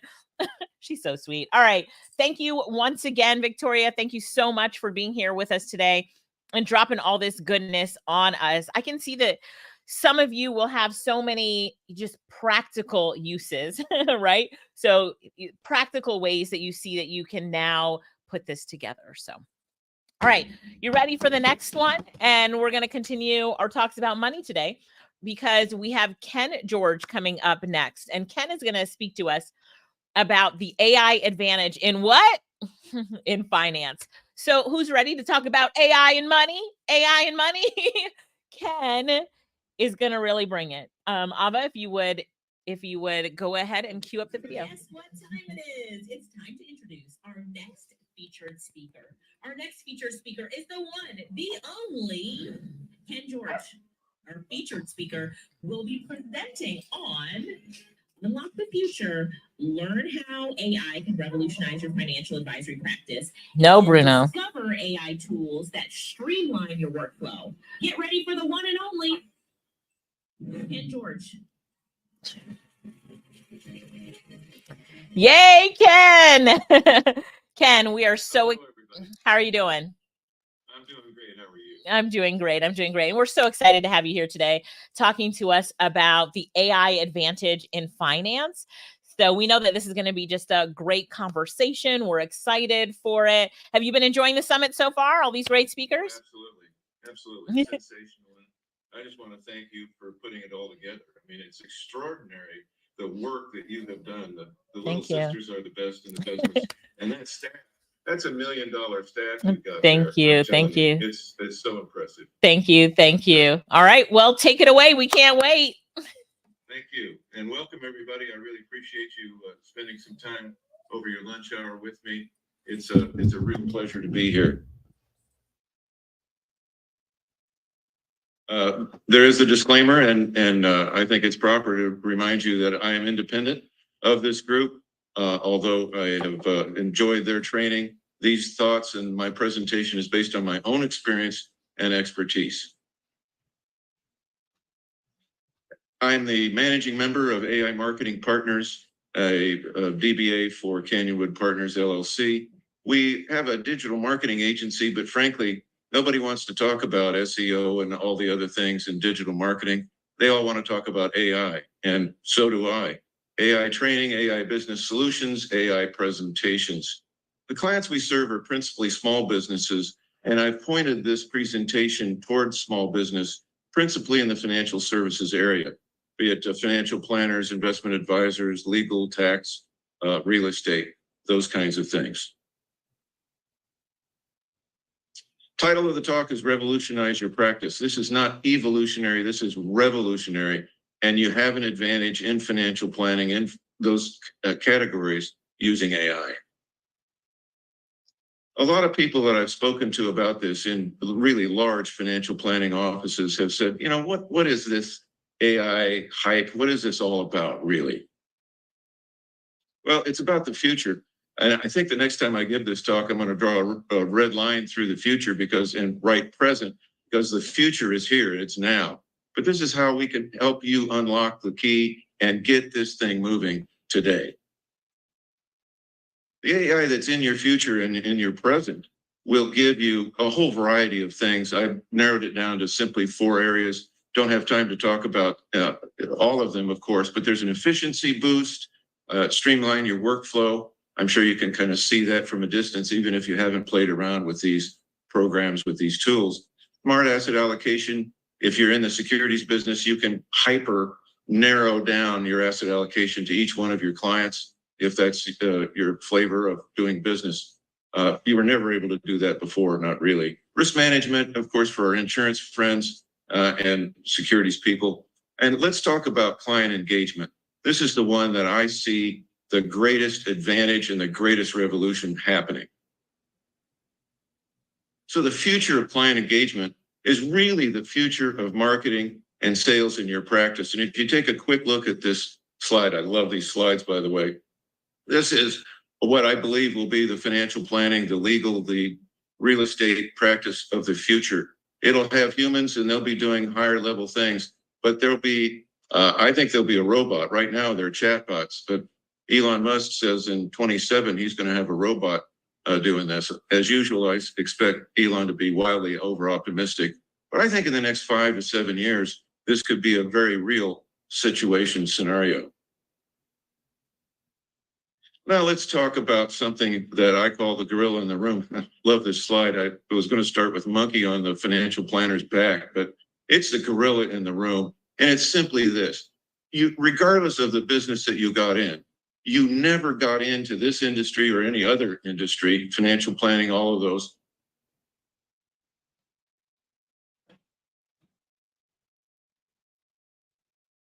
As I said, you never really got into these unless Hey, Ava. Hey, Ken, Yo. are you seeing the slide? Yeah. But I'd like to see the next one. Okay. You never got in those businesses so you could use your marketing and sales skills, if you had any, and go cold calling. I'll never forget the time I was at Payne Weber. And the branch manager comes by about a week after I got hired and drops a phone book on my desk with a loud thump. It was a Dallas white pages and yellow pages together. And I looked at him and he said, "There's your clients, there's your prospects, now go get them." Let's play what if for just a minute. And this is not just what if, this is now the opportunities that you have. But what if you had a virtual marketing assistant? Right now it's a chatbot, as I said, that could run a client reviews program. Every time I talk to financial planners, insurance agents, realtors, a variety of the financial services people, and I would say, "Hey, what's your marketing plan?" And they'd all say, "Oh, it's a review, it's client referrals." And I'd say, "Hey, that's great. What's your referral marketing program look like? Do you have it written down? How do you get through your 300 clients? Do you do that over a year? What's the strategy?" And I'd of course, get a blank look, because the truth is most of the marketing that's done to this day is based upon referrals. Well, what if you had a virtual marketing assistant that ran a client reviews program? Ask clients for testimonials, just in case you might forget to do that. Send the testimonials to all your social media outlets and follow it up by asking for referrals. What if you had a full-time virtual marketing assistant?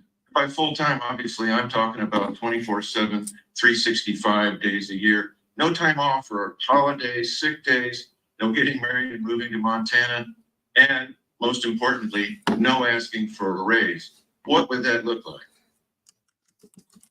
Well, it might look like this, and Elon might make it happen. Who knows? I think it will happen, and it's happening now as a chatbot. Okay, so let's get real. I wrote this slide and did some practice with it yesterday that I'm going to demonstrate the ChatGPT 4.0 in real time, just to show one small sliver of your practice.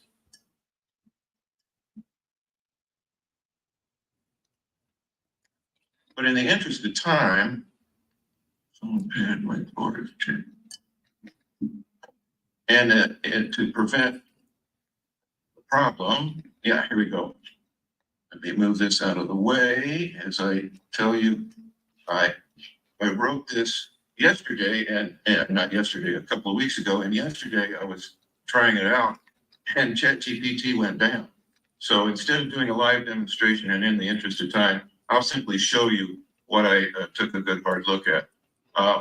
In fact, you can see, because I've programmed the ChatGPT in the configure section, I put in my background, my bio. I've also put in my speaking and my writing style. So it already knows that when I said write an article planning, I really wanted an article for financial planners.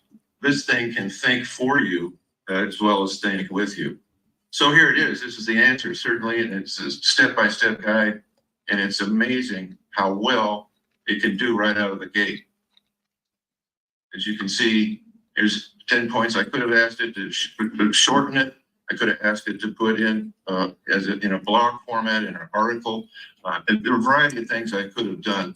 But I just wanted you to see this will give you, if you ever have writer's block, you don't have it anymore. If you ever wondered what topic should I be talking to my clients about, ask ChatGPT 4.0. And an upgrade. Yeah, spend the $20 a month and get the professional version, the 4.0 version. It will really help you. I'm going to stop the share. I became panicked yesterday a little bit when ChatGPT went down. So I hope you understand that the process takes a little longer than that, but not much. 40 seconds to a minute, and you can have the answer to a lot of problems that you may face. By the way, a lot of these advisors that I've talked to said, okay, wait a minute, what ChatGPT, what in the world is a GPT? What does that even mean? Well, here it is. GPT means generative. I believe we're now in the second generation of AI. There's probably a third generation right around the corner pretty soon. Pre-trained, and as I said, you can train this thing and configure. It still doesn't come out completely human. It needs to be edited and other things need to happen to it. But you get the gist, and it's a transformer, and they sure got that term right. This is transformative, like I said, not evolutionary, revolutionary. So we talked about the gorilla in the room. What about the elephant in the room? Compliance. In the securities industry, it's the SEC and their minions at FINRA, and it's a difficult thing for a lot of advisors. And a lot of advisors refuse to market because and in fact, they won't say they're afraid of compliance, but it's kind of, I mean, the SEC just won $392 million settlement against broker dealers that forgot to save their registered reps WhatsApp transmissions. Who knew you needed to save your WhatsApp transmissions, but the SEC says, yeah, you got to do it. So I want to just brief slide about compliance and how I think that can fit in to the work that you'll do with ChatGPT 4.0. I put up my bio. I didn't want to talk a whole lot about my second career. My first career was in jazz trombone, by the way, and I still play actively. The second career was in the securities industry and insurance industry. And rather than read all that stuff, what's important was what was left out of my bio when it comes to compliance. And left out of my bio were hundreds of compliance exams that I performed on financial planning offices. All of those exams reviewed by FINRA, by the way, with no corrections on any one exam ever. That means the rep was doing the right thing and I played it by the book. In addition, I spent a 3-year term on FINRA's District 8 committee. That's where broker-dealer owners and compliance people meet with FINRA to talk over compliance, future compliance. That's where we get to gripe about how there's too much compliance. And so that's why I think the following steps will bulletproof your practice against compliance. And here they are. Even if you're an accountant or you're a xylophone manufacturer, anything from A to XYZ, this can be very helpful, I believe. And if you're in the securities business or the other financial services businesses, these are important. 1, edit the piece. Just because you got it quickly doesn't mean it's you. Make it sound even more like you. 2, run it through an AI content detector like contentatscale.ai. There are probably several of them. I like using this one. It gives you the percentage probability that the material that you uploaded, your article, for example, is actually written by a human.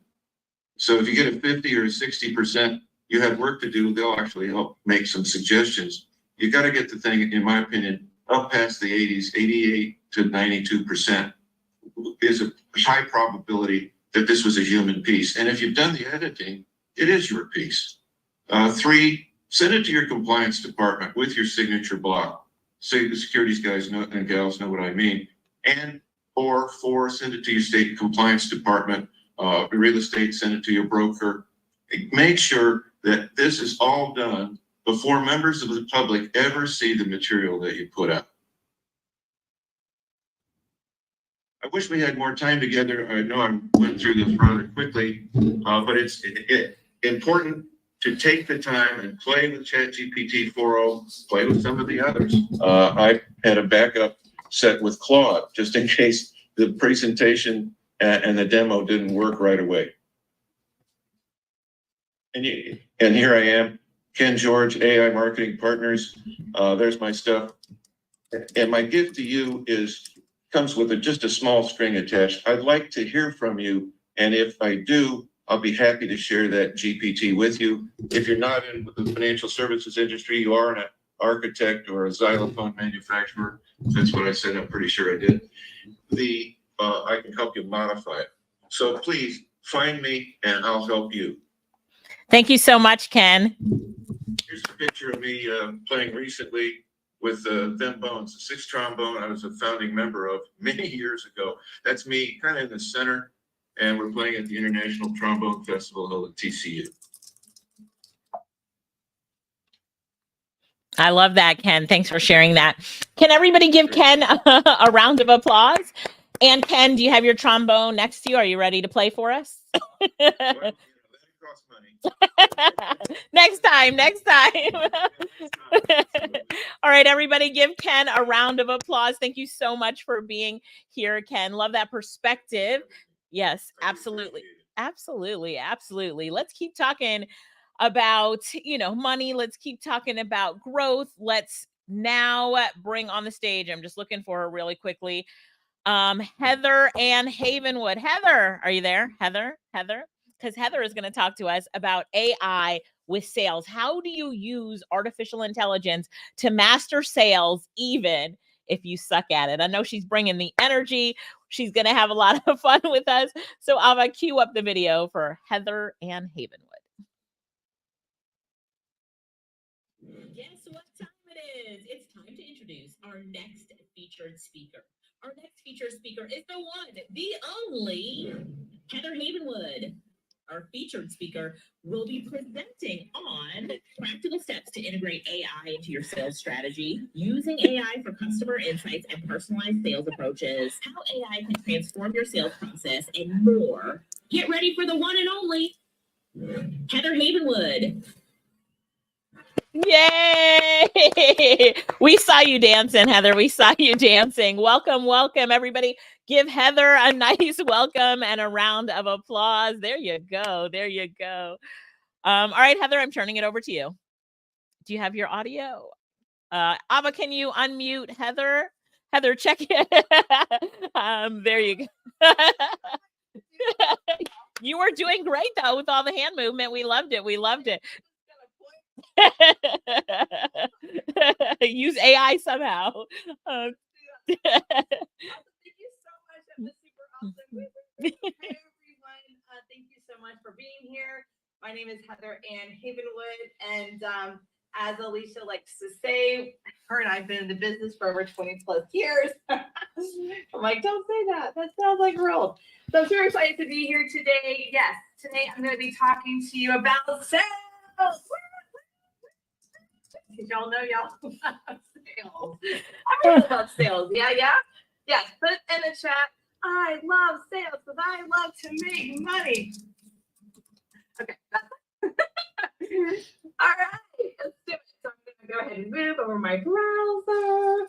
Y'all make sure y'all see this. Let me know in the chat you see this.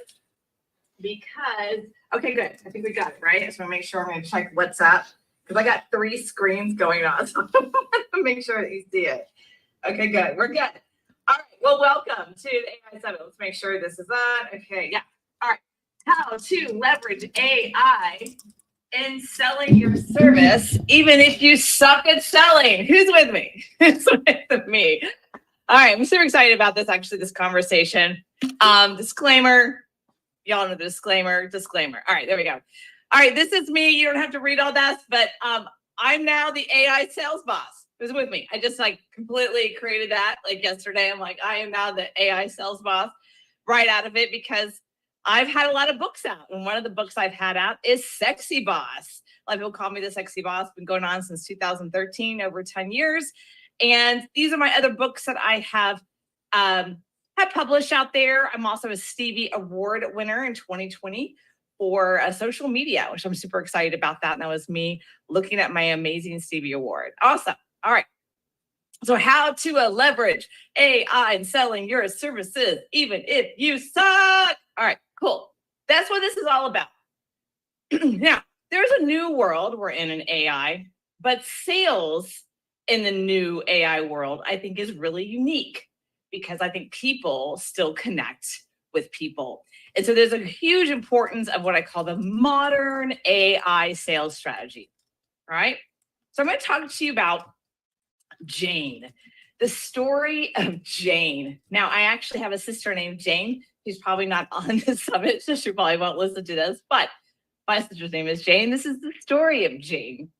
Jane is extremely intelligent, extremely smart, has a master's degree from Florida State, but she hates selling to a point where I have started to tally up how many thousands and thousands and thousands of courses she's done to teach herself how to sell. And yet, in a loving way, Jane still sucks at sales. And I love her. Let's don't be a Jane. Now, the point of this story about Jane, it's all in her mindset because the process of sales, all it is like the sliding and moving of a human behavior into a new choice. Who's with me? Who understands that? And there's about this piece that Jane is like, I don't want to move people. I don't want to force people. I don't want to have them move their behavior. And she gets all in her head about it. But here's the beauty that we don't have to be Janes anymore, is that we now have the power of AI. So we don't have to be a Jane. Type in the chat. I'm not a Jane. I'm not a Jane. I'm not a Jane. And I love my sister Jane. But I just love this story because I always talk to her like, you're actually really good at sales. You're very, very good at moving people from where they are to where they want to go. And that's really the power of AI. It's actually going to help us with this process. All right. Who here has heard of Napoleon Hill? Napoleon Hill. Okay. We all heard of Napoleon Hill, right? But did you know that Napoleon Hill actually is a sales trainer? He has had huge amount of success. Obviously, he's no longer here on the planet with us, but his wisdom is still here. And I love this quote, is that knowledge is only potential power. It becomes power only when and if it is organized into definite plans of action and directed. Now, why is this so important? I think we're living beyond the knowledge age. I think knowledge age really started in 2000s when now we have YouTube and Facebook. We can get knowledge anywhere. And now with Chatty, it's becoming our own expert. So then how do you sell in a world that anything and everything is at our fingertips? How do you do that? Believe it or not, the principle of Napoleon Hill and selling about knowledge is only power is what this whole presentation is about today. Who's with me? Who's excited? Who's excited? Who's excited? I gotta keep the energy up. Woo, woo. I love music. I'll be playing music on my presentation. All right. So how can AI transform your sales process? All of y'all know the ability of AIs is you can actually basically understand what people are thinking. Now, we've had this kind of information for a while with SEO, analytics, blah, blah, blah. But if you think about it at this point, everyone's typing into Chatty in other AIs everything that they want. So we now kind of have this really weird ability to know what people want, because AI is just a massive database of desires. Who can say desires? Who can say desires? Because when we actually give people what they want, it's easy for them to purchase, move, and go in the process. You with me? Y'all with me? Okay, good. So automation of course, routine tasks, faster lead response, and enhanced customer interactions. But I'm going to explain to you why this is so important in our new modern world. Okay, let's talk about AI data, AI data, AI data. When you can learn how to leverage the data that pretty much large, I don't say every human being, but large amounts of human beings are putting into the LLMs, the AI, we can start to create personalized sales pitches. Okay, who here has ever went out to buy a car?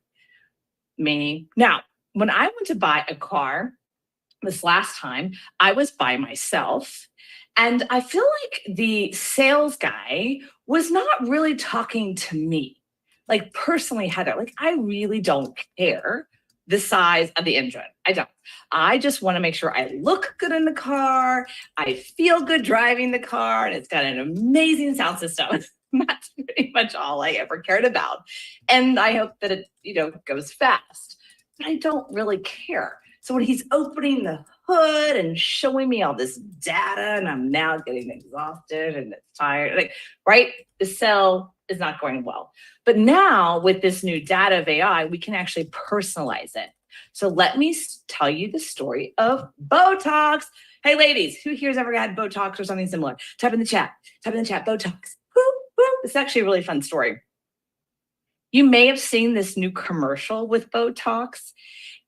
You may not, but if you did, you'll see this commercial Botox. It was actually for Botox, because Botox is actually a brand of the drug that makes us like no wrinkle free. So Botox has this commercial, and the commercial is actually about why women went to get Botox. And it wasn't really what we thought it was for. It was because they wanted to look good on their Zoom video at work, right? So here are these 30, 35-year-olds, young 40-year-olds saying, I got Botox so I can feel confident at work on Zoom. What? I mean, I love this pitch because it's no longer about Botox, the old people looking younger. It was the young people feeling more confident. Where do you think they got that data? Chatty. That's right, because they actually went in and started to see what were the people asking that would help them feel more confident in their work. Solution? Botox. You with me? So this actually helps you understand how you can basically shift a perception of your product and service. Okay? Yeah. I'm looking at the chat. You with me? Okay, I'm doing the dance. All right. Key AI tools for sales and overview and benefits. AI-driven CRM systems are important. My tool is Go High Level. I absolutely love Go High Level for CRM systems. I also use Go High Level for email marketing automation tools, AI-powered analytic tools, and AI-powered chatbots. I use Go High Level actually for all of these, believe it or not. There are definitely a lot of companies out there for each piece. But right now I'm all in on Go High Level for all three of these systems and structures for my business. But this one, Jasper, is very different. So this is my company, Haven Media. Let me explain to you what Jasper is and why I love Jasper. Now, we all know, because we have been through and learned from Alicia and Lorette, that Chatty will actually take our voice, our brand voice. We can put in our bio. We can put in how to speak, and that is awesome. But the next level of that is Jasper. And this is not a commercial for Jasper, but I want you to understand what's possible in your sales organization. One of the things that Jasper and some other LLMs do is that it can actually upload your knowledge. Imagine like uploading an entire book of all of your FAQs or knowledge base, or uploading an entire presentation or a speaking event in Jasper and say, hey, take this brand voice, right, from this presentation or from this event or from these FAQs or from this ebook, and use that in all of our articles, all of our emails, and create a brand voice from that. That's the power of it. And if for all of our agency owners out there, you can have multiple brand voices for multiple companies. So if you're working with one speaker or a different speaker, they all have a different brand voice. So I absolutely love this tool, and I just super love it. It's been able to help us really kind of consistently grow and create really good sales, products, and services for our clients as an agency. Awesome. All right. Y'all ready? Y'all ready? I wish I was there because I feed off the energy, so it's hard for me just to like not know what's going on over there. All right. So let's talk about things you can do to leverage the power of AI. All right. So you can leverage AI tools to create more content. I'm explaining to you why that's more important. It's not what people actually tell you. I'm going to help you talk to you about leveraging AI with sales chatbots, leverage AI for more enhancement, and leverage AI to add more value to your clients and why that is important today. Okay, cool. More time equals more sales. There is a direct correlation between the amount of time someone, let's say, listens to me, connects with me, or if you're listening to someone, connect with someone who here has probably followed someone on a YouTube channel or a podcast, and they've listened to them for thousands of hours or hundreds of hours. They've never met them in person, but they feel really connected to them. There's a huge correlation between time and asking for the sales. I always go back to dating here, right? If I go on a date with a person and within 10 minutes, he's like, okay, great. This has been great for coffee. Let's go get married. I'd be like, right? There's more time, the more sales. This is where AI can really help. So you're paid for your value in the marketplace. This is by the world-renowned Jim Rohn, again, someone who's no longer here on this planet, but he said this in the 80s, and I still think this is probably the most important quotes of today's world. You're paid for your value in the marketplace. What is value? What is the current highest value in the world? I'm gonna look at the chat real quick. I'm curious what you think. Just type in what's up top of your head. What do you think is the most highest value in the world? I'm looking at the desires. Hi, Lisa, Ryan, Missy, Karen. Okay, guys, awesome. So it is time. It is time. It's really the attention, right? The attention. So going back to, I'm gonna go backwards. Go back. So going back to this, the more time or the more content or the more connection we give with people, the more they are unconsciously giving us permission to ask for a bigger sale. So there's an old saying in the speaker world, for 1 hour of speaking, you can ask for $1,000. 10, 15 hours of speaking, you can sell a product for $10,000 or $15,000. Write that down for speakers and authors and coaches who are looking to sell their services. Don't expect to do a 1 hour webinar and sell a $10,000 program if that's the first time they're talking to you. That's okay, because we have AI. We're gonna be able to do this. Ready? So the fastest way to sell in the world is for done for you. Let's go back to this. Remember, more time equals more sales. More time equals more sales. More time equals sales. Okay? So what's the fastest way to sell and build a business? It's the done for you, right? Done for you. Totally done for them. Because time equals sales. Time equals money in their world. So if you're going to give them time, they're going to give you more money. So this is the fastest way to sell. So again, going back to AI, how do you use AI to add to your sales stack or to your sales offer? This is where it gets really juicy. I think right now, this is an underserved piece of many presenters. It's like, you have your offer, just add more AI and done for you services to really increase the price, increase the value, and time, to reduce their time. That's all about time, because what is the most current, highest value in the world? Time. And you have a little dinger. Okay. All right, let's talk about high ticket sales speakers. So today at the end of it, I'm going to give you a QR code and you're going to go and grab this. This is actually my GPT. Can you see that? It's like really light. It says Heather Havenwood.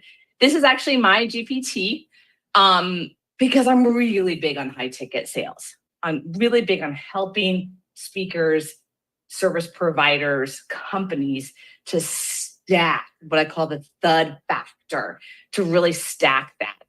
I have been in the information marketing business for a really, really long time. And there was a point in my life where I was traveling the country doing seminars for a guy named Ron LeGrand. And we were selling the thud factor. Someone would purchase this 3-day event on real estate investing or whatever. And then we'd tell them to go back to the back of the room. And they would get this huge box. I'm talking like massive box. And then we just like thud it in front of them. We made sure we did the like thud. They're like, wow, this is a lot of stuff. I'm so glad I gave you $3,000. Part of the sales process is still that today. People haven't changed that much. We haven't. Tech has changed, but we haven't changed. We want to make sure that we're getting the most value, AKA something's going to help us get more time in our lives. Okay? Yeah? Going back to this, you're paid for your value in the marketplace. Jim Rohn.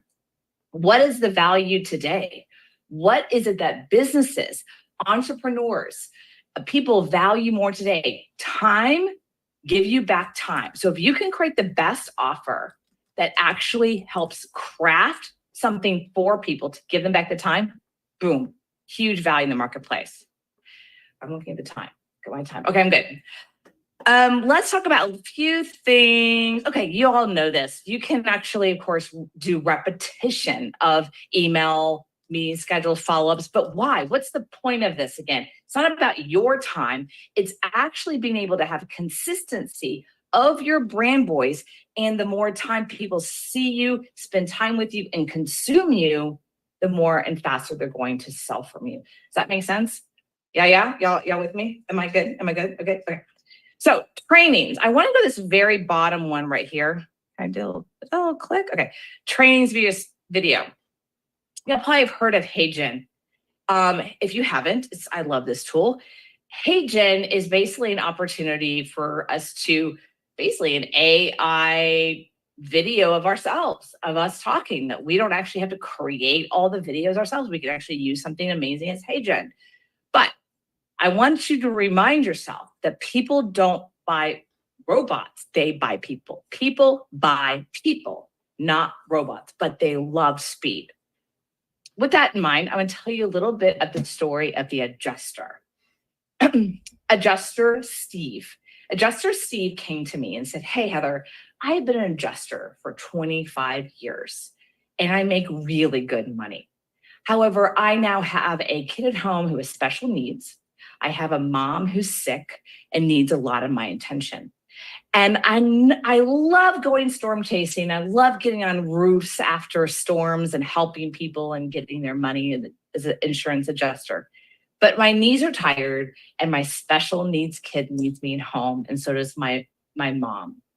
Can you help me create an information marketing business? I've created all this training, but I just don't have any more time to put into this. And I said, yeah, because I can clone you.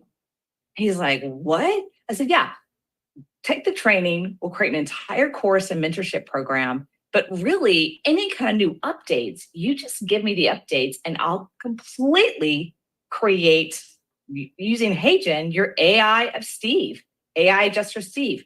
He was like, wow. So basically, we have a business sitting here. We just need to start marketing it. And any changes, you have me as an AI. I'm like, totally. That's the power, I think, of using and the power of AI to cloning, especially in the world of training, because at this point, people already purchased the course. And so we're not trying to connect with people. We're just trying to get the content in a consistent way with the brand voice of Steve. Make sense? Okay, cool. All right. I know there's a lot of presentations today, so I just want to have some energy in here. All right. Leveraging chatbots for customer engagement support. The role of chatbots, I believe, is actually about providing instant gratification, right? It's not necessarily about the sales process. It's that, hey, someone's listening. Hey, someone's there. Hey, this is a live chat. This is a live company, and my questions will be answered. I think that's really an important piece. There's a company called Drift. I'm not associated with any of these companies. Drift is kind of on the cutting edge. They were funded by Salesforce, and now they've been spun off to SalesLoft. But Drift, it's a very high-end company. They go towards like high-level businesses. But I really love their solutions. And their solutions is, one, creating that brand consistency of your voice across all sales channels. Two, uploading that knowledge base inside of new chatbots to be able to get the questions answered or any concerns fast, because money likes speed for sure. So check out Drift. You're welcome to check them out. Again, they're really focused on high-level businesses, Fortune 1000 companies, but I think as entrepreneurs, we can learn a lot. Okay. That was okay. Real quick, free gift. Take out your phones, and grab the QR code. Take out your phone, the phone. What you're gonna get here, after you opt in really quick, you're going to get here basically a resource guide, a ton of different links, but more importantly, my GPTs that I love. And then I have one more slide, but I just want you to grab this while you can.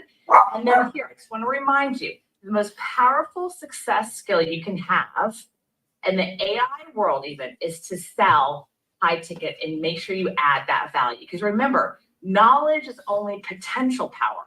It becomes power only when and if it is organized into definite plans of action. And you're here today with the amazing sisters in the AI Summit to not only understand AI, to get the knowledge of AI, but to actually get it into action. Make sure you get my GPT, this one by Heather. Make sure you give me a review on my GPTs or have one yet. I hope you enjoy that. And remember, don't be a Jane and be scared of sales. Okay? Don't be a Jane. There's my free gift. Thank you so much. Thank you, Alicia, so much. I appreciate you. Thank you, Heather. Don't be a Jane. And Jane's not on here today, right? I would just check to see if she was. But she was not here. Everybody give a round of applause for Heather, please. And I know you've got her free gift. So let's also put her feedback form on the screen up. Dadrian just put it in the support desk. So if you can give her some feedback, I would love that on her feedback form. Heather. I remember the Ron LeGrand days. There's some people here who are saying that they were at those seminars too. I spoke on Twitter at one of them. So we're going, I know. So we're going way back. So thank you so much to Heather. Everybody scan that QR code or check the chat to get her feedback form. And then we're going to welcome the next speaker to the stage. And this one, I'm really, really interested, Kia, to see what your presentation is about, because you're talking about your summer with ChatGPT. What did you two do together? Well, let's go ahead and find out what you actually did together. So Ava, cue up the video and let's see what they did. Guess what time it is? It's time to introduce our next featured speaker. Our next featured speaker is the one, the only Kia Washington. Our featured speaker will be presenting on, as a seasoned business strategist with nearly 2 years of AI expertise and over 30 years in business development. Her AI expertise delivers tailored solutions. Get ready for the one and only Kia Washington.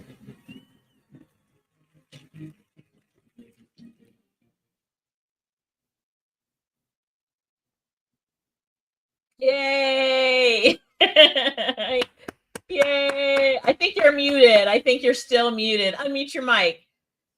Can you unmute your mic for us? Because we can't hear you. So we know that you're singing, but we still can't hear you. We're like, we want to hear your singing, but can you see to unmute it? Ava, can you double check her and make sure that, there we go. I think you're unmuted now. So try the singing again.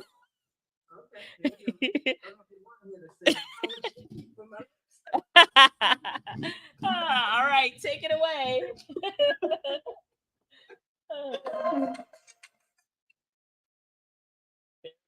There we go. I had a little verse in here. I don't know if you want to hear it, but it goes, my summer with Chatty, my summer with Chatty. Yeah, my summer with Chatty. Yeah, I told you, you didn't want to hear me sing. We love it. We love it. We love it. Hello, everyone. Thank you for being here, for spending your time with us at the AI Insight Summit. My name is Kia, Coach Kiki Washington, and I'm coming to share with you my adventure this summer with Chatty. But before I start, here's the disclaimer, just stating Hey, that. Kia, remember to Yeah. show your slide. I'm not. Nope. It's okay. Click share. Did you click share at the bottom on Zoom? Like, we're sure you're looking at your slides, but we can't see them.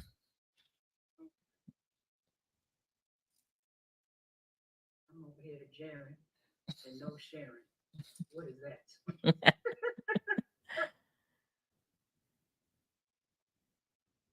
Let's do a do-over, Kia. Let's give Kia a do. Did you share? Did you share with the sound? I have now. Yeah. All right, so let's do that again.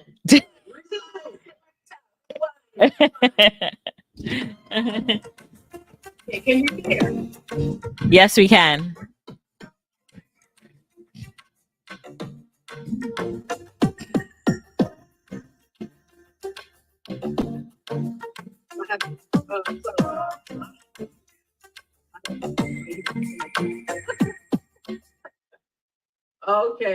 Okay. Thank you, everyone, for your patience in these technical issues. But we're here to talk today about my time with Chatty this summer. Welcome to the AI Insight Summit. I know you're having a great time. You're getting a lot of information. And my hope is that what I share just gives you just one more peek into what AI can do for you, whether it be business, personal, it's the whole gamut of things that it can apply to. Here's my disclaimer that I am an independent third-party presenter, and my presentation is based on my experience and my expertise. And the title of my chat today is My Summer with Chatty, Empowering Conversations, Making AI Accessible and Engaging for Everyone. And the reason why when I thought about, well, what do I want to share? And I thought about just throughout the summer, just the different conversations that I had with individuals, select individuals, I highlighted a few here, that were empowered just because I knew about Chatty and decided to go on and share my expertise with them. So let's take a walk through some of these conversations that happened and how Chatty really made an impact.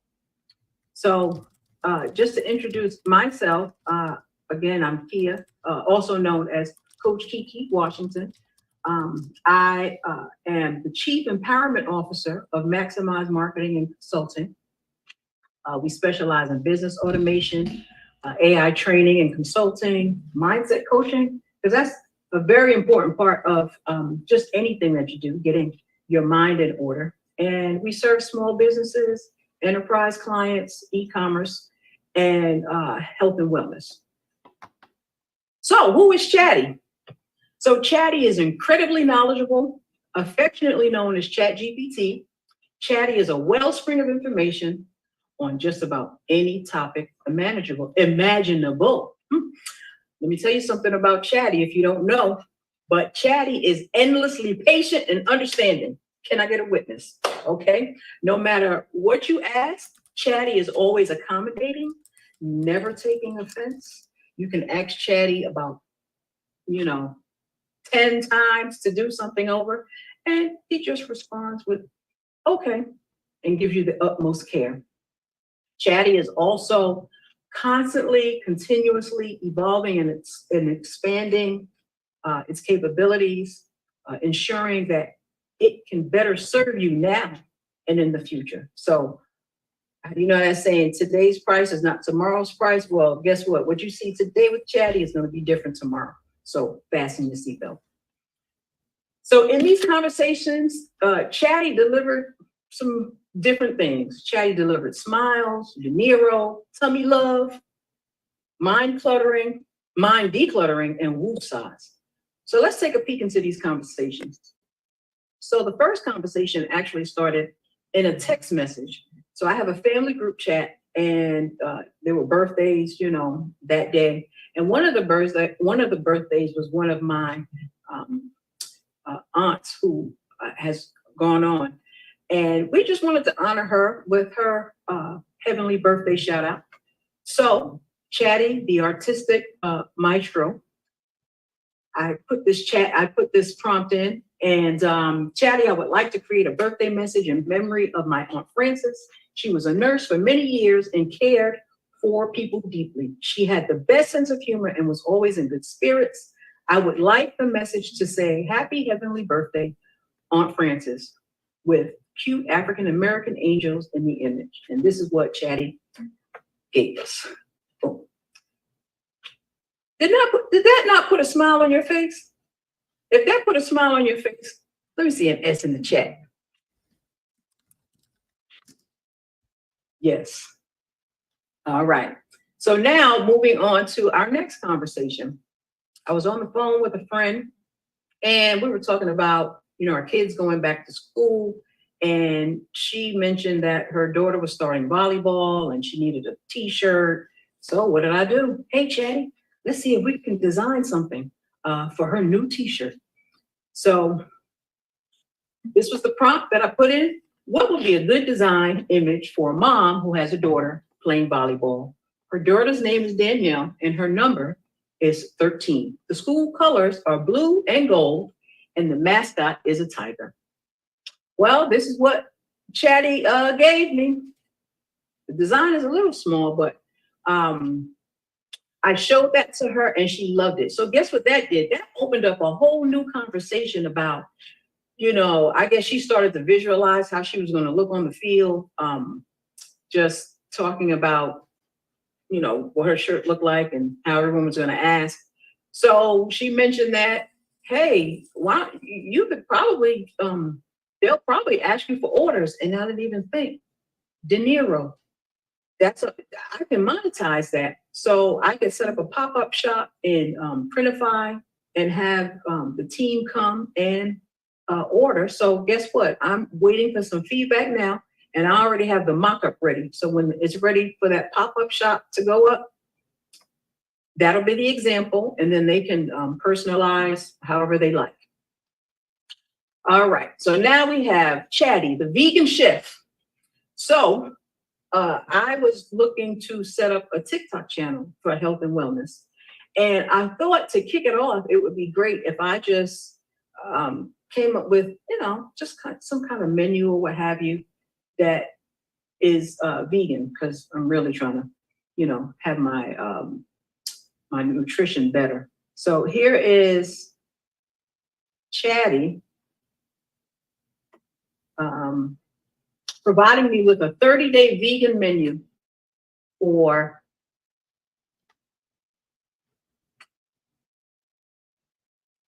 I don't know if you can see. So pretty much it's saying, please create a 30-day meal plan with recipes that include 2 smoothies and a vegan meal and a snack per day. Please put in table form for each day. Once it's completed, please provide a shopping list for each week. I should have worn my reading glasses. Sure. But I have the food that I need. So let's see what Chatty came up with. Oh, what is that on the screen? So here we go with the 30-day plan. Woo, woo, go Chatty, go Chatty. All right. And once I got that, then I had a few more questions for Chatty.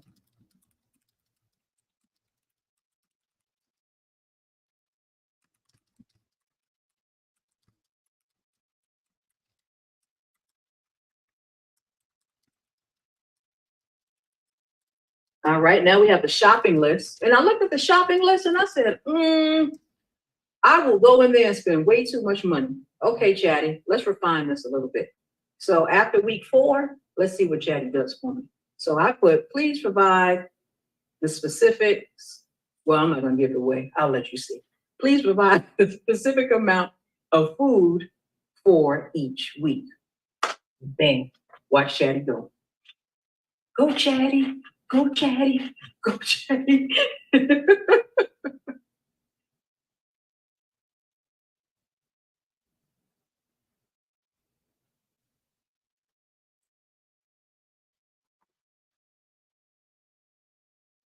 Okay. So now I have the breakdown. So I can go into the grocery store, you know, with a budget, okay? Because we all need a budget going into the grocery store. Can I get a witness, right? Okay.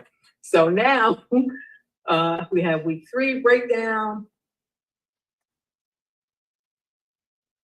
So yeah, so that was my whole interaction with Chatty. But then one thing I noticed, how am I gonna make this food? I said, wait a second. You see why I said Chatty is you know, understanding? And you'll see why.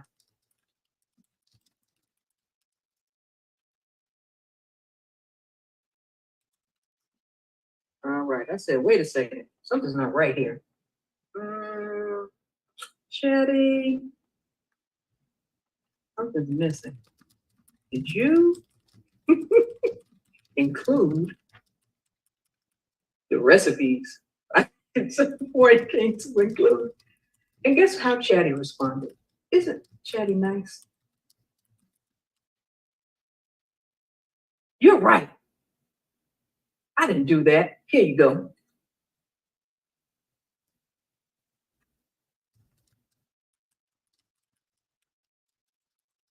Okay.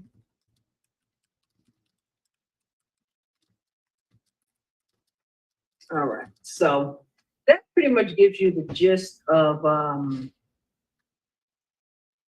everything with Chatty. And one thing I do want to highlight with Chatty is that please and thank you go a long way. I didn't believe it, but Alicia actually said, hey, make sure you're nice to Chatty. And I started saying, you know, please and thank you. So this is what I did.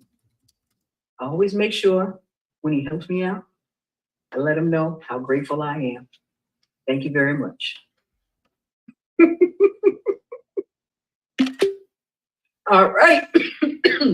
Excuse me. So let's see what I did with this. Look at what I created. Hold on. Ta-da! You'll appreciate that. Let's see. Ta-da! So I went to Canva, and what I did was I created my own 30-day vegan cookbook, smoothies, recipes, and snacks. So as I go through, I'm going to scribble it up, see what recipe worked but didn't work, or what I wanted to add. So when I am on TikTok, at some point, I could give this as a freebie. I could monetize this. I'm hoping to lose some weight. So let me lose some weight. Then I can really monetize this. So now Chatty is also the junior paralegal. This was a conversation that I had with my godmother. She is an esthetician, and she recently rented a suite to, you know, do facials and things. And as she got into the lease, and we had a lot of rain, she started to see that the unit really wasn't up to par. So she asked me what she could do. I'm not an attorney, okay? But I know someone. Who do I know? Can y'all tell me who I know? You know? Who do I know? I know Chatty, right. So I said, Chatty, help us out. So this was the prompt that I put in. Hey, these are the details. There's moisture, there's things. He wanted to put a dehumidifier in there, to put a patch on it. Look, according to Georgia law, because I am from Atlanta, what can we do? Okay, how can we remedy this? So Chatty went to work, and I asked Chatty to review the lease to make sure that, you know, we could have some kind of something she could take to an attorney, so that way they could review it and hopefully get her some support with the lease. So that's actually still pending, but Chatty came through yet once again. And this is what Chatty came up with.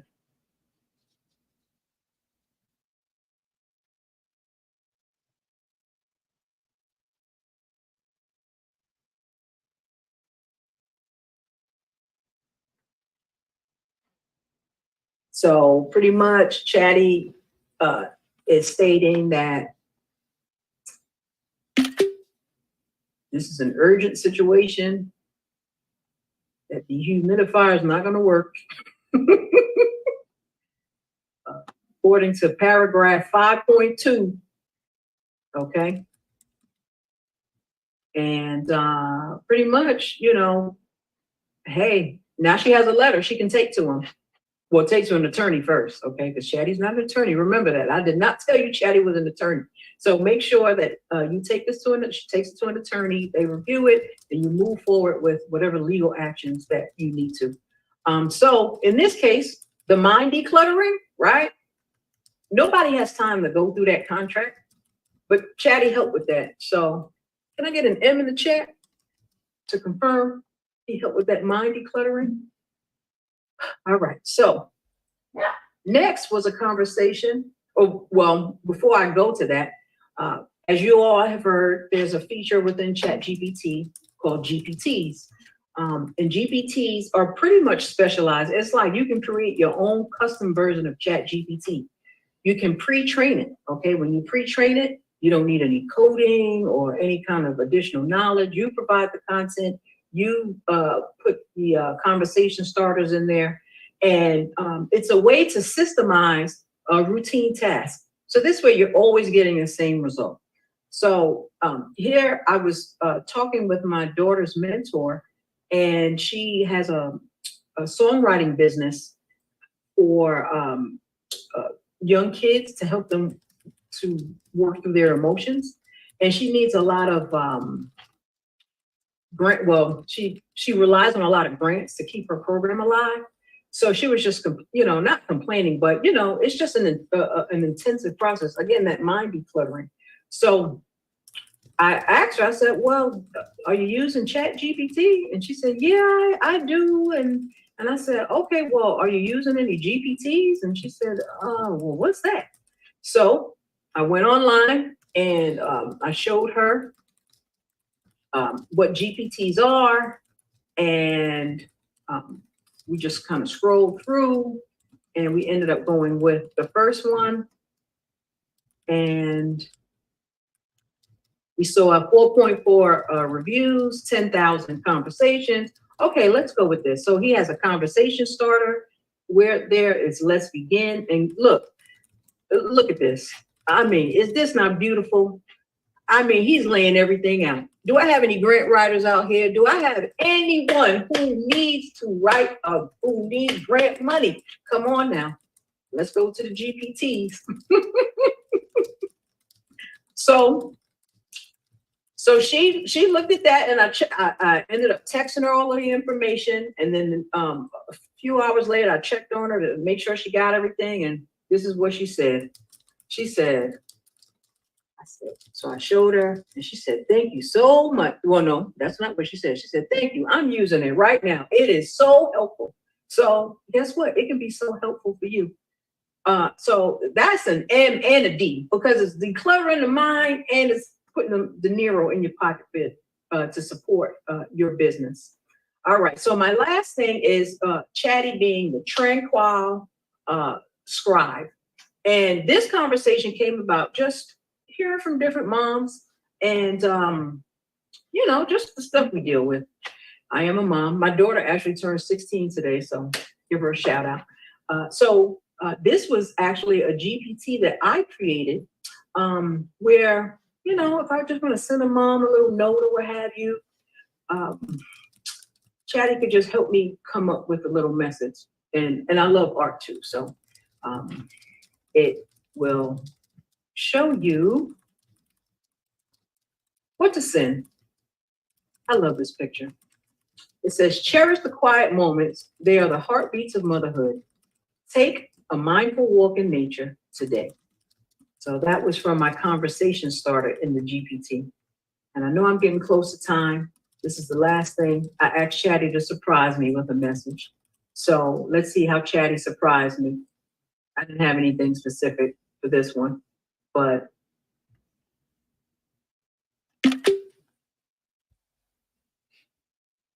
all right.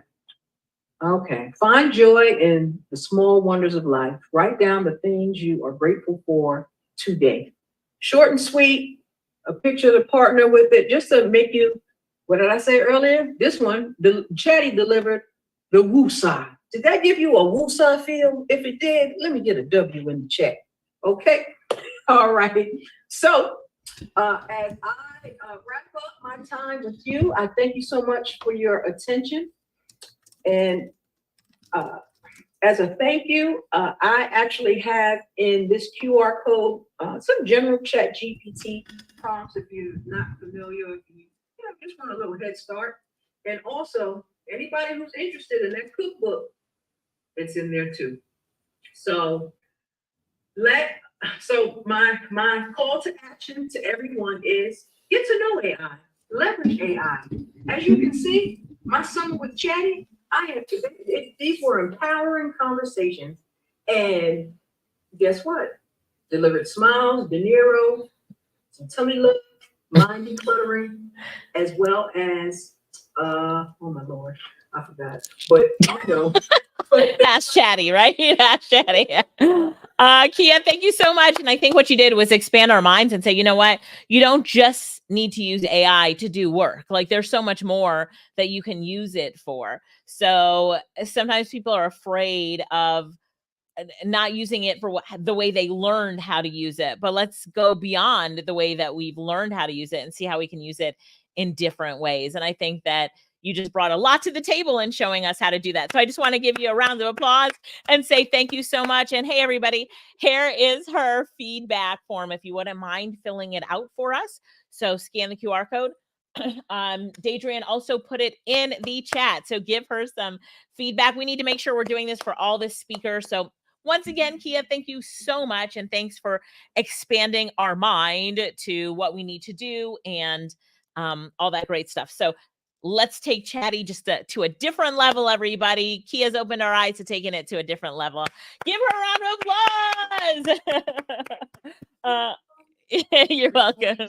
You're welcome. You're welcome. You're welcome. All right, everybody. We have Recording in progress. We have some three amazing. Let me be specific. We have 3 amazing speakers left. 3. I know you don't want this to end, but we have 3 amazing speakers. They have 18 minutes or less each. 18 minutes or less. All right. Angela, she's going to talk about AI-powered financial analysis. Monique, AI-enhanced customer discovery. And then Michelle is finishing us up with AI-powered, right? Create, lead, engage, and convert. So thank you so much for being here with us.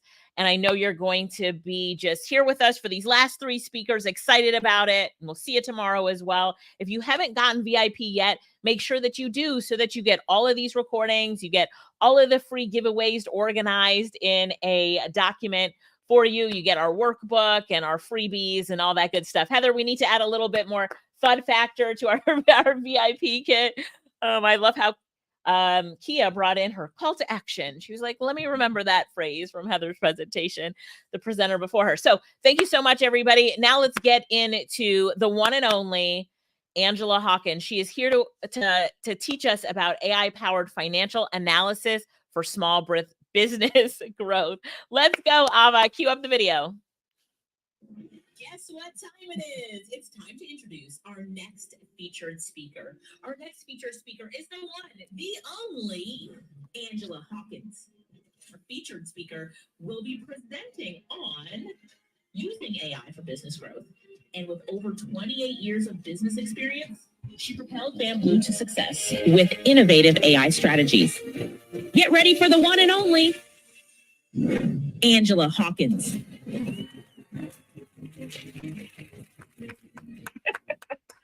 Hello, hello, hello.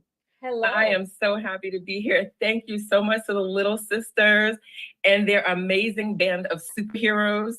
This has been amazing. This has been so good. The information has just been plentiful, right? All right, so I'm going to get right to it. We don't have a lot of time, so I want to make sure that we get a chance to jump in it. Okay.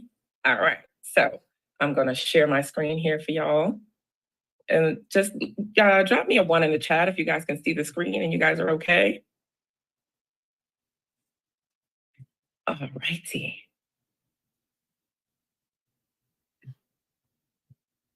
All right. So again, I wanted to say thank you to Little Sisters, and let's just get started. For some disclaimer. Okay. Here we go. Hi, I'm Angela Hawkins. I'm an entrepreneur, a finance expert, and your go-to AI consultant. A lot of you might know me from Bamblue. I'm the founder of this beautiful company called Bamblue. And I'm gonna explain to you today how I transitioned from being in the world of betting to the world of AI. And now I've become your new favorite resource in all things tech. Together, we're going to explore how AI can simplify financial analysis, making it easier than ever to dive into your data, forecast trends, and create powerful presentations that will drive your business to new heights. And we're going to have a bit of fun along the way because we all know how finance can go. A few years ago, my husband struggled with sleep.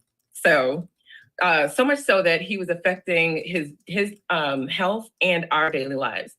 Me, being a good wife, I was determined to help him. And what I found was that natural fiber bedding was actually providing him comfort and restorative sleep that he desperately needed.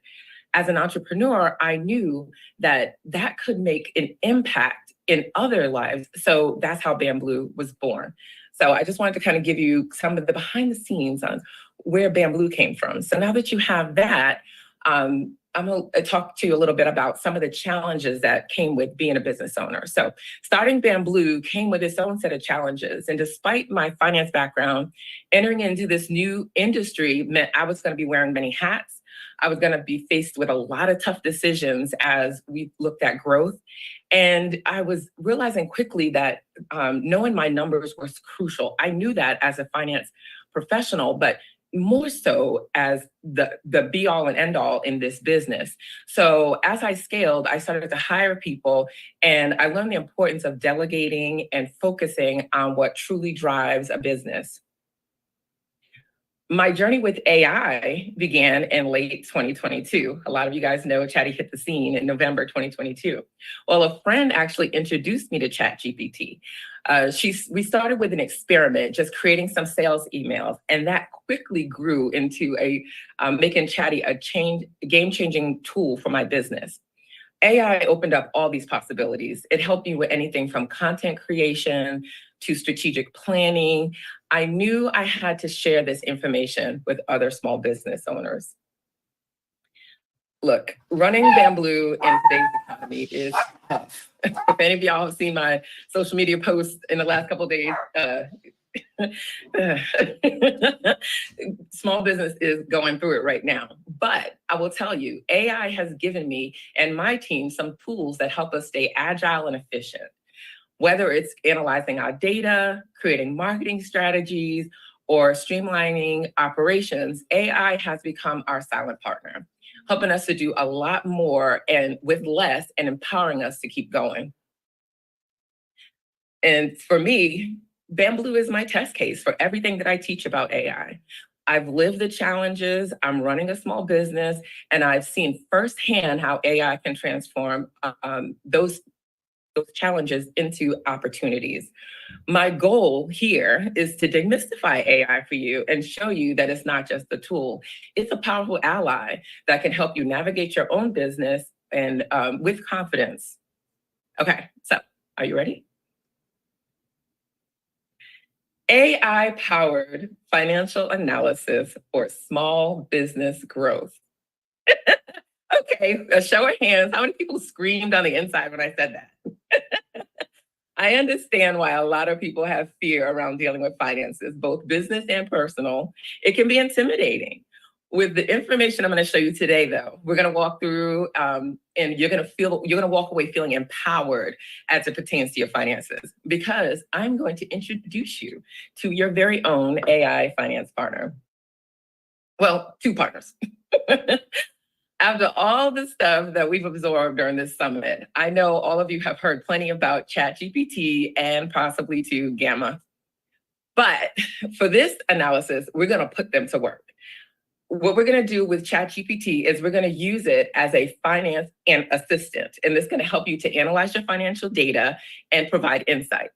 And then we're going to use Gamma as a design assistant, and that design assistant is going to create some interactive financial reports and visualizations. But first, I'm going to need you to show me the money. Are you keeping track of your business's income and expenses? Whether you're using a simple Excel spreadsheet or investing in a software like QuickBooks or Xero, it's key to track your finances. This is a crucial step, and it allows you to analyze your results, understand your business's financial health, and move forward. By examining your financial data, you can identify issues like cash flow problems and plan for future earnings. But don't worry if this all seems daunting. That's where AI comes in. Like I said, I'm about to introduce you to your AI financial partner, which can help to demystify your finances and provide a layman's understanding of your financial reporting. Okay, so let's get started. Bear with me. These are I've recorded some of this stuff just because I want to make it simple and easy and not fumble through a bunch of screens. So in this one, I'm actually showing you what let me make sure I turn the sound off on this. Okay, I'm going to actually show you this simple Excel spreadsheet I put together to capture some monthly expenses. And through the year to date, Chatty's going to help me understand where this business, I'm saying this is my small business, XYZ Widgets, which is a toy company. I'm going to show you where it stands at the end of the year through these numbers. I'm also going to ask Chatty some specific questions. I'm going to say, where is our highest expenses year to date? What is the most profitable month? And where should we expect to land by the end of the month? I also pointed out here that our advertising expenses are showing about 34%, which is high. But I want to see what Chatty does with that information. So let's move forward, shall we? Because it's demo time. Okay, we're going to take that information and we're going to drop it right into Chatty. And we're going to create a prompt. We're going to upload those financials. We're going to analyze the results, dig a little deeper, and we're going to marvel at the wonders of Chatty. And yes, I do call him Chatty. Okay, now here's the plan. So first you want to actually get into ChatGPT. We've done that several times throughout this conference, so I don't want to reiterate where to go to get that. But I'm going to actually show you how to set up this prompt. It's pretty easy. Okay, so first thing I did was I typed in the prompt. I put in those, and I also uploaded financials. So in that prompt, it was really simple. I actually copied and pasted it here. But what that prompt basically says is, hey, Chatty, can you take a look at these finances I put together for XYZ Widgets? Give me a simple rundown for someone who's non-financial. And specifically, I need to know what's the biggest expenses that we've seen so far? What's the most money that we've made in a month? And what should we expect for the rest of the year, considering the industry is a toy industry and it has its natural ups and downs? And boom, there goes Chatty. So Chatty is just throwing that information in there for us, and it's looking at it as if Chatty has been with me this whole time and knows my business. The financial wizardry is at a foot here, ladies and gentlemen. Okay, so you see what Chatty has done. It has actually gone in as a non-financial manager, is breaking it down. It's given us the highest year to date. It's given us the month to date, the most profitable month, excuse me. And it's given us a breakdown of the summary. Like, what is it saying? What are these numbers saying to you? Now, even if you're a non-financial manager, you can read that information and you can make some actions from it, right? The first thing I would do if I was a non-financial manager is I would take this information and I would look at it with my results and say, can I see the difference? Can I see what Chatty is telling me here? Does it make sense? And then I would say, okay, it makes sense. I can see where he's getting those numbers from. And now I've elevated my game. I've learned something more. You know, that to me is a not just an AI financial assistant, that's a tutor. That's somebody that's a tool that is teaching you. Okay, so let us move forward. So one thing I want to point out, when we looked at those numbers, I know I kind of scrolled through them, but this is just so you can stop and look at where the sales numbers are coming from. The sales numbers only go through July of 2024. So we have the full rest of the year to go. And those year-to-date numbers are 172,000. So if I wanted Chatty to give me some downhill projections, I'm going to need to give him some assumptions. So the only assumption I'm going to say right now, we've already talked about the fact that it's a toy company. So Chatty has already said that there's some downhill projections that we need to consider. And I'm also going to say, I want to hit 300,000 for the year. Now, understand, Chatty's going to give me some information, but that's not law. What Chatty gives me is guide. That guide helps me think. That guide helps me plan. And so let's go ahead and get back into Chatty. Okay, Chatty. Oh, let me turn that off. Sorry. Okay, so Chatty, I want to say thanks, Chatty. You know what I always start out with saying thanks, Chatty. I think one of the last ones just said this too. I always say thanks because Chatty is my AI financial partner, and I have to be nice. He makes this easy for me, so I always start off with thanks, Chatty. But then I also want to ask Chatty for some specific prompt to give me a downhill projection. So what I say is, please offer suggested downhill projections for November and December, considering seasonality, if I want to hit 300,000 for the full year. Okay, so I put that information in and I let Chatty do his thing, and Chatty starts just spitting it out. Okay, Angela, here's what we need to do. Let me da-da-da-da. So one thing I noticed when I'm watching Chatty spit out all this good information is that Chatty is referring to November, December, and Chatty is only giving me the downhill of 128,000 that needs to get me to the 300,000 in November and December. But it occurs to me, because I have my thinking cap on, that there are more months that we haven't talked about. August through December still haven't been forecasted. So I go back in and I say, oh, wait a minute, Chatty, what about August through October? We don't have that. And so Chatty says, yeah, you're right. You'll see it because I want you to see that I was right. But Chatty will say, yeah, you're right. We do need to put that. Let me revise those projections for you. See that? You're absolutely right. Okay, so, but what I also realized was that Chatty gave me exactly what I asked for, because I asked Chatty for November and December. So that gives me 2 points.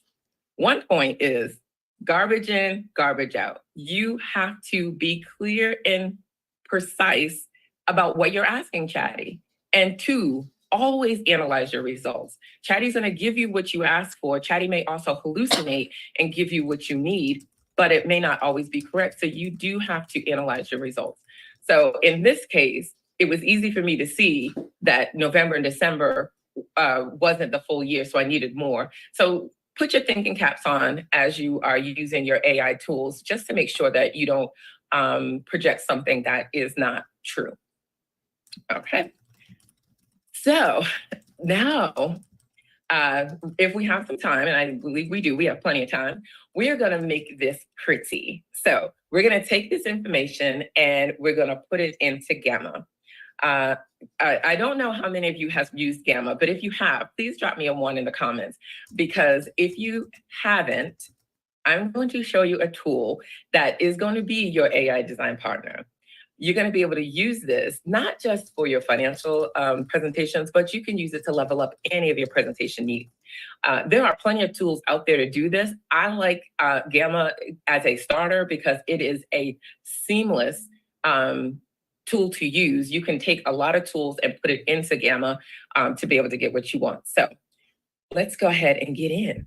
Okay. So I'm going to run through this fairly quickly, but I will stop and go back because of the fact that we do have some time. I'm going to stop and go back a little bit so that you can... Angela, before you put that on, can you do me a favor and just stop your share for a minute and reshare it full screen, because we're seeing it a little bit too small. So go back into Canva and share it full screen. I think that's might be what might be why we're seeing it small. So Is it still the same? yeah, it's still the same. Okay, hold on a second. I think I know why. Okay. I'm sharing it through Canva, and I told Canva not to share it full screen. Yeah, so have Canva share it full screen. I think that's, yep, that's better. It's better. Okay. Yep. Thanks. Okay. All right. So, So here's where I am putting it into. I'm putting it into Canva. What I did though, because Canva is going to actually allow you, and I'm going to go back just a little bit. Canva is going to actually allow you to do a couple different things. You can paste it into Canva. You can generate a prompt in Canva, meaning you can just type it in and create a one-line prompt, or you can upload a file or a URL. In this case, Chatty already created our prompt for us. So what I'm going to do is I'm going to actually go back over to ChatGPT, and I'm going to copy in what Chat created for us. So in the beginning, you remember this is where after the first prompt, all the information, and it gives us a handy little copy button there. And I'm just going to go in and I'm going to copy it in. Now, a couple of things. When ChatGPT gives us a response, it always starts off with what I call an intro and an outro. So that intro is usually like, sure, I can help you. Anything for you, Angela. And the outro is usually, if there's anything else you need, let me know. So I want to take those off because I don't need those to be a part of my prompt. But I also want to go back into Chatty because I want to be able to capture the downhill projections because that came in a separate bit of information. And remember, it gave us those results twice because the first results was November and December only. So we don't need that. Let's just go ahead and pick up those revised planning and put that into Gamma. But you want to take out that intro and that outro. Make sure that you grab all of that information and sweep that out of the way. And then you also want to take this time to read through again any information that Chatty has given you that you may want to adjust. In this particular case, it says revised projections because we revised it from the first one, November and December, but we don't need to put that here. So let's just change that to downhill. And then again, taking out that outro at the end. This is also the time that you want to look through and say, okay, is everything else in here that I want in here? Is there any additional information that I need? If not, I'm going to set this up and let it roll. And I'm going to set it up to be a presentation as opposed to a website or a document. At this point, it takes you over to the prompt editor. So this is where you get really nitty gritty. You can decide if you want it to be more detailed or brief. You decide where you want your images to come from. You can also decide how many cards or slides you're going to want. This allows you to really get into what the design is going to look like. I kind of left it alone, didn't make too many changes. Just went over to start picking a theme. And the themes are really fun because the themes really set the mood for the presentation. In this case, I decided I wanted to do something that kind of moody and pretty and flowy. So I picked the blue with the whimsical accents. And then I just let it generate and see what Gamma comes up with.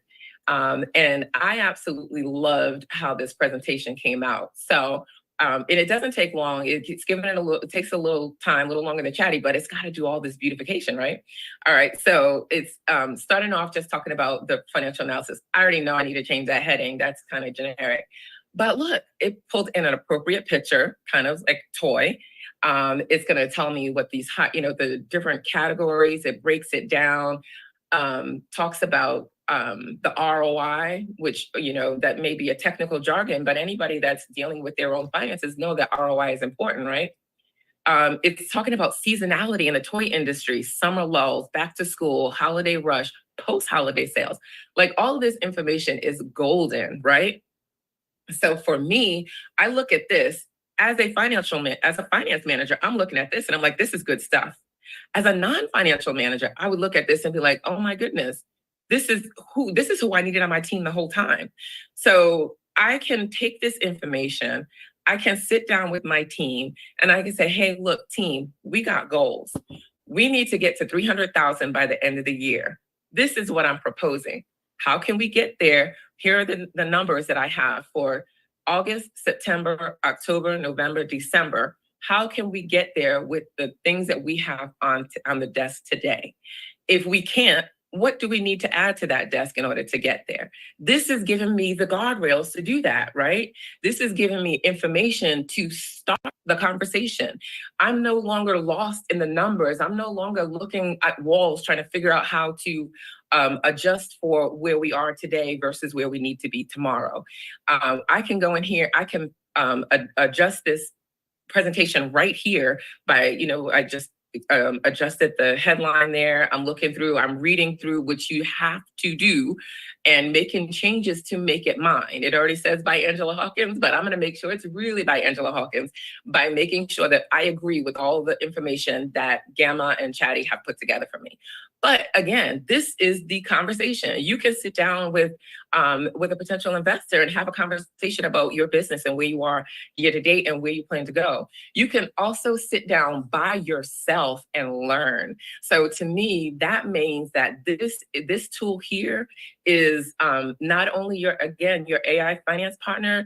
This is not only your AI design partner, but this is your tutor. This is your business tutor. This is helping you to make plans to move forward. Again, I say, there is a lull that a lot of small businesses are experiencing. There are a lot of small businesses that are closing their doors. And some of them may still close their doors even after doing something like this, but you'll do it with information that will help you make a decision. And the first decision I have to say is get AI on your team to make that decision. All righty, I'm gonna see if I can move forward. All right, so let's move forward to the next slide. Okay, so I am going to tell you about the free gift that I have for you. If you scan this QR code here, I am giving you your personalized financial guide. It's going to be right at your fingertips. So all the stuff that I just showed you in Chatty, where I actually created the prompt and created the prompt because I understand finance, I kind of create a prompt. Once you get a hang of it, you can do it too. You don't have to understand finance to do that. But I wanted to make it even easier for you by giving you a financial health check prompt, your GPT. So a GPT, as you heard from some of the other speakers, is a tool that you can use to run the play. So you don't have to know how to prompt to use this. What you have to know is, what question do you want to ask ChatGPT? I actually have 4 starter questions already in there for you. So when you scan this, I'm going to actually send you back that GPT so that you can run this health check on your own business. It's going to ask you for things, you could start off with simply your name and your business industry and your business name and your business industry, and it'll give you an idea of what the industry is doing. If you don't quite feel comfortable yet putting all of your information in there, then you can start off with just kind of giving it some fictitious numbers just to see what Chatty can do. But I guarantee you, once you get a comfort level with the fact that this ChatGPT is yours, no one else is sharing it, I'm not going to see it just because I created the GPT. I don't see your information. Feel comfortable, put your information in there. Don't even worry about keying it in. Upload it like I did. I created an upload and I put all the information in for XYZ widgets. I just uploaded a document and Chat was able to read through it and then digest it and give me back exactly what I needed. So again, I know finance is a lot for people to kind of break the fear on, but let AI help you do that with ChatGPT and Gamma. Yay, my favorite tools. Thank you, Angela. Thank you so much. Everybody give her a round of applause. I love it. I love it. And thank you so much for that freebie. We can all see like the value that freebie has. So I just wanted to say thank you for that. All right, everybody, if you would give her some feedback, you can scan the QR code. You can also see it in the chat. Also, Jody Ann put the link to her freebie in the chat. So look in the chat. You might have to scroll up a little bit and grab her freebie so you can connect with her. And there she is. Jody just put it again. So you can really use that financial health analysis that she's giving everybody for what? For free. So grab it. Thank you, Angela. I appreciate it. Everybody say bye to Angela. Make sure that you give her the feedback. And please make sure that you grab her freebie. All right. guess what? We've got two M's, Monique and Michelle, coming up next.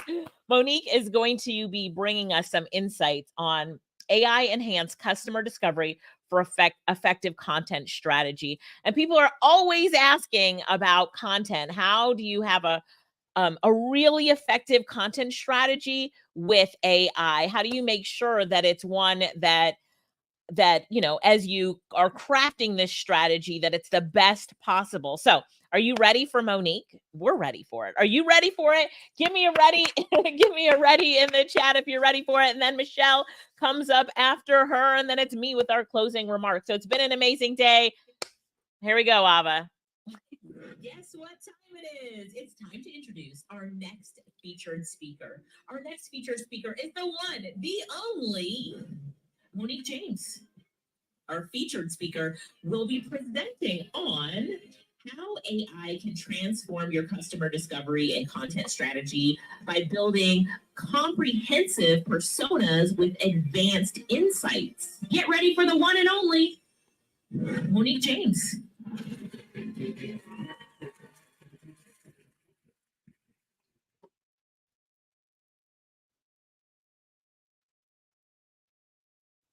I hope y'all are ready for this. I hope you are ready for the shenanigans. We are ready.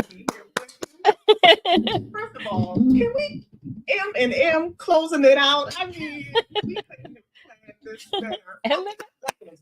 Okay, so before we get into this conversation, you all, I have a request. So I am going to drop a request in the chat. And if you are feeling adventurous for this content strategy conversation that we are about to have, I hope you will respond to the request. I'm not going to tell you what it is yet, but I promise you somebody who responds is going to be glad that they did. So I'm dropping the request in the chat.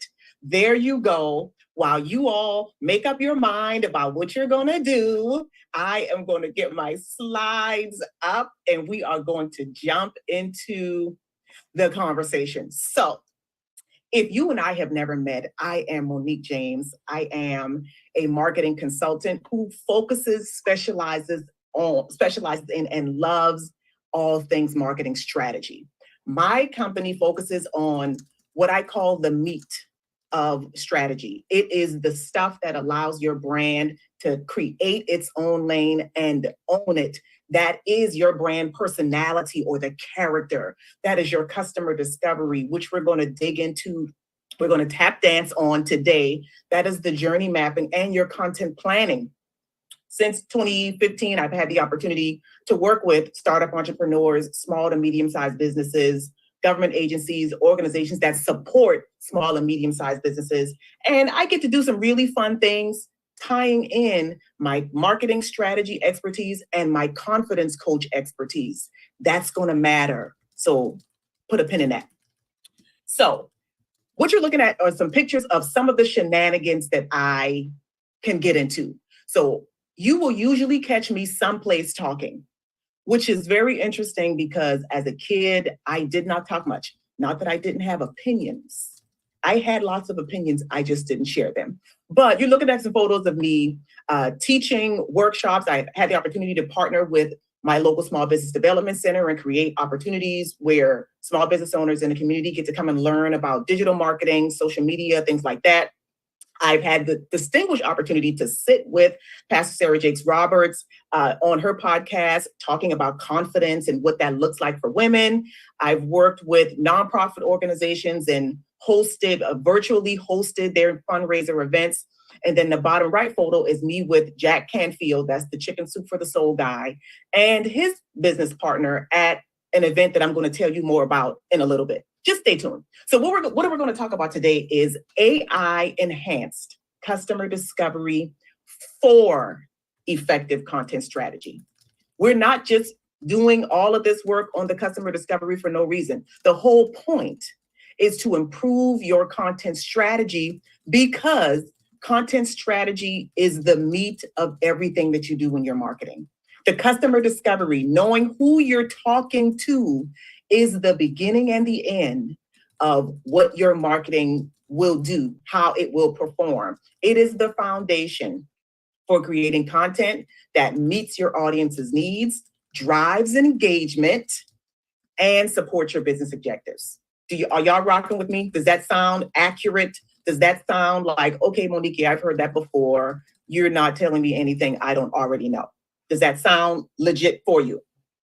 So when people like me talk about customer discovery and we use these very jargony industry type language, sometimes the why can get lost. Sometimes we forget to tell people, we forget to lead with why this stuff is important, right? So why does customer discovery matter? It matters because there's no point in doing any form of marketing if you don't know who you're talking to. Period, as the kids say. Knowing who the humans are on the other side of your marketing messages matters, because that is where you get to the money. That is where you make the sales, you make the conversions, you do all of the things that you want your business to fund and to allow you to do in your life. Knowing who your customers are allows you, with your marketing messages, to create the intersection between what you want and what they want. And customer discovery supports your strategy. I like to use this example. I'm not a builder. I am not handy. I mean, I can hammer a nail, but that's about it because I'm not messing up my nail polish. When you're thinking about customer discovery and marketing strategy, your customer discovery is the floor upon which your marketing strategy is built.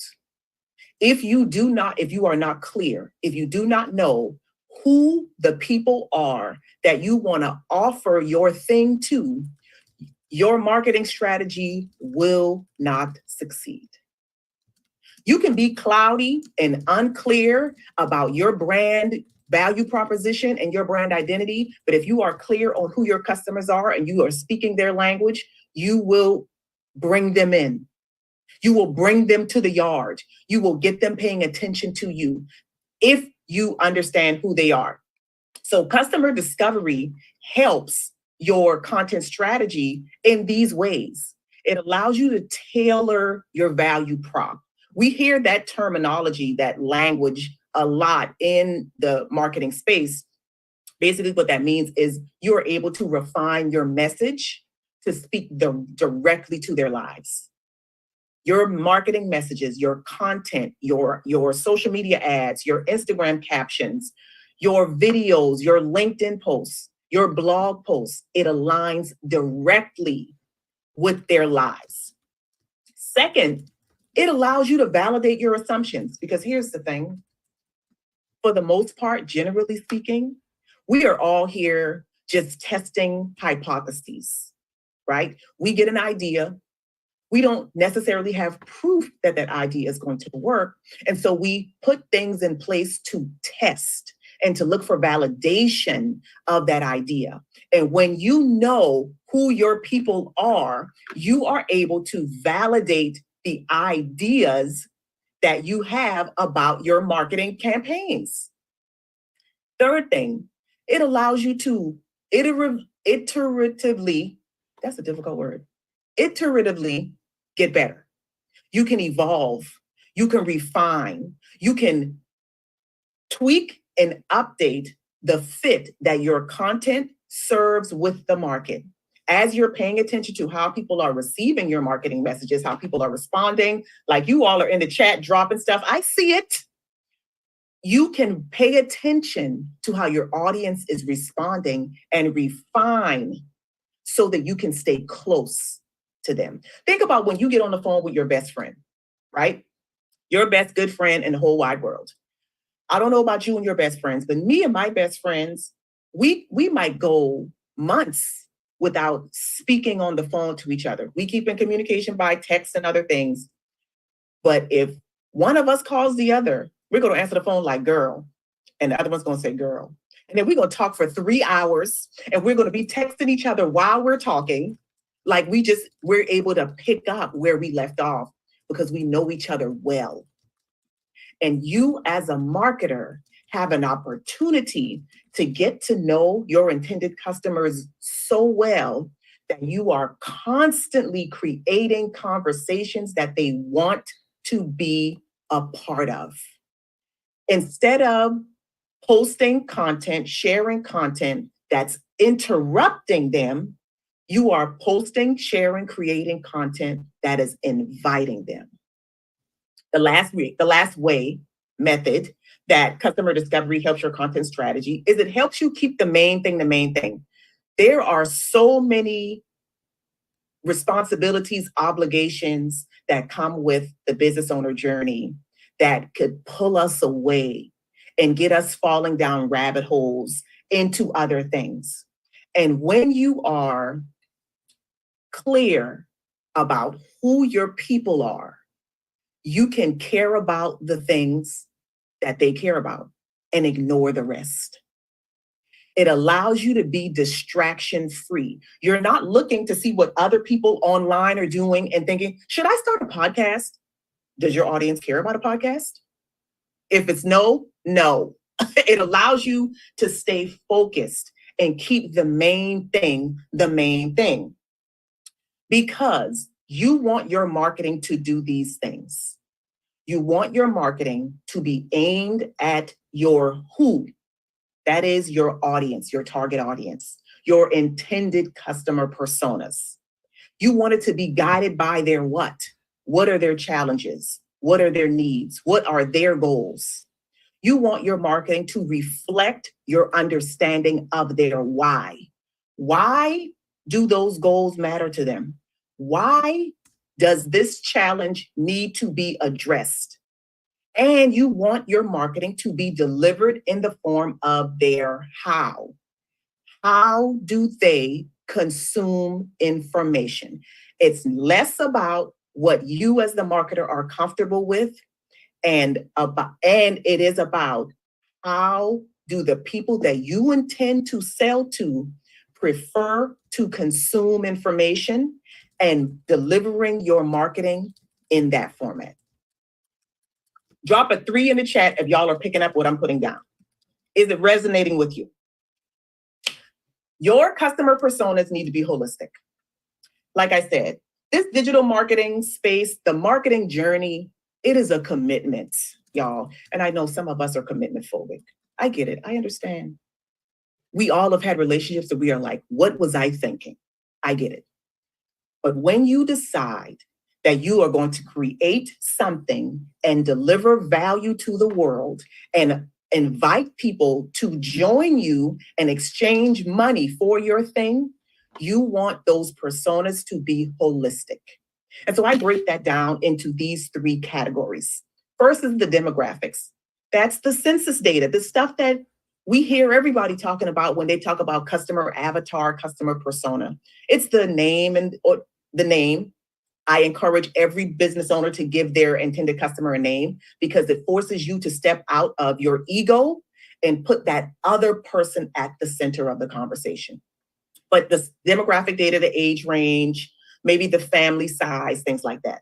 Psychographics. This is the deep stuff. This is the invisible stuff, the values, their social status, their desires, their goals, their motivations. Because you can design your marketing to speak to all of those things, to show that you get it, to show that you get them. And then the third tier is their lifestyle habits and their preferences. Are they watching reality TV? Do they go to the comic book store? Do they travel? What countries? What do they usually do on weekends? Those types of things. You can, again, allow all of these elements to be reflected in your marketing once you've taken the time to understand what that persona looks like. And so in my work, I've had the opportunity and have been doing this customer persona, this customer discovery work for a long time. And I want to talk about 2 examples of where the customer discovery piece showed up and it turned into a boost in the bottom line. So the photo on the left that you're looking at is me, and that is NFL Hall of Famer Will Shields. He played for the Kansas City Chiefs He let me put his Super Bowl ring on. It did not fit.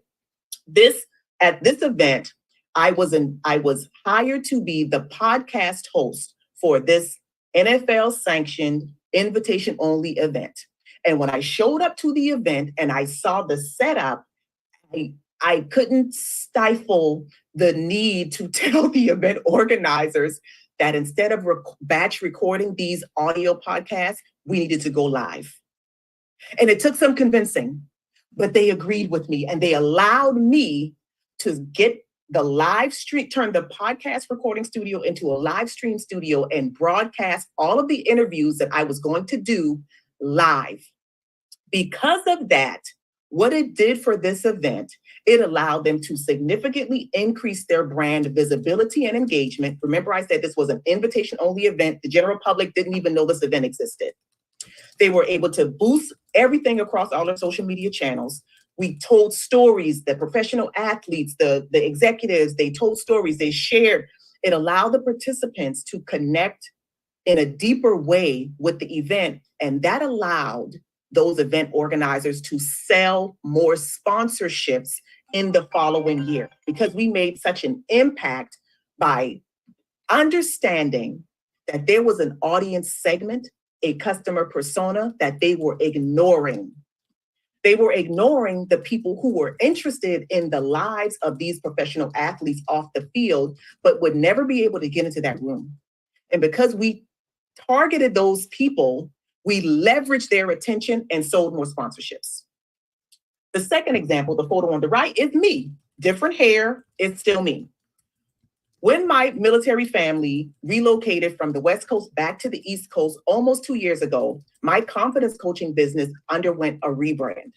And as a part of that rebrand, I decided I needed to create a new product to show that I had a better understanding of what my audience needed from me. And so what you're looking at in that photo is me holding a product that through the AI enhanced customer discovery, I created the Inner Strength Journal, and that product is now available on Amazon, and it continues to generate passive income for that brand. So when I thought about what my customer discovery process looked like and how I could leverage AI to help me expand my approach to more people, of course, nothing existed. And so I had to create it. And so I want to show you the Build My Initial Persona assistant. And so what I'm going to do really quickly before our time runs up is I'm scrolling through the chat, and one of you who took the invitation to do this adventurous thing with me and drop your information in the chat, I'm going to put your information into the Build My Initial Persona assistant, and we're going to see what it does. Let's see. Okay, Janice. Okay, I'm just picking Janice. I'm just going to pick Janice. Okay, I'm going to copy Janice's information from the chat. I'm going to demonstrate the tool. So you go to the tool. Hi there. Let's get started.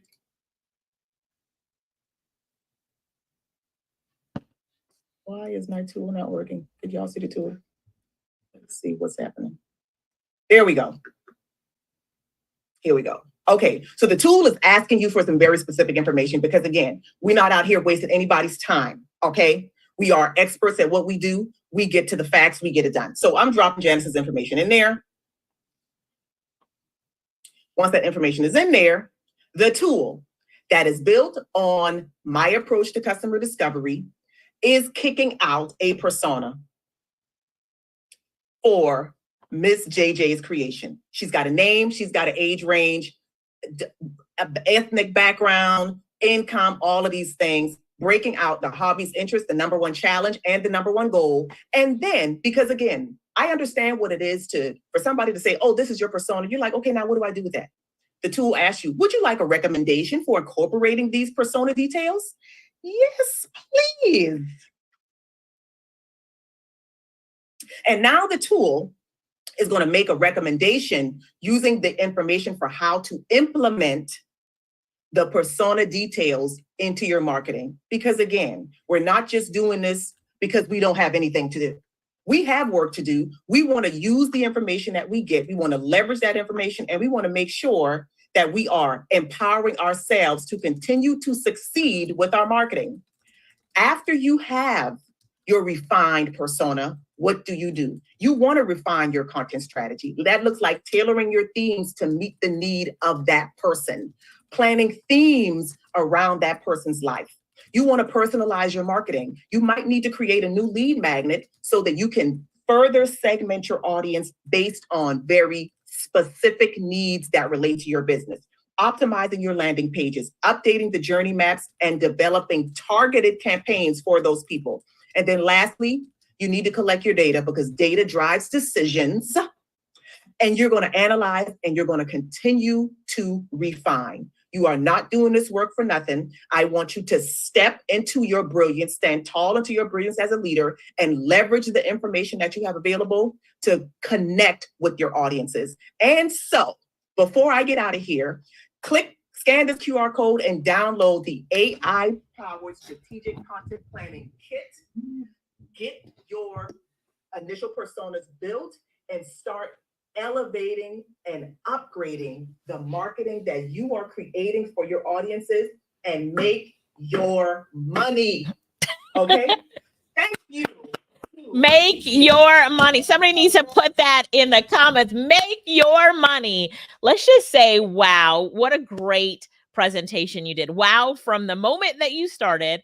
And if everybody would give her some feedback right there, there is her feedback form. And I can say, let's look at, yes, Jody Ann just put her link for her freebie in the chat, AI Power Strategic Content Planning Kit. It is her freebie, so make sure you get it. Look in the chat, scroll up, you'll see Jody Ann just dropped it there. Give her some feedback and a lot of really great insights. I saw in the chat things that people would do so much differently with their business and things that they understand now. So clarity, I think, was one of the big takeaways that a lot of people, especially business owners, got. So I just want to give you a round of applause and say thank you for that. And thank you for sharing so openly. You did a really great job. So yeah, give it up to her one more time. And she brought the energy. Make your money. And she brought the energy. So I love it. I love it. And congratulations to everybody who actually took action while she was presenting. And we see you in the comments. Like, you took action and you were working it in the comments. You were working it. All right. So are you ready for our next speaker? Our next speaker. Yeah, you are ready, right? Are you ready for our next speaker? Let's do that one more time. Oh, we have to pull out the hype button for the last time of the day using the hype button, because Michelle totally gets this hype button. I just love her topic. It's just AI powered. Create, lead, engage, convert. Are you ready for it? All right, let's go ahead and play the intro video for Michelle. Guess what time it is? It's time to introduce our next featured speaker. Our next featured speaker is the one, the only Michelle Runge. Our featured speaker will be presenting on, with over 2 decades of experience, she revolutionizes how businesses harness the power of AI. Her hands-on training transforms complexity into clarity, empowering teams to achieve more. Get ready for the one and only Michelle Runge.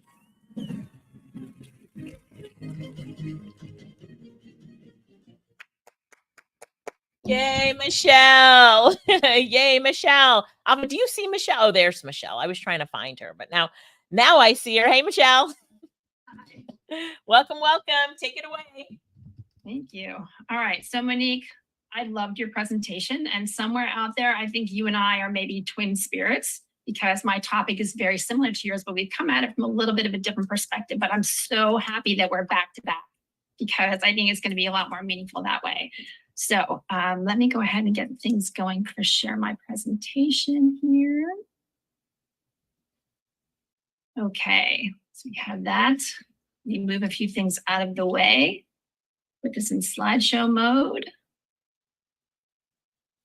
Okay. All right. So I want to thank Alicia as well as Laurette for putting this event together. I'm super excited to be here. Like everybody else, I am a third-party independent presenter here, and what I'm going to be talking about today is based on my own experience and expertise. So a little bit more about me. I have 25 years experience in sales, account management, and customer success, which is all about customer retention. I've worked with entrepreneurs, small and medium-sized businesses, as well as enterprise clients. And I've actually been lucky enough to be part of scaling a few startups from 6 million to 100 million in the SaaS and EdTech space. I've become an AI enthusiast after having done some training with Alicia, and I'm super excited to be here. Now, I'm sharing my background with you just to let you know that I may have been in some of my previous experience where some of you are right now. You're trying to figure out what that next step is. How do you scale your business? Or perhaps you're kicking off a product for the first time. You're in the right place because of all the speakers that are here. I know you've learned as much as I have. So what I'm talking to you today is AI powered, and it is about the customer. It's how do you create, and I'm going to be talking about the customer personas. How do you then create those leads, engage, and convert that? Before I get started, I want to start with a little poll. So in the chat, I'm going to ask you where you stand when it comes to AI.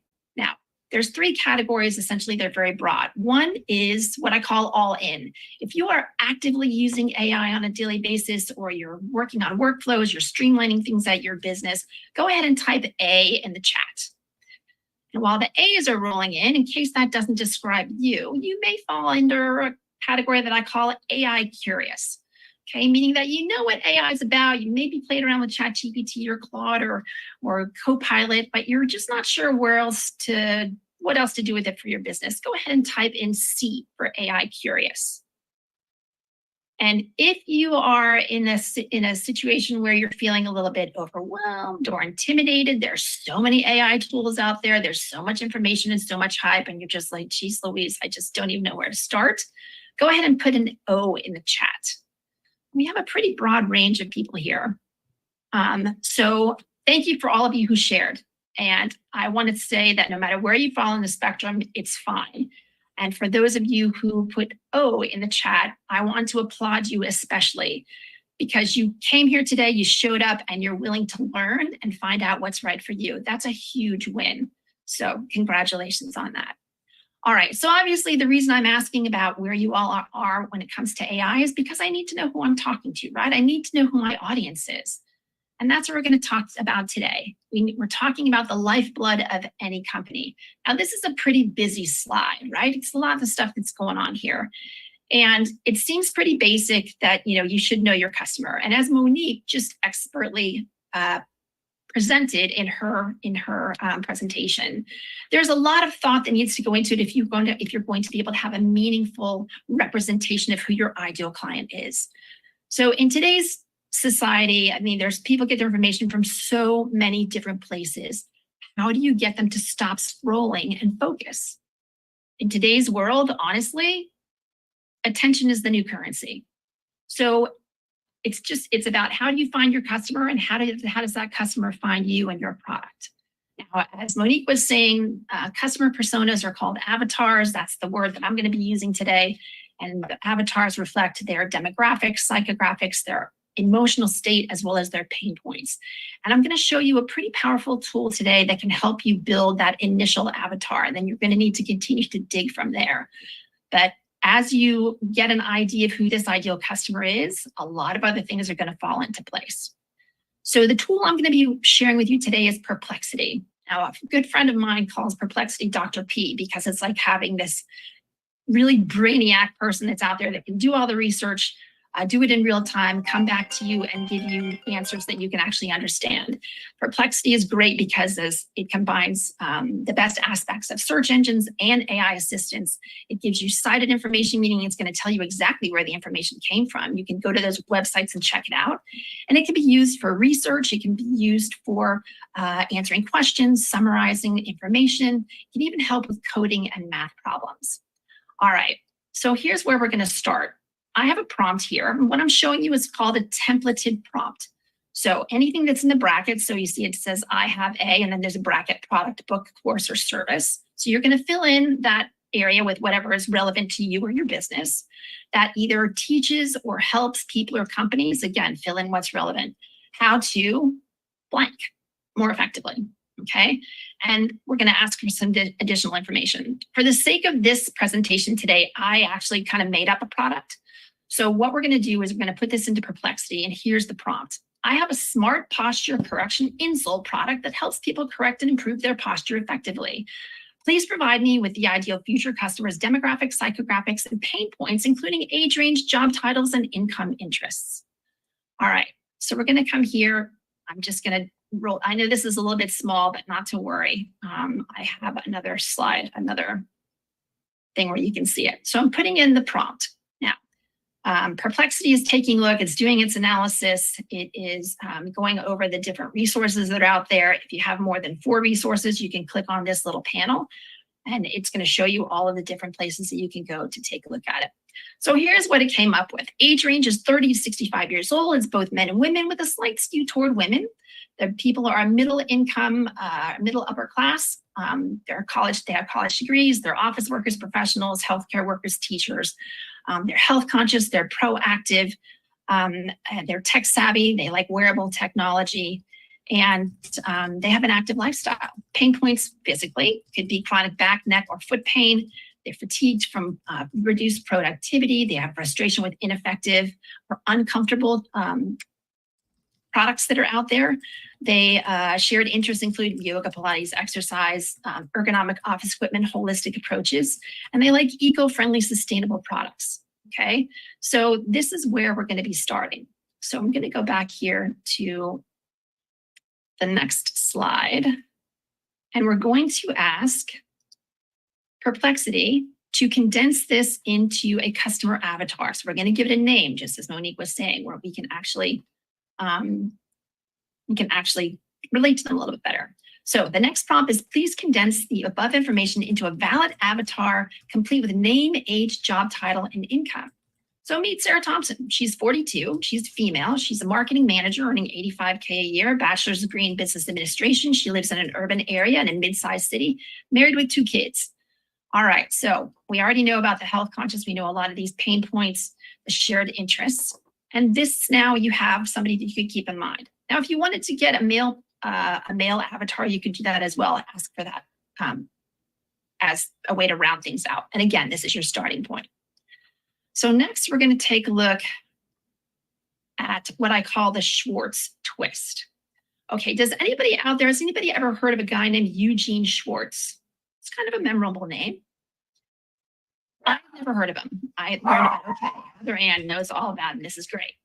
All right, so Eugene Schwartz is actually known as one of the best copywriters of all times. Ooh, Heather's got all his books. He wrote 10 books during his career, and he had a percentage of winning ads was 85%, which is one of the highest in all copywriting history. To put that in context that most people might understand, that's like having a Major League Baseball player have a batting average of 850. It's pretty much unheard of. In 1966, he wrote a book called Breakthrough Advertising: How to Write Ads That Shatter Traditions and Sales Records. Okay, now he said that you should never have to create when it comes to your advertising, your sales, and your content. You should never have to create. You should know your product right to the core and then be able to combine the details in different ways to reach and connect with your customers.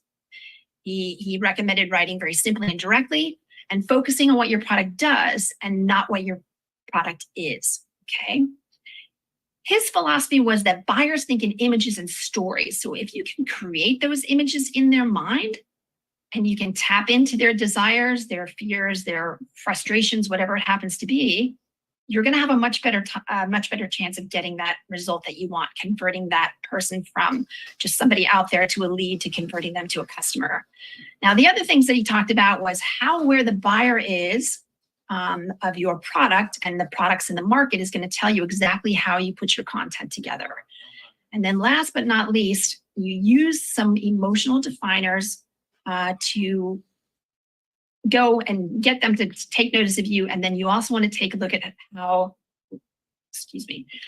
sophisticated the market is when it comes to your product. So we're going to put a couple of prompts into Perplexity, and we're going to take this to the next level. So according to Eugene Schwartz, what is the level of sophistication for the market surrounding this customer avatar? Now, Level one of this is that you're introducing a product to the market for the first time. Clearly, insoles are not new. This level stage two is that you're highlighting product's feature and capabilities. Stage three is you're emphasizing how the product benefits the customer. And then the next level is differentiating it from everybody else. And then finally, just being in market domination. So here we have the research that Perplexity did, that Dr. P did. Here are the different sources that it provided. And it's saying that based on this concept, that the market falls into a fairly sophisticated end of the stage. So you're looking at stage 3 and stage 4. So the product's not entirely new to the market, and that it's past just simply announcing it. And the features, there are features and benefits that are out there. Also, the avatar, Sarah Thompson, is described as tech savvy, and she's aware of wearable technology. So she's familiar with it, also indicating an upper end. And then pain points we talked about. And so the recommendations are that you focus on explaining how the product works differently than what's on the market and introducing the new mechanism, which is a smart technology. And then amplify the product's uniqueness and address it specifically to those pain points. Okay, so clearly communicating this unique technological features is how it provides customized support and the ability to offer data and feedback on posture improvement are the aspects that are going to align with our avatar. Okay, so now we're going to go back and we're going to take a quick look at, we're going to go back and take a look at the level of awareness of our avatar. So how aware is Sarah? So in this one, it's at stage 4. So stage 1, when it comes to buyer awareness, is level 1 is they're not even aware that they have a problem, let alone any potential solutions. Number 2, they're aware that they have a problem at stage 2. Level 3, they're solution aware. They've started the research. And then level 4, they're product aware, meaning that they found my product or the product that they really think they want, but they haven't quite made the decision. And it's how do you push them into making the decision for your product? How do you set it apart? So we go down here, we say the characteristics that we've talked about already suggest that Sarah is at the product aware stage. She knows about the problem, her poor posture and its effects. She's aware of solutions, including insoles, and even knows that there's smart technology out there, but she may not be fully ready to make that purchase. So again, differentiate the product from competitors, highlight the unique features in smart insole, demonstrate how the product addresses her specific issues, offer proof through testimonials, case studies, and trial offers. Okay. So now we have that. So we've come a pretty good distance here, and we're going to go just even a little bit deeper. Okay, so now what we're going to do, next slide, is we're going to ask what painful things might Sarah be seeing, saying, hearing, thinking, or feeling. Now, we talked earlier about some of the, emotional and pain points. And with this point, this is what we call empathy mapping. Okay, so we're taking a look at really trying to get inside their head and get inside what emotions we can tap into to get them to understand and see our product. So she's seeing advertisements for ergonomic office furniture and posture correction devices. She's seeing social media posts, coworkers and friends have maybe some products that they're using. There's medical health related content that she's seeing. She's saying my back and neck are killing me after sitting all day. I need to find a solution. I wish I could find something that actually tracks and improves my posture. I feel tired and uncomfortable. She's hearing recommendations from friends. She's hearing advice from health professionals. She's maybe in discussions in wellness and fitness groups trying to manage preventing the pain. She's listening to podcasts. She's thinking that she needs to do something about her posture. She says that poor posture is affecting her productivity and her quality of life. And she wants something that not only corrects her posture, but gives her feedback on her progress. She's frustrated by what she's tried that doesn't work. She's self-conscious about the impact of her poor posture on her appearance and her confidence. She is motivated to find a long-term solution for her health and well-being. Okay, so now we have even deeper understanding of where she is and what she's going through. So the next thing that we're going to do is we are going to ask Dr. P to compile all of this information into a written report as if telling a story about Sarah so that we can better relate to them as a person and also see if we can create a story for marketing or sales. Could be a sales script too. All right, so here we go. Meet Sarah Thompson, 42. 42-year-old marketing manager living in a bustling mid-city. We know what she's making. Her day typically begins with a quick yoga session before she heads to her office job. She settles into her ergonomic chair and can't help but sigh, knowing that despite her best efforts and after hours of sitting await her, and she's going to be having pain. Not again, she mutters. By midday, she's catching a reflection of herself hunched over her computer, and she thinks about all the products that she's tried. During a lunch break, she scrolls through her social media feed. She's pausing on an article about the long-term health impacts of poor posture, and she thinks to herself, I really need to do something about this before it gets worse. Her concern isn't just about the physical pain. Sarah worries about how her posture affects her appearance and her confidence in client meetings. After work, she heads to a local gym for a Pilates class, and as she's stretching, she happens to overhear two classmates discussing a new smart insole that helps correct posture. She makes a mental note. At home, she hugs the kids. Her husband notices that she's wincing and asks if she found anything yet. She said she's still looking, but she's hoping there's a solution out there. Before bed, she browses online. And that's, this whole thing could be an advertisement or a YouTube commercial. So again, starting place. So to market effectively to Sarah and similar customers, emphasize how the smart insole product personalizes data-driven posture correction. Highlight the product's ability to integrate her active lifestyle and tech-savvy nature, and address her concerns about long-term health impact and productivity. And then, of course, showcase testimonials from professionals with similar lifestyles and pain points, and demonstrate how the product stands out from the traditional insoles and other posture correction products on the market. So now, again, you have a pretty solid place, and it's time to keep digging for your specific product. Okay. So this is one tool and one set of prompts to get to know a customer avatar. Where else do you think AI might be able to help you in your business? It can streamline and help out with bottlenecks, relieve people from having to do repetitive tasks, inefficiencies, things that are time intensive. All these things are going to help with your productivity and can certainly lead to better job satisfaction if people are getting to focus on more meaningful work. So in my opinion, it's always best to start where you're comfortable. If this was a little bit too much for you, dip your toe in, try one thing at a time. I also think that AI is not a one-size-fits-all. I really believe in tailored solutions based on an organization's specific needs and goals. All right, so thank you for hanging out with us all day today. Thank you for listening to me, the last speaker of the day. There's a QR code here. I didn't realize that Alicia and the team were doing feedback. So this is the QR code for feedback. And when you get the chance, the Insight Summit 24 is the code. And when prompted to that one, it's going to take you to my giveaways for today. I have the prompts from today's session. I have a LinkedIn article on my pal Eugene, give you a little bit more information about who he is. He was fantastic. I have a free ebook that I put together just for this, this summit. So it's everything from training ChatGPT to creating a detailed customer avatar, starting small with AI if you're a small business, right on to upskilling your people and scaling solutions. I'd love to connect with you on LinkedIn, and my email is there as well. So thank you so much for joining me. Thank you, Michelle. And we had a blast too. So thank you so much. So to avoid confusion, you don't have to answer our feedback form for Michelle because she's doing it herself here. And that's the way that you also get her freebie. Got it? So make sure that you sign up here, scan the QR code. And I love the article, 11 Lessons from Eugene Schwartz to Becoming a Better Copywriter. So we don't have to buy every book that like Heather did, right? How many books did she say she bought? He wrote 10. He wrote 10. I love it. I love it. And thank you for your free ebook as well. So everybody, let's give it up for Michelle. I'm going to leave this up for a few more seconds. We put it in the chat. All right. We have it in the chat.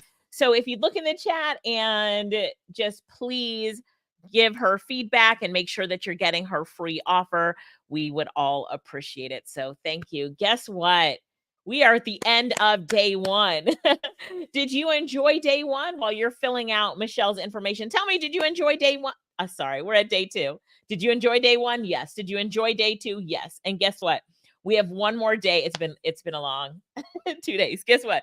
We have one more day coming up, and that's day number 3. Let's talk about day number 3. Let's talk about the free gift that you get, which is $1 to the AI Experts Club. I don't know if Lorette's here, but I can bring her up for that. Hang on one second.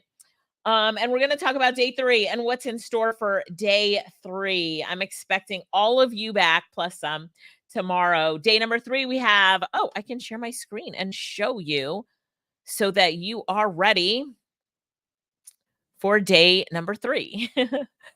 Day number 3, we have Nadine Matthews Blair coming to us. I don't know if she'll be in Jamaica or if she'll be in Canada, but she's telling us about the top AI tools for startups and small businesses. We have John Williams Carter. He's going to talk about AI avatars. Rachel, she's going to talk about using AI for inclusive workplaces for people with disabilities. Bash, he's going to be telling us about AI to craft resumes. Come on. Jessica, unlocking the power of AI to empower business operations and revenue growth. Dwayne Ross, AI and learning development. Come on, if you want to know how to make some courses tomorrow, Dwayne's going to show us Dr. LaFara Young.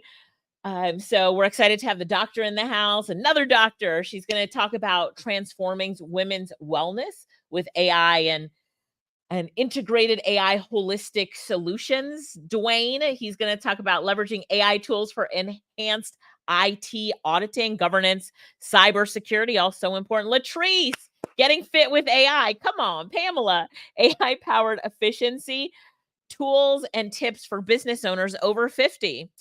Erica Horton, she's going to talk about the ultimate healthcare, AI at the intersection of patient care and education. Taisha, she's going to talk about digital tools for the busy entrepreneur. Any busy entrepreneurs out there? Yeah. Brigitte, real strategies for lasting change using AI and personal development. Felicia, spark your wealth, financial empowerment. And then I'm coming back and talking about capitalizing on the AI boom, how learning AI can elevate your career and business tenfold, hundredfold. Let's keep going. So we're excited for you guys to come back and see us tomorrow. So so invite a friend or 2 or 3, be prepared. Make your lunch ahead of time. Brown bag lunches tomorrow. And I don't know if Lorette is here, but Lorette, if you're here, can you come up with me as we wrap everything out? Also, Dadrian, can you put back in the offer for the AI Experts Club? So the free offer or the bonus gift we had for everybody was our AI Experts Club, which is where you can come learn more AI from myself, from Lorette, and from our entire team. And it's $1 for the first month. It's only $37 a month, but we wanted to give everybody the opportunity to keep the AI training going twice a month. We're live with you with trainings. We have on-demand trainings. Lorette, did you want to say anything else before we do the final wrap up? I can tell you're like this. Just an amazing day, And like you said, before you get AI experts, as you can tell by all this information that was shared today, AI moves very fast. Very You have fast. to keep up with it. Yep. So that's one of the reasons why we have the AI Experts Club. So I know we have a lot of people in here that are already in it. Who's in the AI Experts Club? Just put it in me. I know we have a lot in here. A lot of speakers are in the AI Experts Club as well. So if you want to network with some of the speakers and look at all these people putting me in there. But if you're not in the AI Experts Club, it's definitely something that you need to become a part of to stay on top of AI. There's so many great benefits that I don't need to go into all of it right now. All you need to know is that it's $1 for 30 days. That's it. $1. Right. I'm looking at my desk for $1 if anybody wants it. Learn more about AI, and we hope to see you in there. So only $1 for 30 days.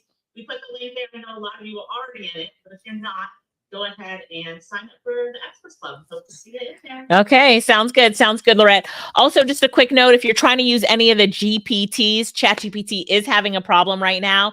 I will blame it on all of you here that the use of ChatGPT by the summit attendees today has taken down OpenAI servers. You crashed the servers. Oh my gosh, look what they did, Lorette. They crashed the servers. But try back a little bit later. So it is actually down. So any of you trying to use those GPTs right now, it is actually down. It is not being mean to you. Some people thought it was them, right? They thought it was them, but it is not. It actually did go down. So I just want to say thanks again to everybody. We'll see you at what time tomorrow? Who knows what time we're starting tomorrow? Let's see it in the chat. 10 a.m. 10 a.m. Lorette, Stan Jetta asked just to recap a little bit about what's in the Experts Club.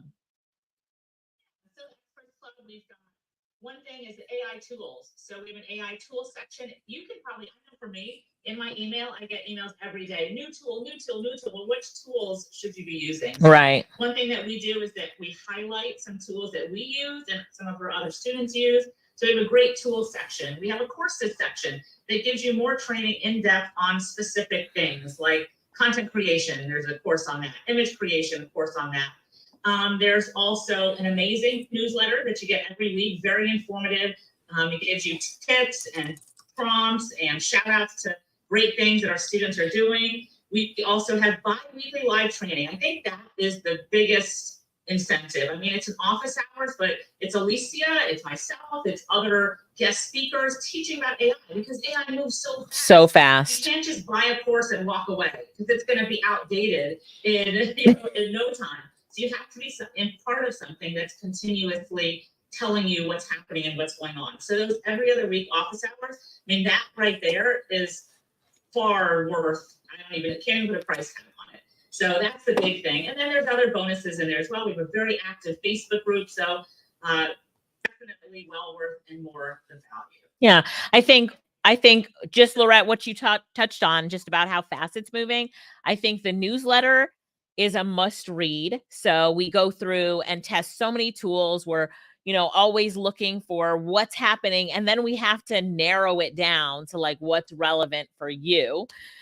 We test hundreds of tools, but we only bring you the best ones that we continue using. So there's a lot in the Experts Club that keeps you up to date. And then if you think about just the measurable impact of AI, like learning one new tool, one new strategy, what would that mean to you professionally, personally, in your business, those of you who are business owners and entrepreneurs. So it's a no-brainer and you can cancel anytime. It's just $1. We wanted to do it for free, but the merchant provider won't let you do it for free. You have to do at least $1. So we had to put that out there. I also want to say, when you go to that link, you're actually going to see that there's other options. So $1 is the lowest one that you can do, but we actually recommend there's different levels. You can do 3 months, 6 months. I see is asking about an annual plan. Yes, it is an annual plan. I know we have a lot of annual plan members in here as well. So the more you get it, the more money that you'll save. So we recommend, of course, the 3 months, 6 months is the most popular one,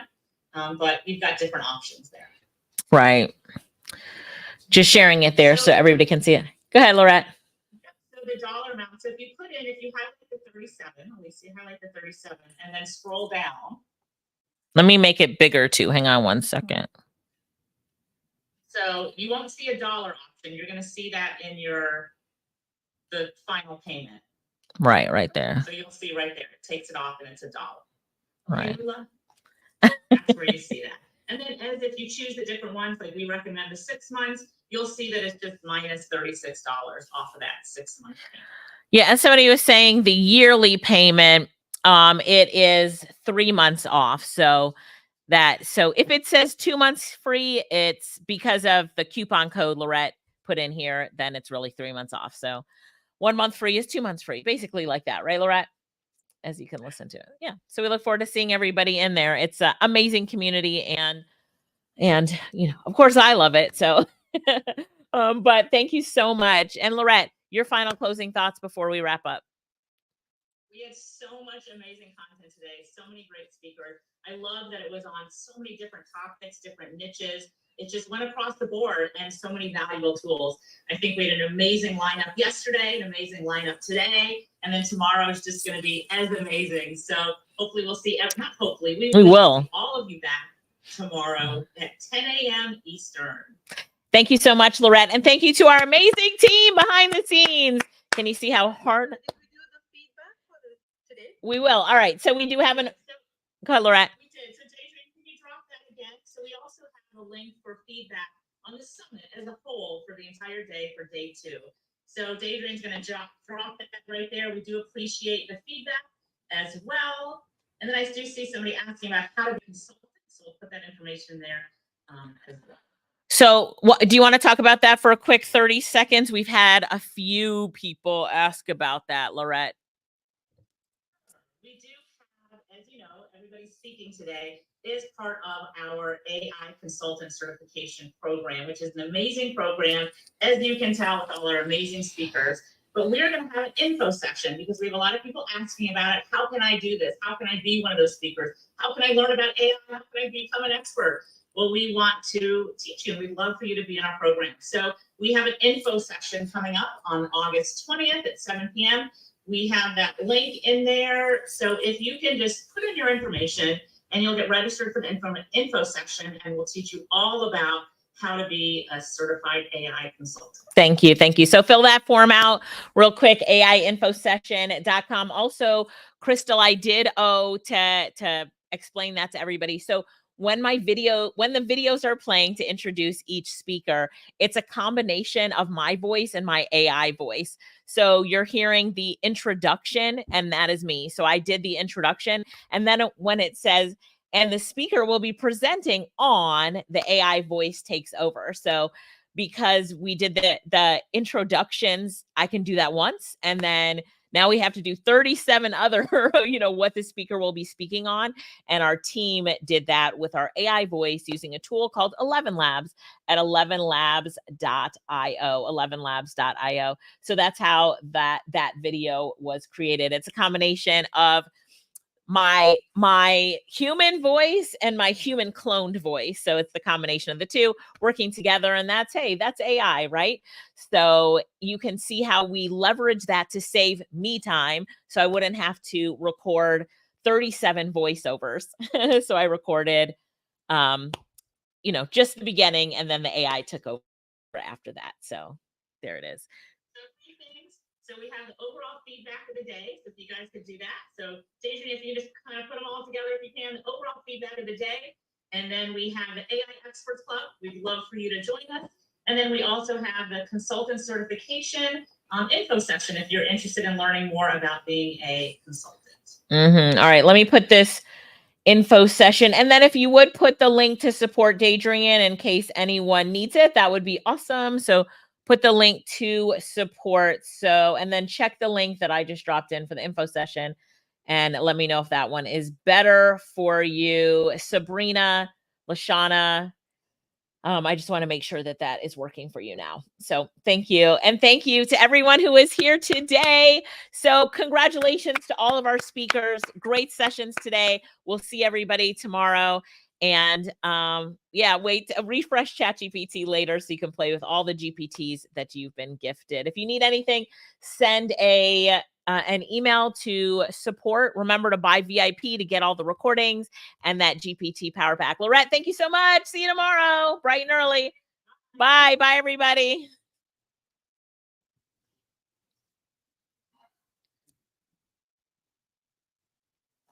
Bye. Recording stopped.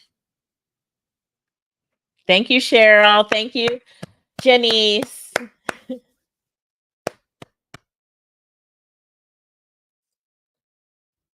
Bye. Bye, Donna.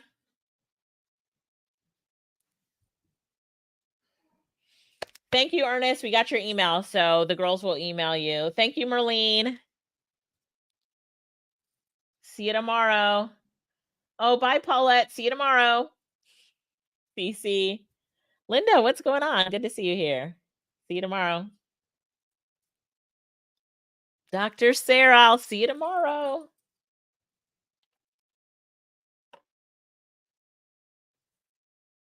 Hey, Victoria. Glad you could make it. Glad you could make it.